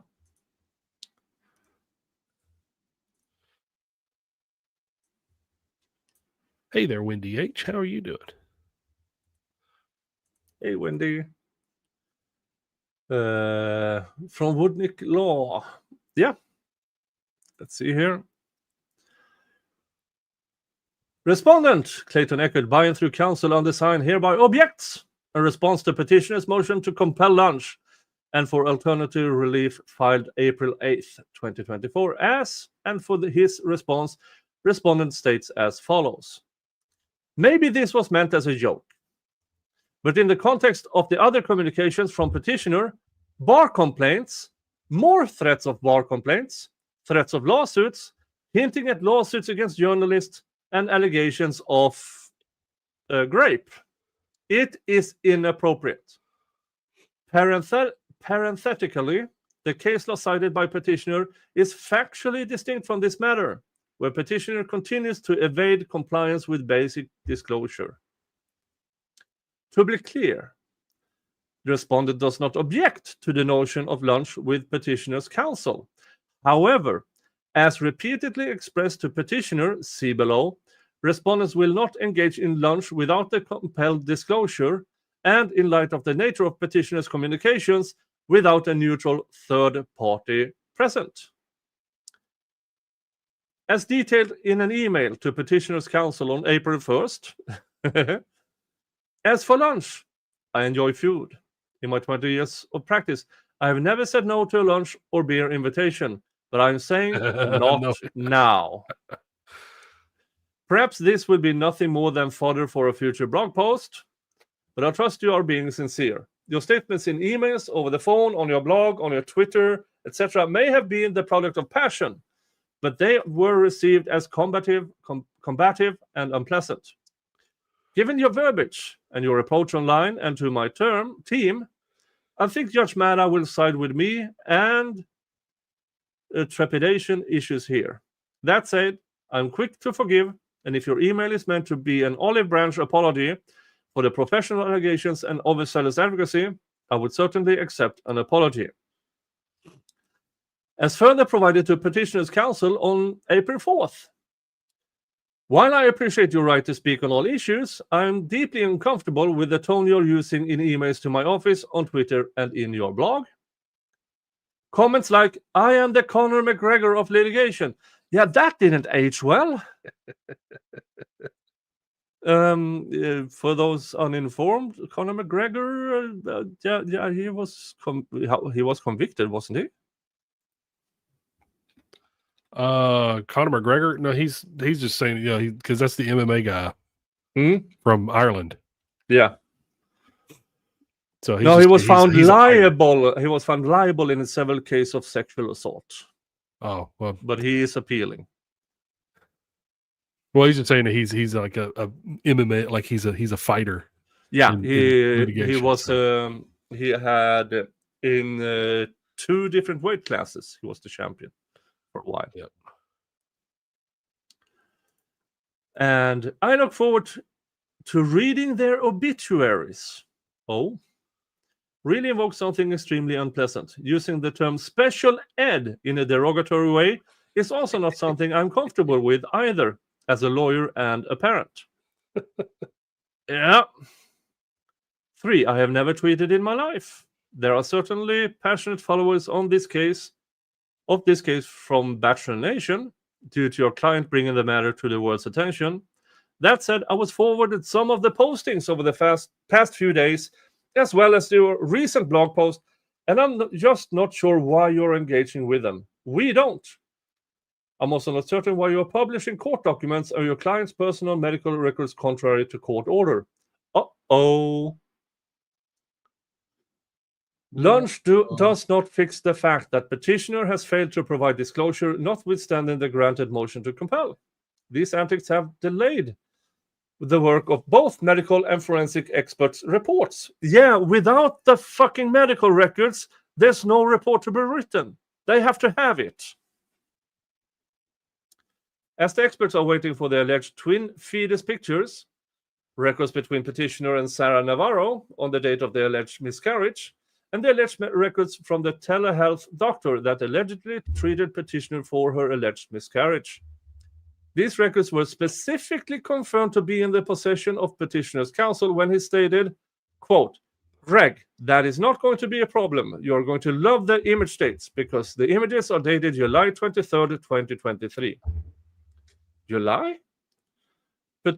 Petitioner testified in 2 related protective order proceedings at a deposition in March and made statement before this court that grossly differ from the timeline for the alleged miscarriage, also known as perjury.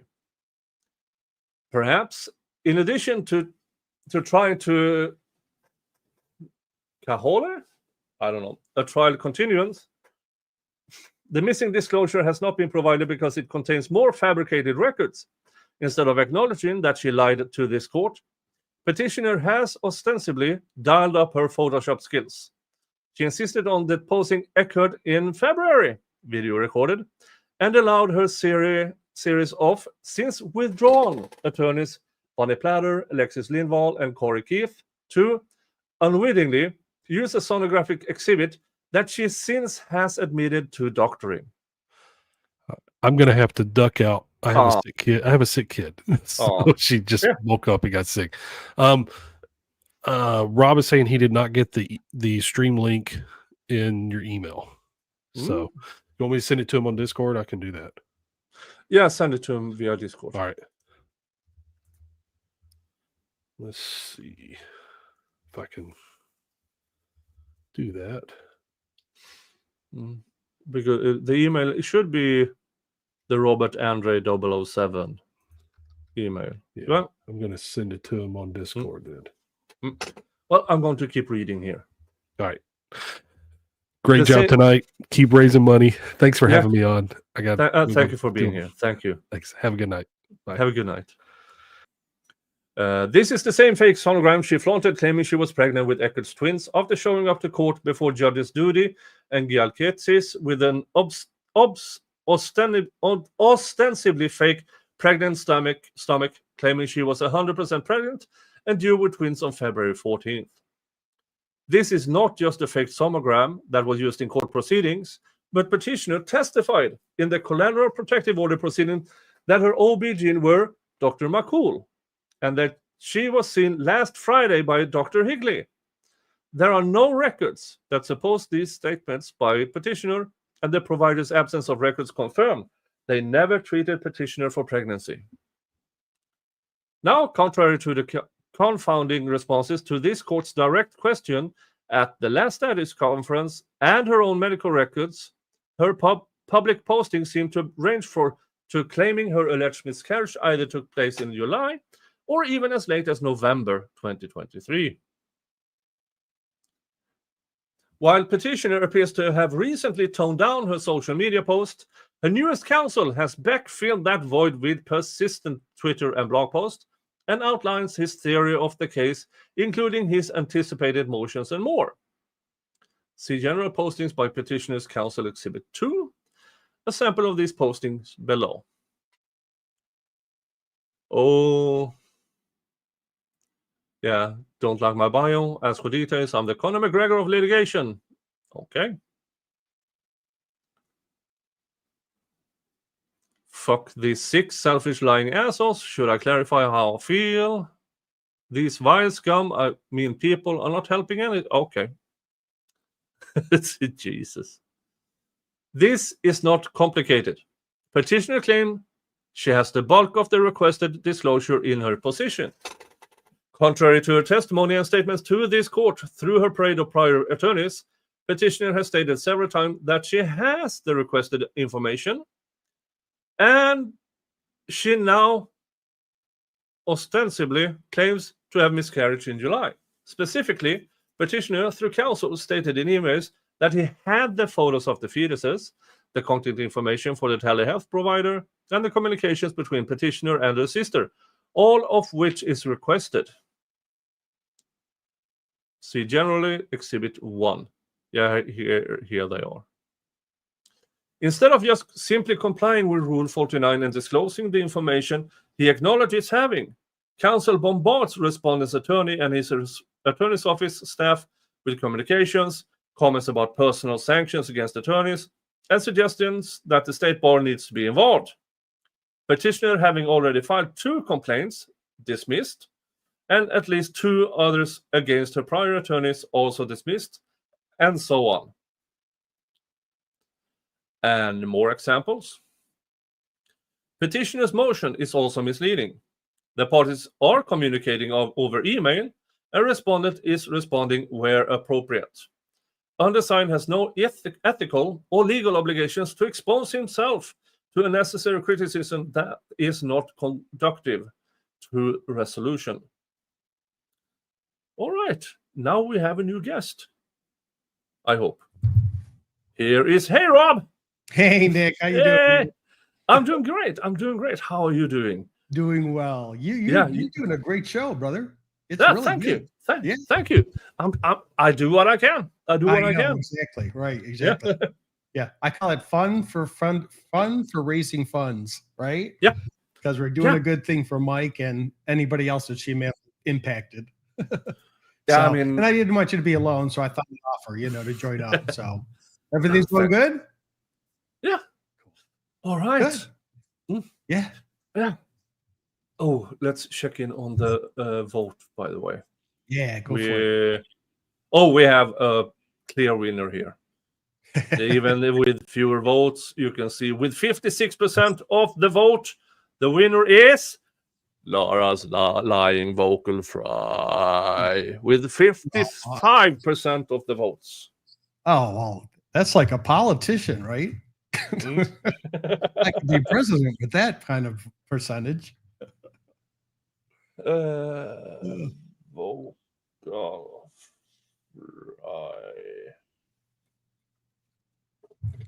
All right, now diving into for vote number 6. Go for it. Vote 6.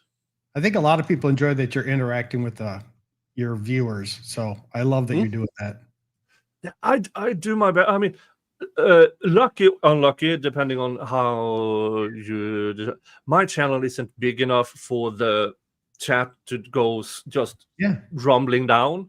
Right. Yep. And I can pick out commentary here and there, not just via super chats. I have this. More often than not, I am banning people from super chatting. Really? Because I look at the statistics, and most of my viewers are in between the ages of 60 and dead. And and I know the economics and everything. And I will say this: if you're choosing, should I, then don't. Just don't. I'm fine. Right. If you question it, yeah. I'm fine. Yeah. I'm fine.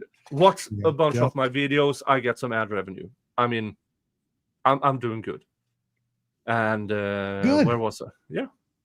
Let's see here. Yeah, I like it. Next vote is between. Here's the first name. It is between Laura's tight vag. Let's see here. Dating contractor. Oh yeah. Courtaholics civil 12-step and criminal 12-step programs. Okay. Nice. Let's see here. Well, and Horse-faced cunt. I'm guessing that's going to be the winner, brother. Just a guess.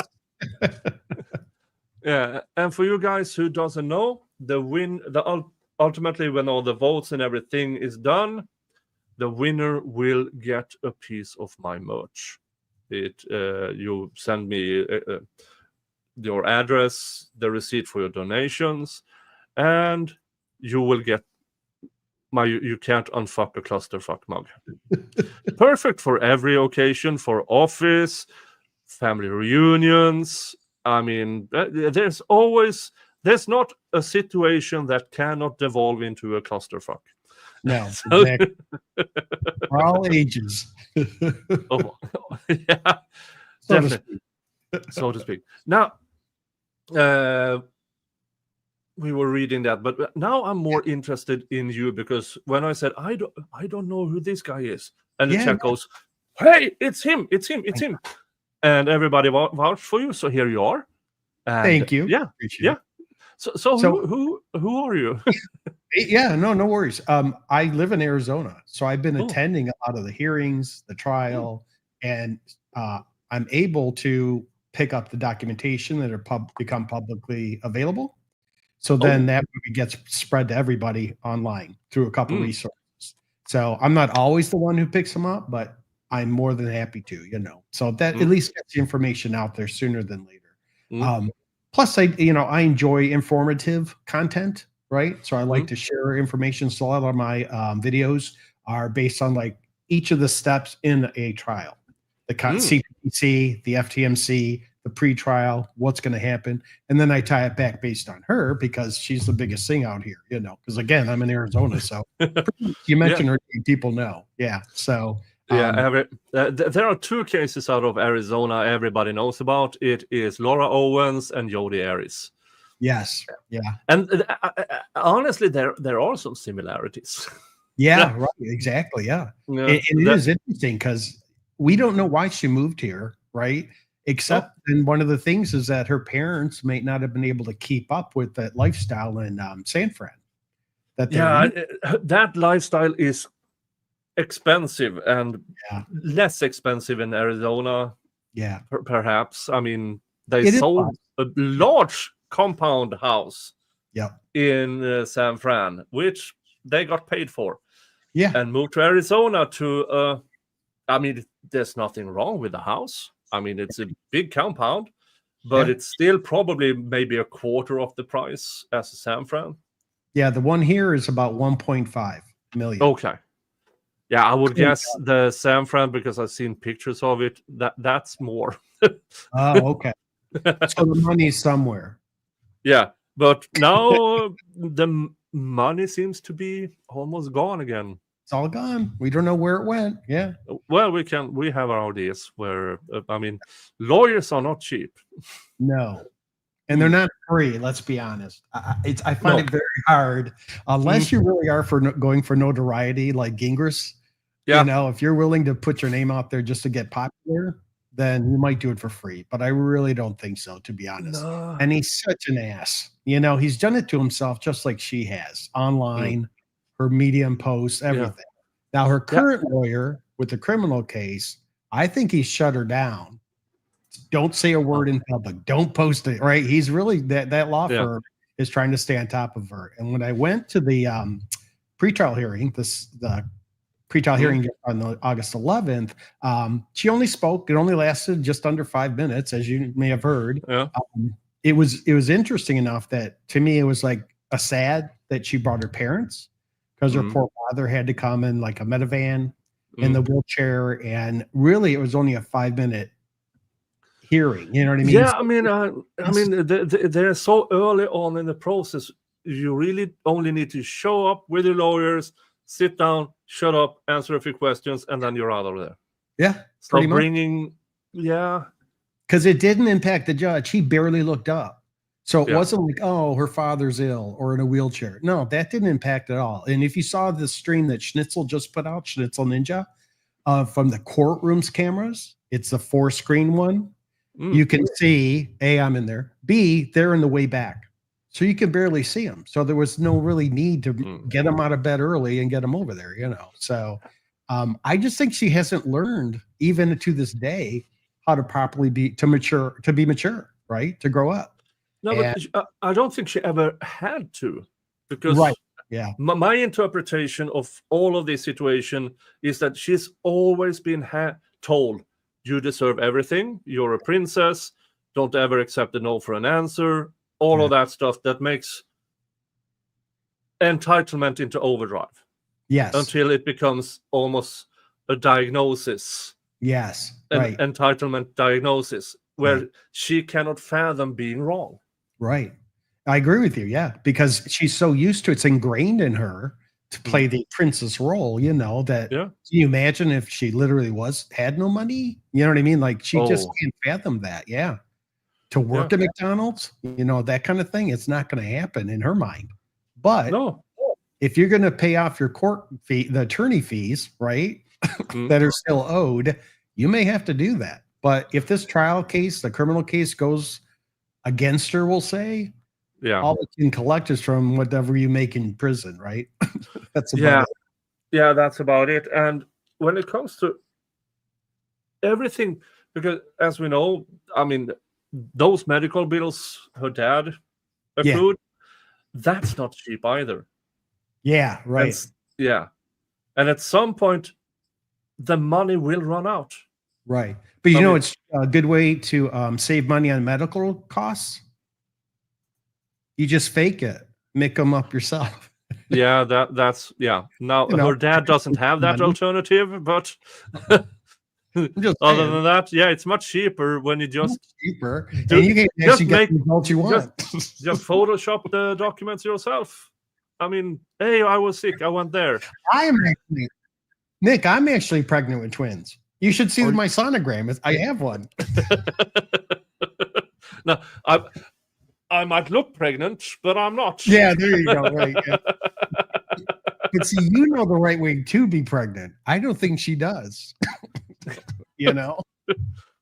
You kind of have to go through the motions. So, hey, are you tallying the count for Mike's GoFundMe or the GoFundMe?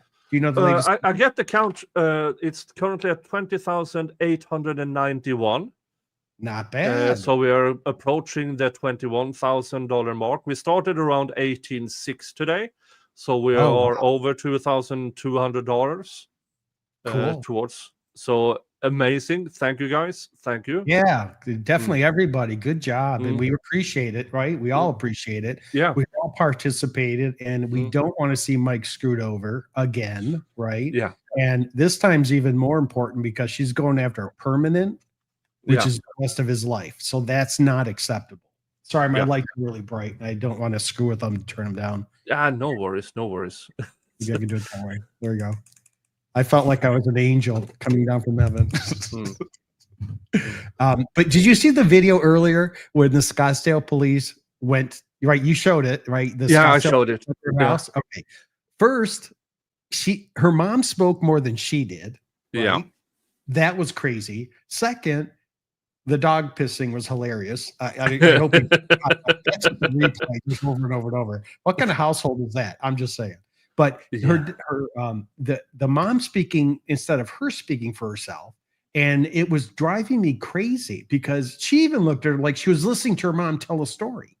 Yeah. Like it wasn't her. It was like she's listening to her mom talk about somebody else, like almost disconnected from the reality. And those two police officers just standing there like, you don't need to call the FBI. You can call us directly, meaning stop fucking around with the FBI. This is stupid shit, right? We can do it locally. So I think that was the intent of their conversation. But reaching out to the FBI to say someone's picking on you, really? That's like child stuff, right, Nick? Yeah. Yeah. Yeah, but she doesn't have the success she wants. So she thinks, now I'm entitled to the next level. Now I'm going to get the FBI involved, and they are going to see my story that I'm telling, and then I can be the princess again. Yes. And no. If No.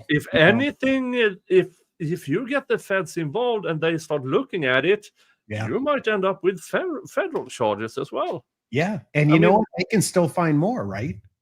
Yeah. Until they can find more indictments, they can find more felonies on her. They can even do the Karen Reed, and we won't. But here you go. Yep, there you go.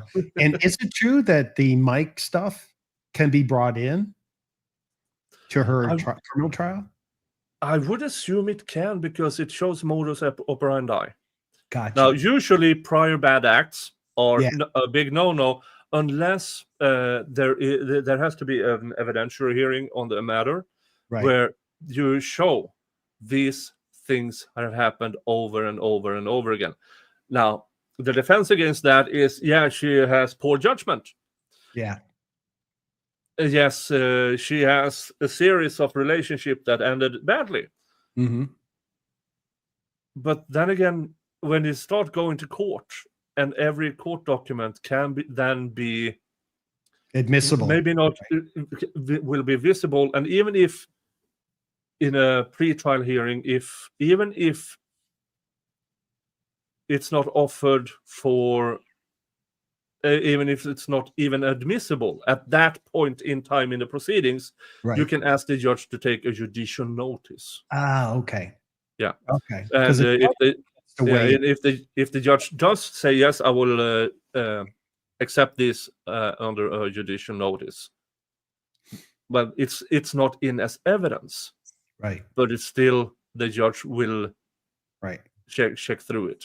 And you have to show pattern, and really the best way to show pattern is bring in evidence from past behavior, right? Yeah. Now, there's also the open door thing, right? Where if you get someone on the stand and they say something, then that opens the door for you to. Okay, so that's now, my thinking on her part. She's gonna just talk, and just do her favors. Yeah. Once she is on the stand, she will she will go back into that kind of person again. Yes. I mean, we already seen her do it, and everything. Now, often you can't open your own door, but you can just ask the question, and unless it's objected to, and she starts rambling. Yeah, I don't think Woodrick is going to stop her from rambling. And she can't stop herself. Keep going, Miss Owens. Tell us more. Yeah. Do you want some water? Right. Yeah. No. Don't take a break. Keep going. No, we don't need a break. Yep. So even for that one, it's going to be in a larger courtroom.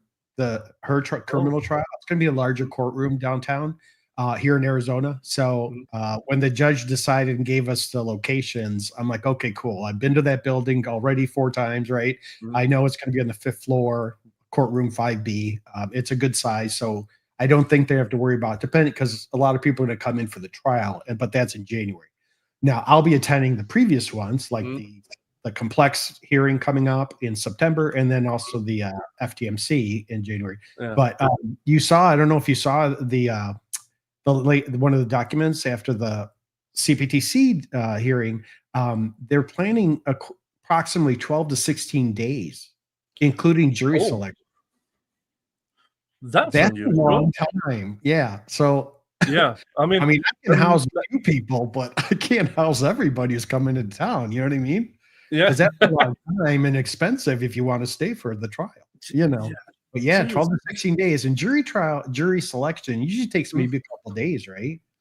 Yeah, I mean, it depends. I mean, this is not a murder trial, so you don't need 12 euros.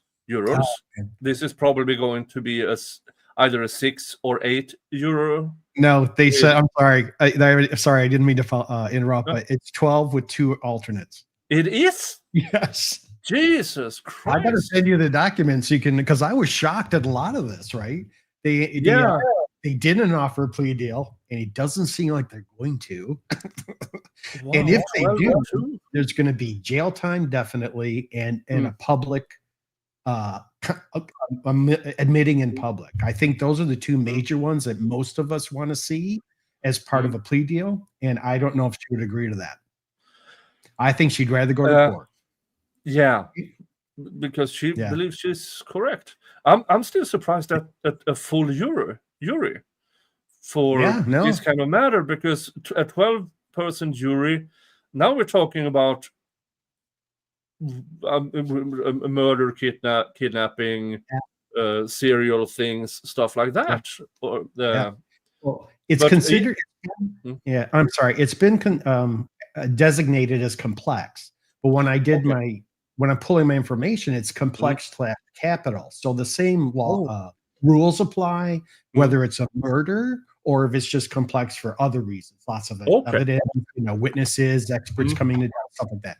But depending, and I'm not accusing her by any means about unaliving somebody, but it follows the same guidelines, if you will, here in Maricopa County. So I was surprised reading up on that stuff, and I'll try and get you that if you haven't seen it already. But it's worth a look to see all of the questions that they answered, and both parties had to sign off on it because they didn't do it during the hearing. They must have done it before or after, because the hearing only lasted 5 minutes, and pretty much they agreed to everything. No need for the judge to get involved yet, and then he select the dates. So that was really all that was happening that day. But the next day, when the CPTC document came out, it was a 2-pager, and it just asked a bunch of questions, answers, gave us details like I told you about 12-person jury with 2 alternates. That's going to be hard to find anybody in Arizona. Yeah. I'm just saying, it's going to be hard to say, have you heard of this or have you not, right? Yeah, I mean, I'm caught a bit off guard here, because I would assume, because I've covered a couple of trials out of Arizona, and even the missing sister trial for a couple of years ago, that wasn't a full jury, and that was a murder case. Right. But this one is really, you heard Megan talk about the letter campaign, and she was on with you. Yeah. That was big last time. Because after the trial in June 2024, I went to one of those, when the county attorney will go to a local, just to meet the people type thing. And I had asked the question, what's the plan, going forward? And she said, I've been bombarded. Letters, hard copy, and social media. My office has been bombarded around the globe. So it was really interesting, right? That everybody was doing that. And that public pressure on an elected official, Megan's totally right. They act. And because everybody is a potential voter. Yeah. Yeah. Exactly. And and bringing this, then people might forget about other cases where maybe this particular person has done not so well. Of course, it's all politics. It's all politics. And I was thinking about when she said this is about physical letters. Yeah, because when you read emails, you go, oh, here's one email, here's next one, here's next one. But if you get letters, somebody has to open it up. Yeah. It demands labor. It's labor intensive. And people, then resources. Yeah. But the other thing about in Maricopa County, on the Maricopa County Attorney's website, you can do a contact us, and you can type in stuff. So you type it right there in their system, and they can see, oh my God, look at the volume that's gone up internally. You know what I mean? So I use that a lot too, including more as part of the letter campaign. People were adding their information there too and asking questions. That gets viewed by people above her, like the DA, right? So I mean, those are 2 very powerful ways to communicate what we the people want from our elected officials. But this lady deserves to really go through a full trial. And I think you would agree, I want her to have the best representation. I want her to have a full everything 100%. There's no technicality bullshit later. You know what I mean? I want her to have everything to get her through it. But it's going to be very difficult to see her get the jury come back with a not guilty. Yeah. Especially with surgery on the video. Everything is on video, and then you have everything that Gingrich has posted. Yes. And if they can find somewhere in there her approval of him posting it, then attorney-client privilege is gone. Ah, okay. And it only needs to be one occurrence? No, I mean, that's one of the hardest things to do, is to void the attorney-client privilege. Often when it happens, the few times I've seen it, it is extremely specific for that point only. Okay. All right, let's see here. At 70. Okay, next vote. The winner is Laura's tight bag. Go tight vag. Nice.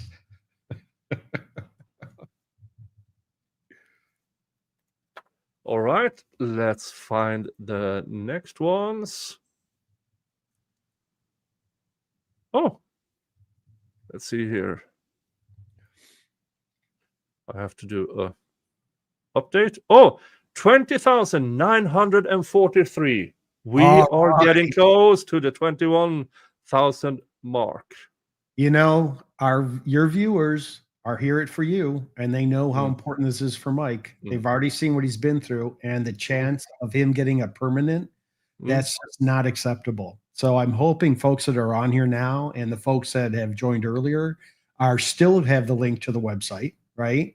And they're able to GoFundMe for Mike, because it's so important that if it's just money that prevents him from getting justice, that's bullshit, right?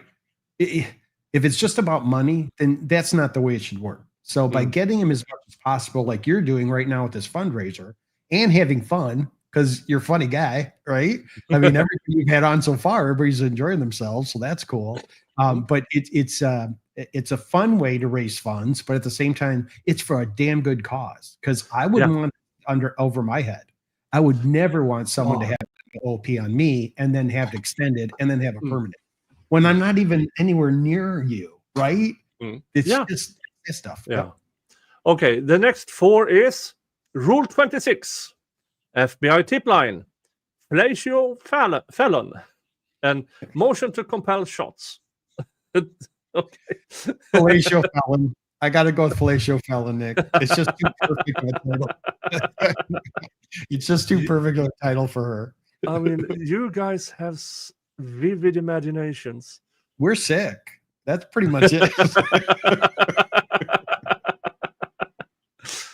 Oh, but we are closing. She brings it out. You know, she brings it out. I think the vote 8 after this will probably be the last one, and that's just for time constraints. We're reaching the 5-hour mark of this stream, and it is currently 5:30 a.m. where I am. Oh my gosh, it is 10 to 9 p.m. for me in Arizona. But we are really, really close. Yes. Do you remember the Jerry Lewis muscular dystrophy telethons? I'm not American. I don't know much about it. Yeah. No worries. It's pretty cool. And what I like about it is that he would do a 3-day weekend almost, right? And then you'd have big sponsors for muscular dystrophy, and he'd stay up all night long, right? And that's kind of like this event. You know what I mean? Where you're hanging in there for how many hours now? 4 to 9, 5+ hours, right? 4 hours, 47 minutes. See what I mean? That's a long time to stream and be energetic and entertaining and keep people involved. And like the muscular dystrophy telethon, that's what this one reminds me of. That's kind of why I reached out. I was like, well, I don't want you to be alone. MG's hilarious too, so I wanted to join if he was going to stay too. But if he had jumped off, then perfect. I was able to pop in that kind of thing. But that's what I enjoy, because someone's going to benefit from all this. And if we can crack jokes and, rather than reading documents or sharing stories about the events involved, right? I like to do that. So, and where are you located, Nick? Sweden. Okay, got it. Got you. Yeah. I've been watching you since you started, so I'm like, I love his accent, and I'm Italian Bulgarian, so I know Italian, but I never. My dad never taught us Bulgarian, so I don't know that. Dubre, I think that's the only word I know. Dubre, niet. Yeah, I mean, I spent a few years as a documents analyst in the European Parliament, and so once you get into it, I can read and understand 6 or 7 languages. and wow. I speak. Yeah, and when I get into it, I know I have Swedish, English, German, a bit French, a bit Spanish, but I need to be in it. I mean, Yeah. if you, for instance, when you talk to me here on this stream in English, compare with my earliest videos, yeah, my English is not that good, but the more I talk, the more it comes back to me. Same with German, Spanish, and French. I mean, as of now, I really don't know much. Let's see here. Are we actually at...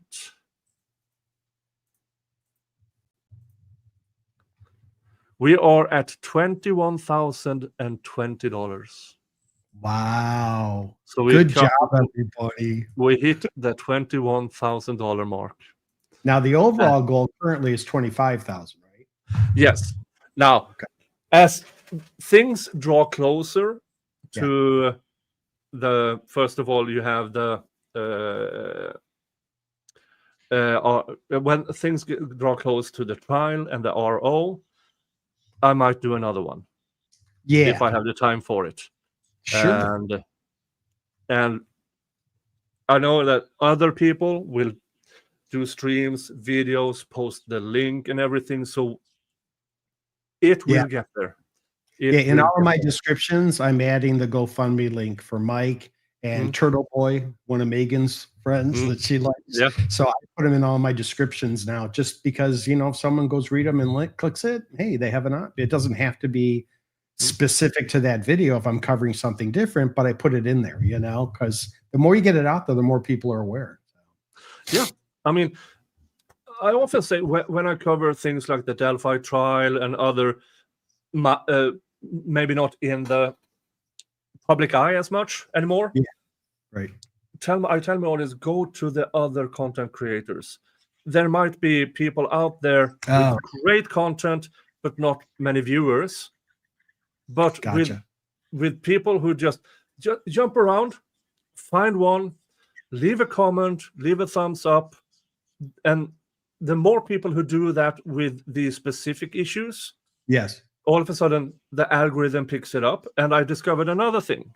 What's that? That is that when small content creators is getting traction, the big content creators will pick it up. Oh, okay. Yeah. Well, that's good to know. Now, there are a bunch of big content creators on this subject already, but then you have the real giant ones, like you have the EDBs, and I know that Larry has, I don't know if he has done any Laura Owens yet. I might ask. We're going to see more, right, as it gets closer to the trial date. I'm sure we're going to see more people. Yeah. And then all of a sudden you get all of this more traction. Yeah. Did you show the one? Did you show earlier the one with Rachel? The one that was with Clayton on the TV reality show, the interview. Do you know? Okay, we just saw something. I'm still at this. Oh, I need to be caught up. I'm not even at the current events yet.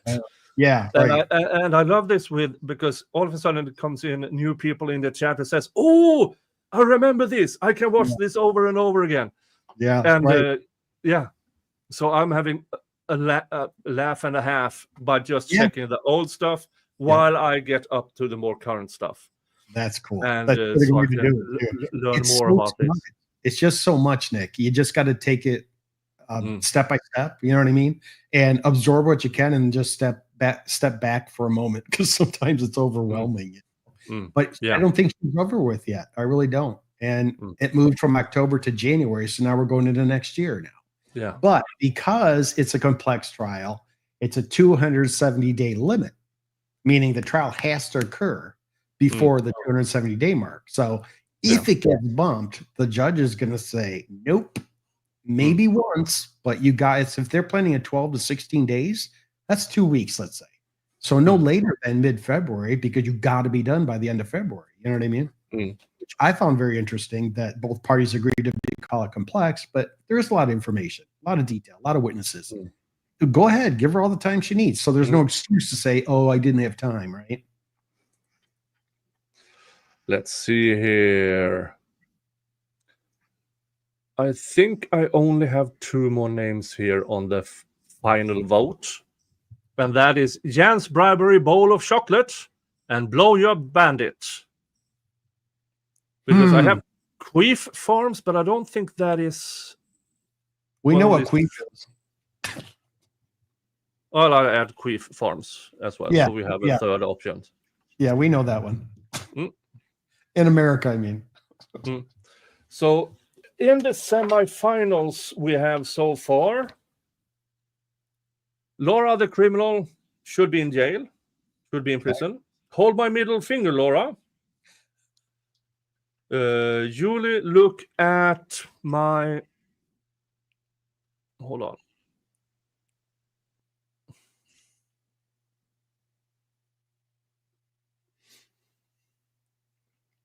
Where is it?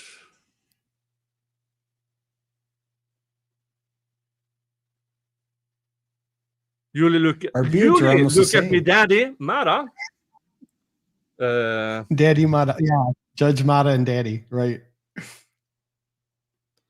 And then Dave Niels, backyard. Where are the horses I was promised? Is Laura's lying vocal fry? Laura's tight vag. Tight vag. Fellatio felon. There's a lot of good ones. It's going to be hard to get to final. You know what I mean? But again, like you said, the voting determines it. You see my sign behind me? Maricopa Rachel Mitchell. Okay.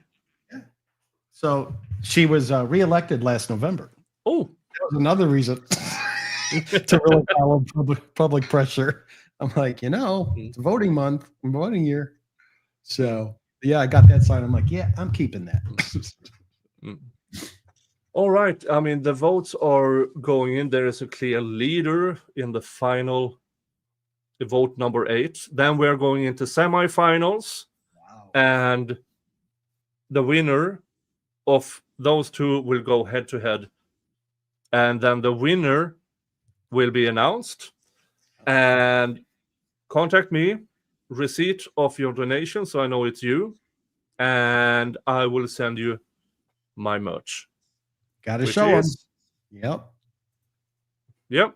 Which is the You Can't Unfuck a Clusterfuck mug. Yay! Wow. That's a collector's item, everybody. Yeah. It's a one of a kind, really, when you think about it. Yeah, I mean, I've sold 20 of them for the past 2 years. So, maybe I should have numbered them. I don't know. Yeah. Or signature, right? You sign each one. But what better statement can you say? But you can't unfuck a clusterfuck. It just flows so nicely. I'm so grateful for that statement. Yeah, right? And if you know you're going into a situation that definitely will become a clusterfuck, you bring the mug.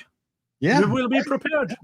Right. And you we need to solve this. No, boom, you can't unfuck a clusterfuck. It's so true, Nick. It is so true.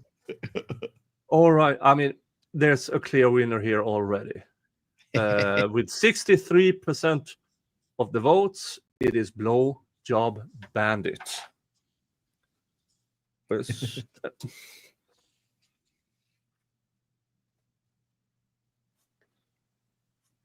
Yeah, some of the comments, Nick, I'll just talk if you don't mind, but they're commenting. Yeah, a couple of comments are talking about her reality is about a reality show, right? Like that's her reality, is trying to be on shows and have the easy life. But you know what?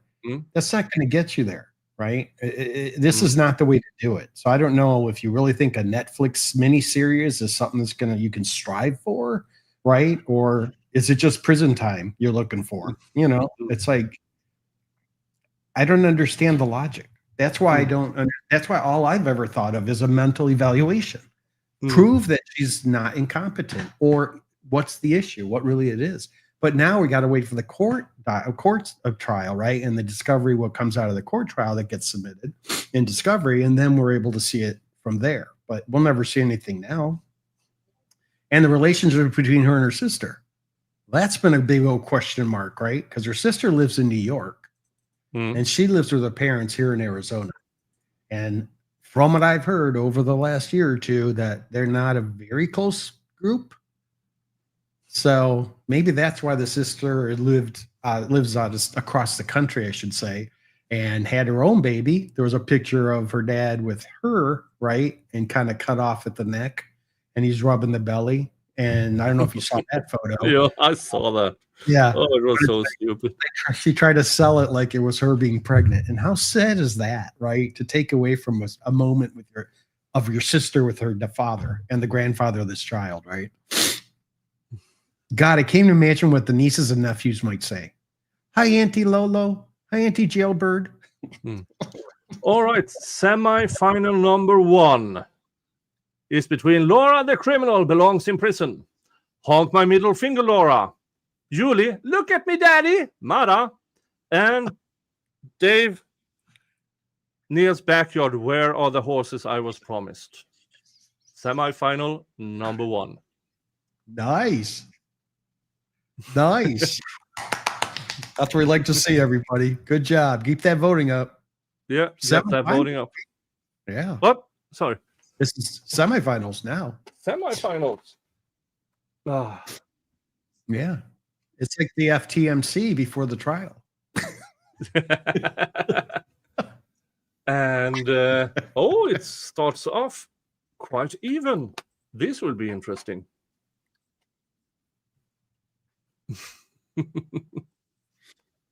Oh.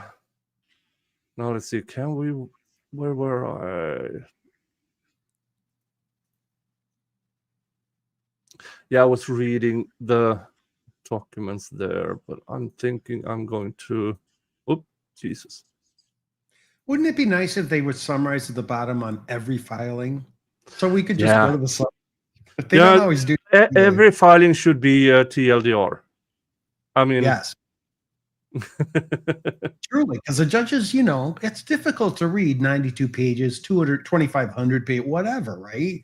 So give them a synopsis so that he or she can really get through it and then go into the details that they want to find out. I don't know. That's what I think. Make it easier on your judge, so they'll be on your side. That's all I'm thinking. Let's see here. What did I find here?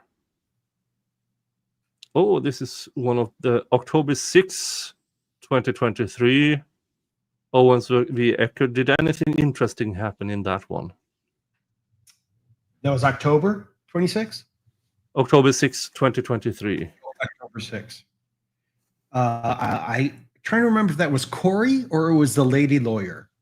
Was it Corey Keith still? Or did he come in? Because each trial... You only see the judge in that video. Okay. So it seems like they are on...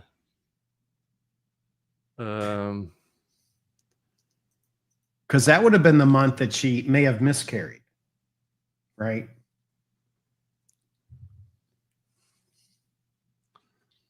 Let's see here. This is the Schnitzellinia. Schnitzel. Let's see here. Dun, dun, dun.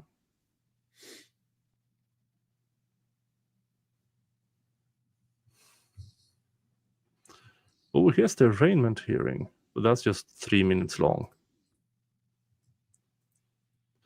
I don't know if anything interesting happened. Yeah, throw it out there. It's 3 minutes. Yeah. Dun, dun, dun. While we wait for the votes on semi-final number 1. Nice.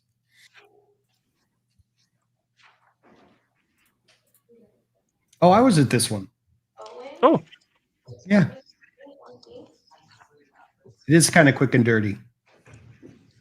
That's Commissioner Rahman. This is number 1 on the court's calendar, State of Arizona versus Owens, CR 2025-006-831-001. Ms. Owens, would you please state your full name and date of birth? Laura Michelle Owens, 5/14/1990. Thank you. Counsel, would you please announce? Yes, thank you, Judge. She's on Zoom, voice only, no face. For the defendant who is present via Teams. Thank you. Counsel, do you waive a reading this morning? I do. Court will Judge Nicole Northup on behalf of Ed Leiter for the state. Oh, thank you. This morning, the court will enter pleas of not guilty on behalf of the defendant as to all counts 1 through 7, noting that this is the initial appearance on each of those counts. Court dates will be set as follows. Initial pretrial conference, July 11th at 8:15 with Commissioner Garfinkel. Comprehensive pretrial conference, August 11th at 9 a.m. with Judge Reeder. Final trial management conference, October 16th at 9 a.m. with Judge Reeder. Trial assignment is October 23rd at 9 a.m. before the master calendar assignment judge. Current last day is November 25th. Court needs to set release conditions on these matters, or I'm sorry, on these counts. I'll hear from the state first. Do you want to pause it for a second? She's OR right now, is that correct? Yeah. Okay. See the lady in orange on the bottom left picture, and then the guy in the gray suit coat? The bottom left picture. Yeah. The guy right behind him in the shirt. That's me. Ah. I had to point myself on. Yeah, there I am. Yay. I kind of I'm like that spider on the wall, right? There have been no release conditions set, so she's responding to a summons. Okay, the state would ask that she be released to pretrial services. Thank you. Counsel? Judge, she's responded to the summons. I don't believe she has any prior criminal history. We'd ask for OR release. She can't afford to run anywhere. And she's got a The criminal defendant will history. be released on her own recognizance, ma'am. What that is your promise to attend all future court hearings. You don't need to post a bond at this time. However, if you fail to appear for any of your future court hearings, absent good cause, court could issue a bench warrant for your arrest and require that you post a bond if you are taken into custody before you can be released. That Court would will be also so order fun. that you not initiate any contact with any alleged complainant or witness. You're not to possess any drugs without a valid prescription. Do not drive a motor vehicle without a valid driver's license. You're not to leave the state, at least not without permission. You need to continue to provide the court with proof of a local address, continue residing at that address. Looks like you've already taken care of your fingerprints. Counselor, is there anything further from the state? From the defense? No, thank you. All right, thank you. All Ms. Owens, right. you're free to disconnect. Thank you. You're welcome. Yep. Thank you. Perfectly normal. Yeah. I'm going to it's show. pretty straightforward, but it was upsetting to me that she zoomed in and didn't even show her face on the screen. It was just a voice in. So I'm like, yeah. Does anybody take I this mean, seriously? You know? Yeah. I mean, I've seen, other states, of course. Yeah. But they always say, I need to see your face. Because yeah, there are probably plenty of examples of people who let somebody else phone in. Yeah, right. That's my point too, because also even the Scottsdale police, when they didn't even lay eyes on her, we didn't watch that video, but it was the other video, and they talked to the mom, and the mom talked to him, gave him the chocolate bar in that video, right? And they never even saw her. So, like Megan said, maybe she could have been already dead in the backyard somewhere. Who knows? Yeah. You know. So that kind of responsibility is not something is to not be taken lightly. You know, especially and in court, like you said. Hey, I never attended that, so you can't try me, right? Who knows, right? There could be some out that way. Hello, Skinner. No, this is not about the chick who cut somebody else's. No. This is Laura Owens, the fake pregnancy scammer. There you it's go. Not, yeah.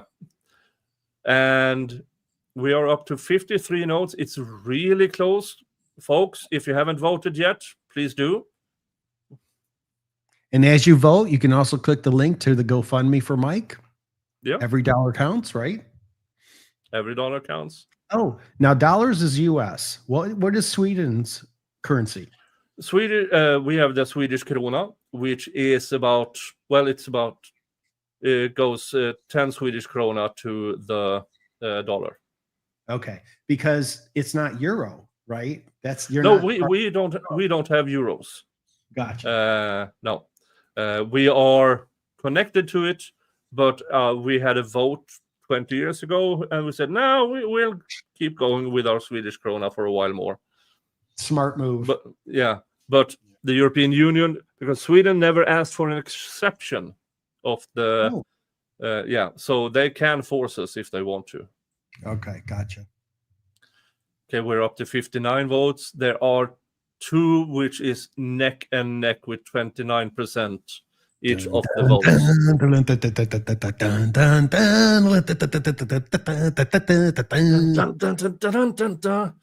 So, folks, there's over 200 watching, and there's a bunch of you over at Rumble. So, if you have an account on YouTube as well, please get your votes in. I mean, look at the lovely choices, y'all. Yeah. Laura, the criminal, belongs in prison. Honk my middle finger, Laura. Honk, honk. Julie, look at me, Daddy. Mara and Dave's backyard. Where are the horses you promised me?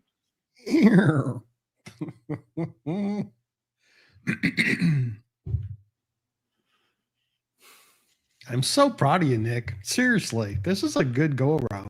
I mean, you really did a big chunk of change into the a big ding into the overall goal, right? Because I think that's so important that every fundraising event, and these are the kind of things you reach so many people, right? You're online and you've got an audience, and more people get to know other people and that kind of thing. So it's really, really a great forum to be able to get the word out like this. And people from around the globe are donating, because they understand the story, and the more they learn about it, the more they realize it's not him, it wasn't him. Yeah, and the rest of the world, even if we don't have the same type of justice system, what happens in the United States will get here in about 5 years. Oh, okay. And so we kind of want to be prepared for our Laura Owens. Yeah. I mean, we had our satanic panic 5 years after you did. Okay. We had the repressed memories things came here 5 years after you had your dealings with it. And so, it is. Yeah. Whatever's happened. Yeah. Now, we did have actual Satanists doing murders over here with the Norwegian black metal scene. But, I'm doing a show on that at Halloween with Steve Gosney about the Norwegian black metal scene. Because cool. so there were burning of churches, and there were murders, and Wow. So that will be interesting. And now we're up to 62 votes. It has been standing still for a bit. Anybody else in there? Get in there to vote. Get in there to vote. Get in there to vote. I mean, now we have a difference, but it's still neck and neck. It's with only 62 votes. Just 2 votes would probably turn things around. So if you haven't voted yet, I will give it one more minute. One more minute. Yes. Compliments to you too for sharing the video with Legal Vices. I love that guy. I really do. He was so entertaining to me, and his streams would happen early for me. So that's when I was up for the day, so I could watch that early because I usually don't sleep well. And it was his nighttime type thing. So very entertaining. You guys were just laughing. The video you showed, that was fun to watch. It brings a smile to my face. Oh yeah, that was way back when. That must have been like in February of 2023. I just gotten started with this, and he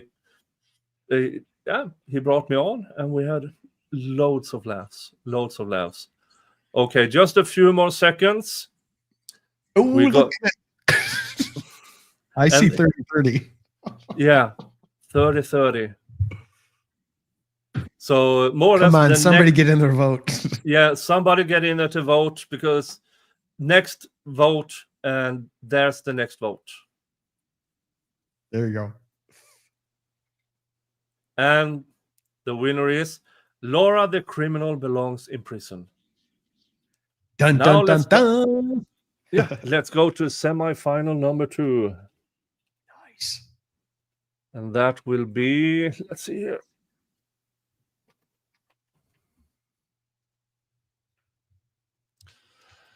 That it will be between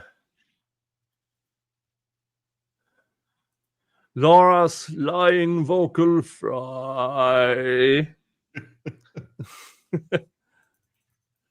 Laura's tight bag, Gotta get it in there.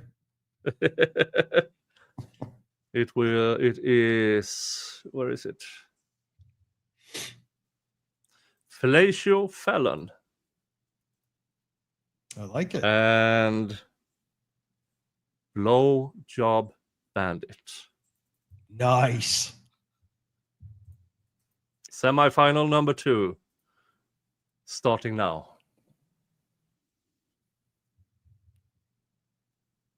Does that, everybody gets to be involved, so jump on it. It's worth the poll. And don't forget, there's a link right there too. So if you still have a couple bucks in your wallet, every dollar counts. I know Mike's going to appreciate every bit of it. And his lovely wife, who I met also in June 2024 at the trial, after the trial, just a really sweet couple. And then to see them on the site with the babies, he's trying to move on. He really is. He's trying to live his life to go forward. Yeah. Which is all we can all ask for, Yeah, and the only reason he was brought back into this was through a subpoena, a valid subpoena, no matter what Indra says. It's a valid subpoena, and she now tries to punish him for it. More so, because she could have just left it alone, and instead she filed the day before the expiration date of the 5 year. Yeah. Like within the 11th hour, right? And so it was vindictive. That's how I looked at it. It was just being vindictive. And he didn't even speak at the trial. There wasn't enough time. You see what I mean? So it's not like he did anything just because he was in the room with his wife.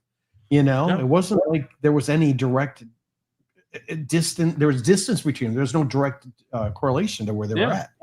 So it just drives me crazy when I see stuff like that.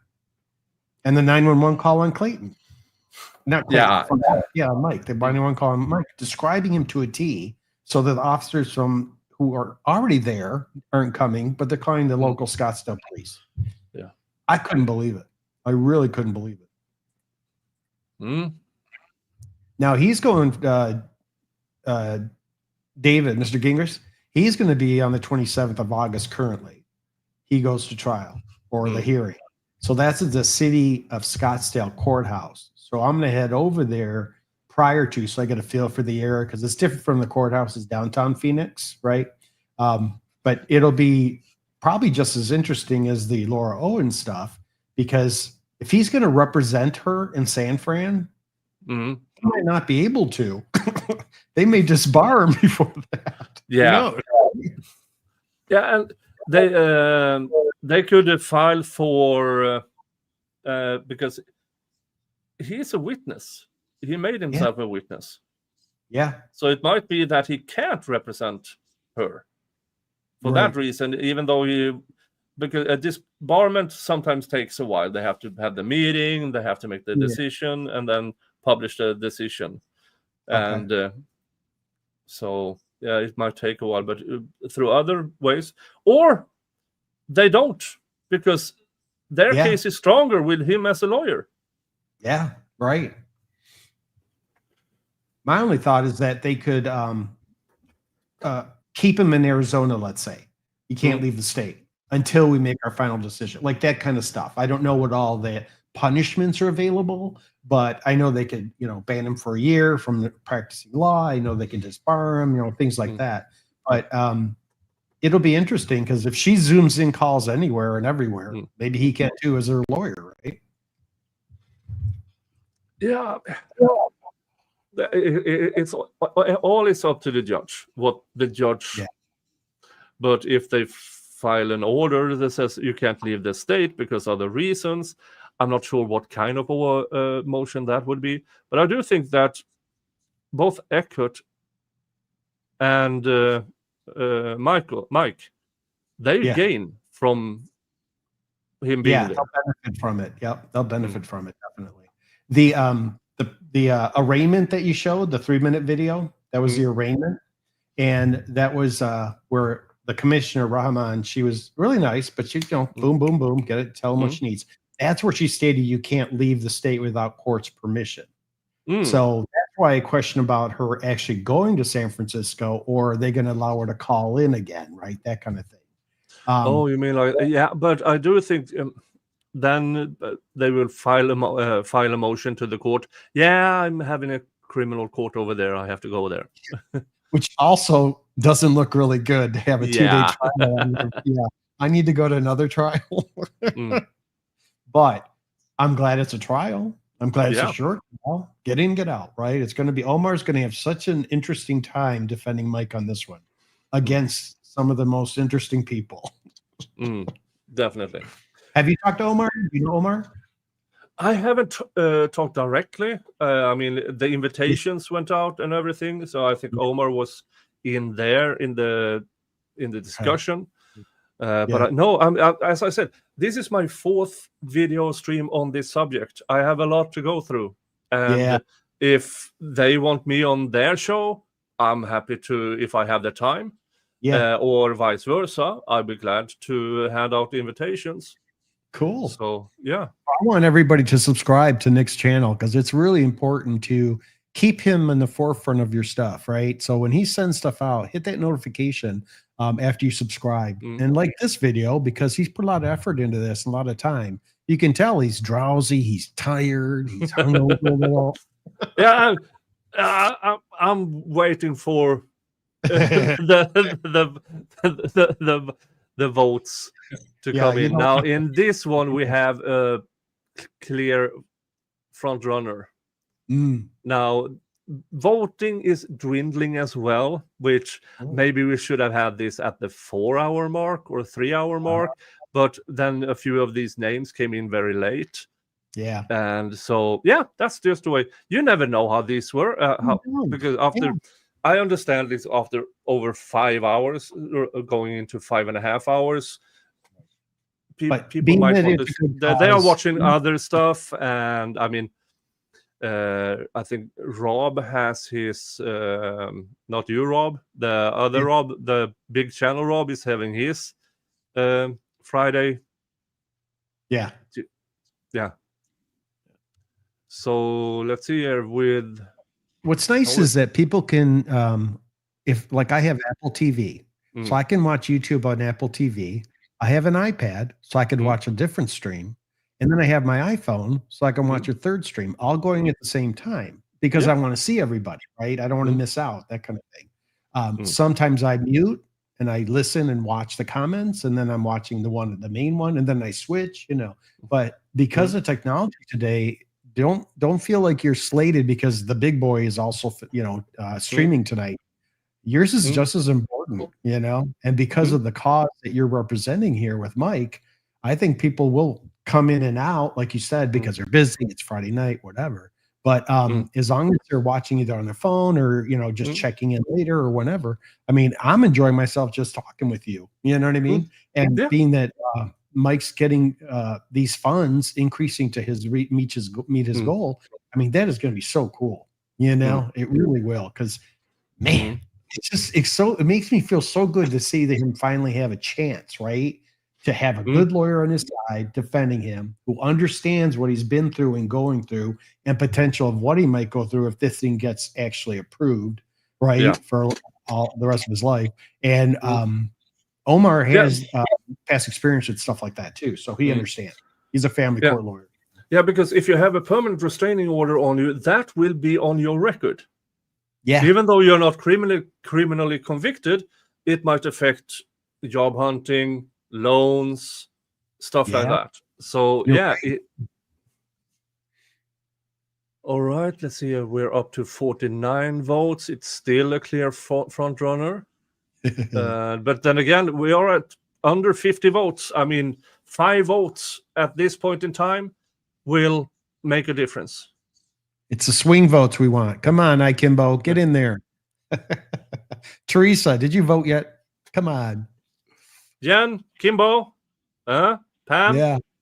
These are some wonderful ladies and gentlemen. These ladies are awesome. I love going commenting with them.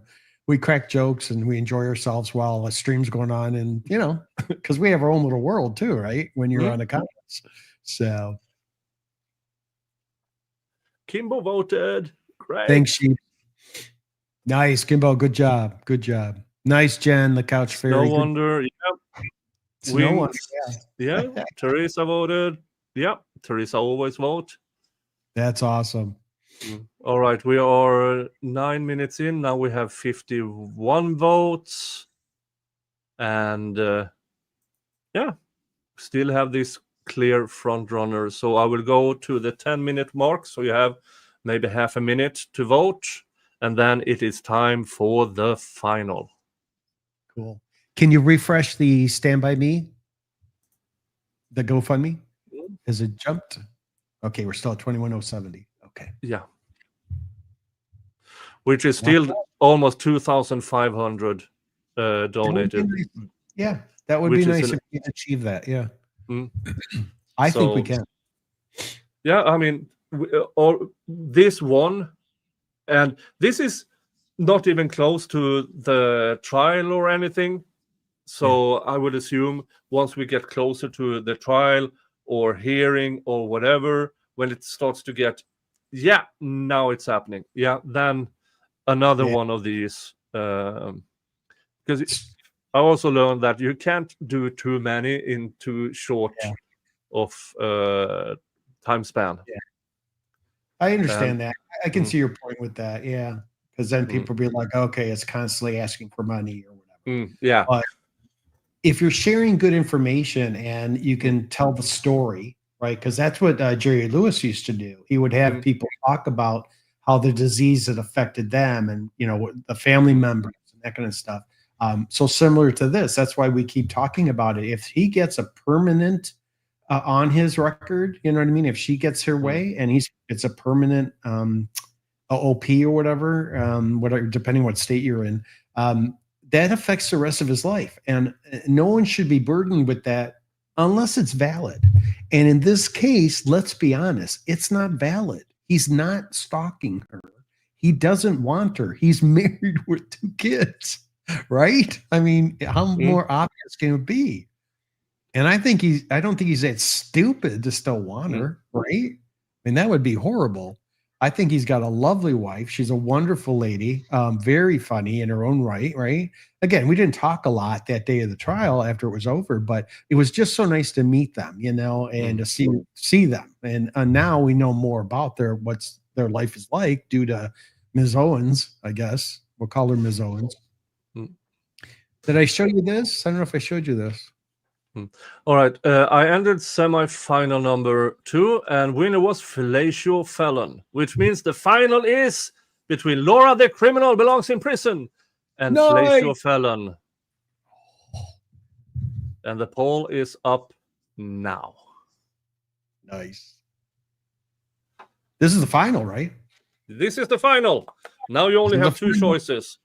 Okay, Fellatio everybody. Felon or Laura the criminal belongs in prison. We need a drum roll. I don't think I have a drum roll on here. Yeah, I don't.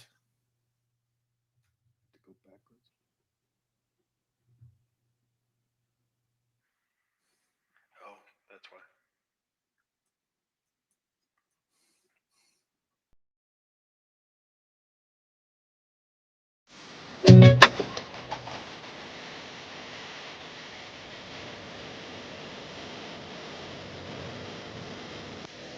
Yeah. Little peppy. You stupid woman.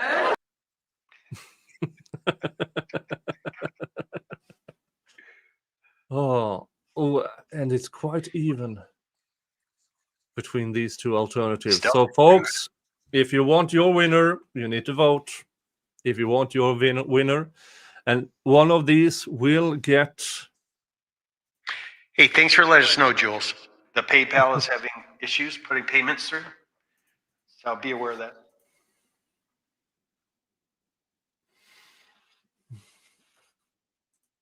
I feel like I'm echoing now. Is that better? This will be sent to the winner. You guys decide who is the winner. They will. The winner will be announced. Well, will announce themselves to me. Send me your information with the receipt of your donation, so we know it's you. And I will send you this. You can't unfuck a clusterfuck mugger. Which we all love that, definitely. But they know how to get the information to you? Is your email on your account or? But my email you can see on my channel.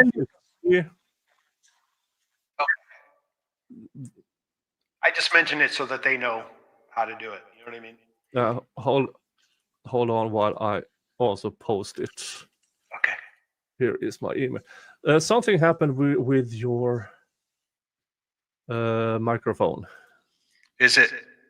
It sounds like an echo on my end. Is that me? Yeah. I'm trying to adjust my soundboard. It sounds like I'm in the distance, right? Yeah. How about if I step out and come back in? I'll go back to backstage.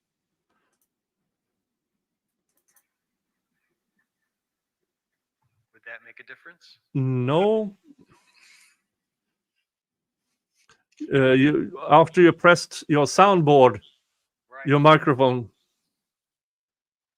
Check so your microphone is so you're not talking through the web camera. So on the StreamYard, you can go in and in the audio and see that you are actually with your actual microphone. Now you're muted. That's that one.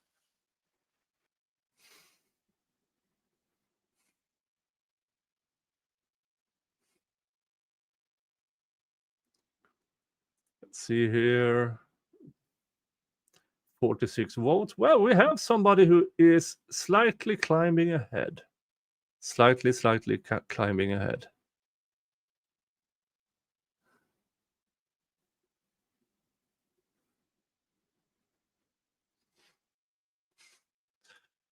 Yeah, Rob is in the waiting room, so. Did that make any difference? Well, you're louder, but it's still that echo thingy. I tried to turn everything off on this thing. Welcome to my show. Everything that can happen will happen. Are they still voting? Yeah, there's one that is creeping ahead, 47 votes.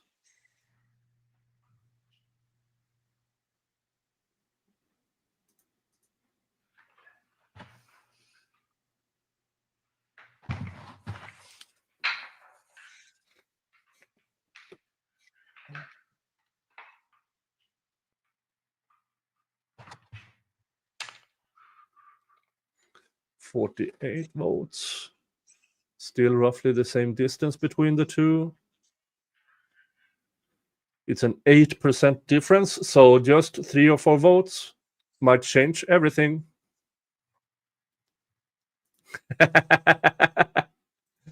With that, Mike, you can announce that Walmart is closing in 5 minutes. Really? Yeah, I hear it now. Yeah.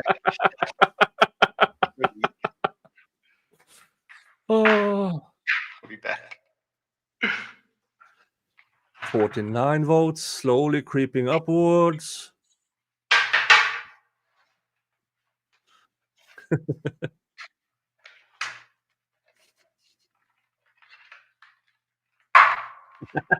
Can we get fries with that?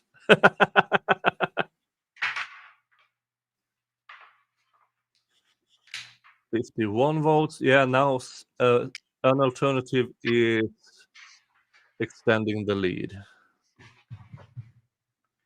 Hopefully that's better. Nope. It's even worse. Can we get fries with that? Everyone, Walmart's closing in 5 minutes. 5 minutes, everyone. I don't know what to answer that question. The JFC crew is scaring me. Mommy. Unfuck me, you cluster. Oh. Houston, we have a problem. There we go. That's another one. Yeah. Ground control to. Oh. Attention shoppers. Blue light special in aisle 12. Blue light special in aisle 12. Laura Owens is opening in aisle 2. Good one, Snow.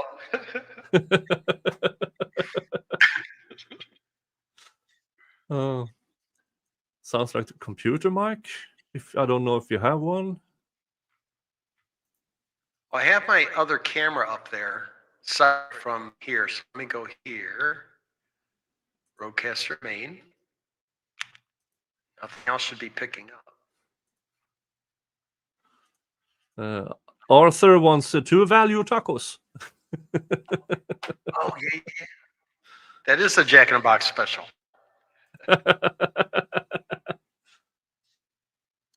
All right, we are currently at 52 votes.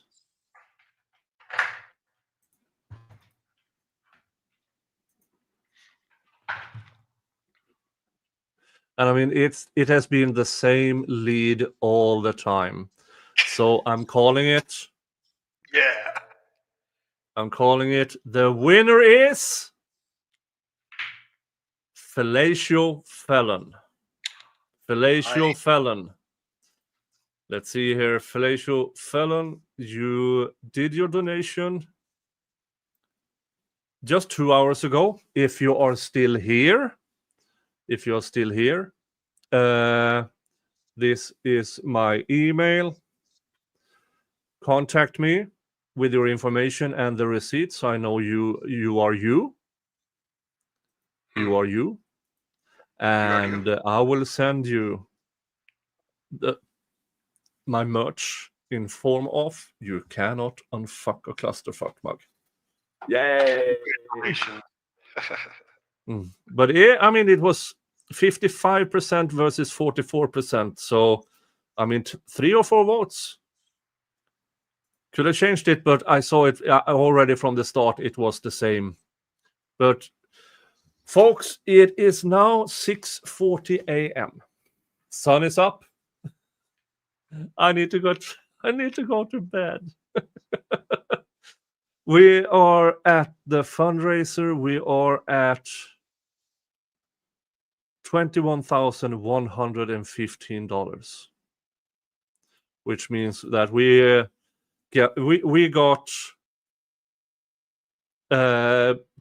close to, if not on, 2,500 donated during this stream. That's awesome. Oh, your mic is back. Yay! Hopefully. Yeah.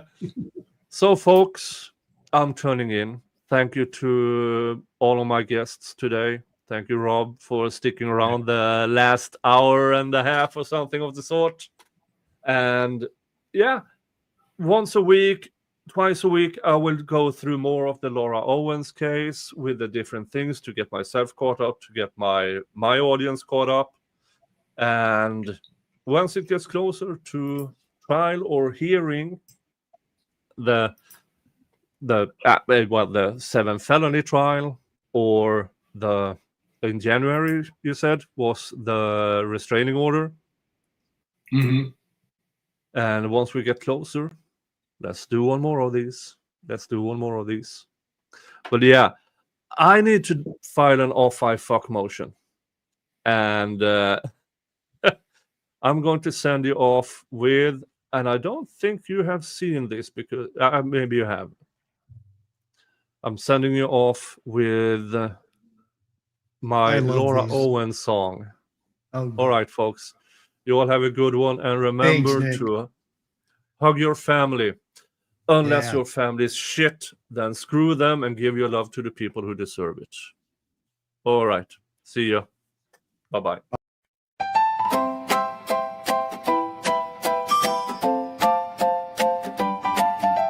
Laura's got got a secret, oh what a tale. She spins a wild story, sets sail without a sail. Fake baby bumps, she's got tricks up her sleeve, but the boys see through it, they just can't believe. Oh Laura, Laura, Laura, what did you do? Play and pretend just to make it through. The boys fight back, they're standing tall. Laura's big surprise is no surprise.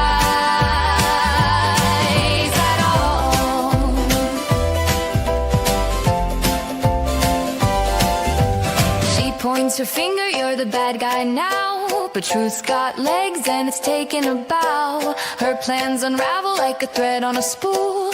Life's not a game and you're breaking the rules. Lies and lawsuits, so what a show. But justice is coming, it's starting to grow. You can't win hearts with tricks or a fight. The truth shines brighter than a starry night.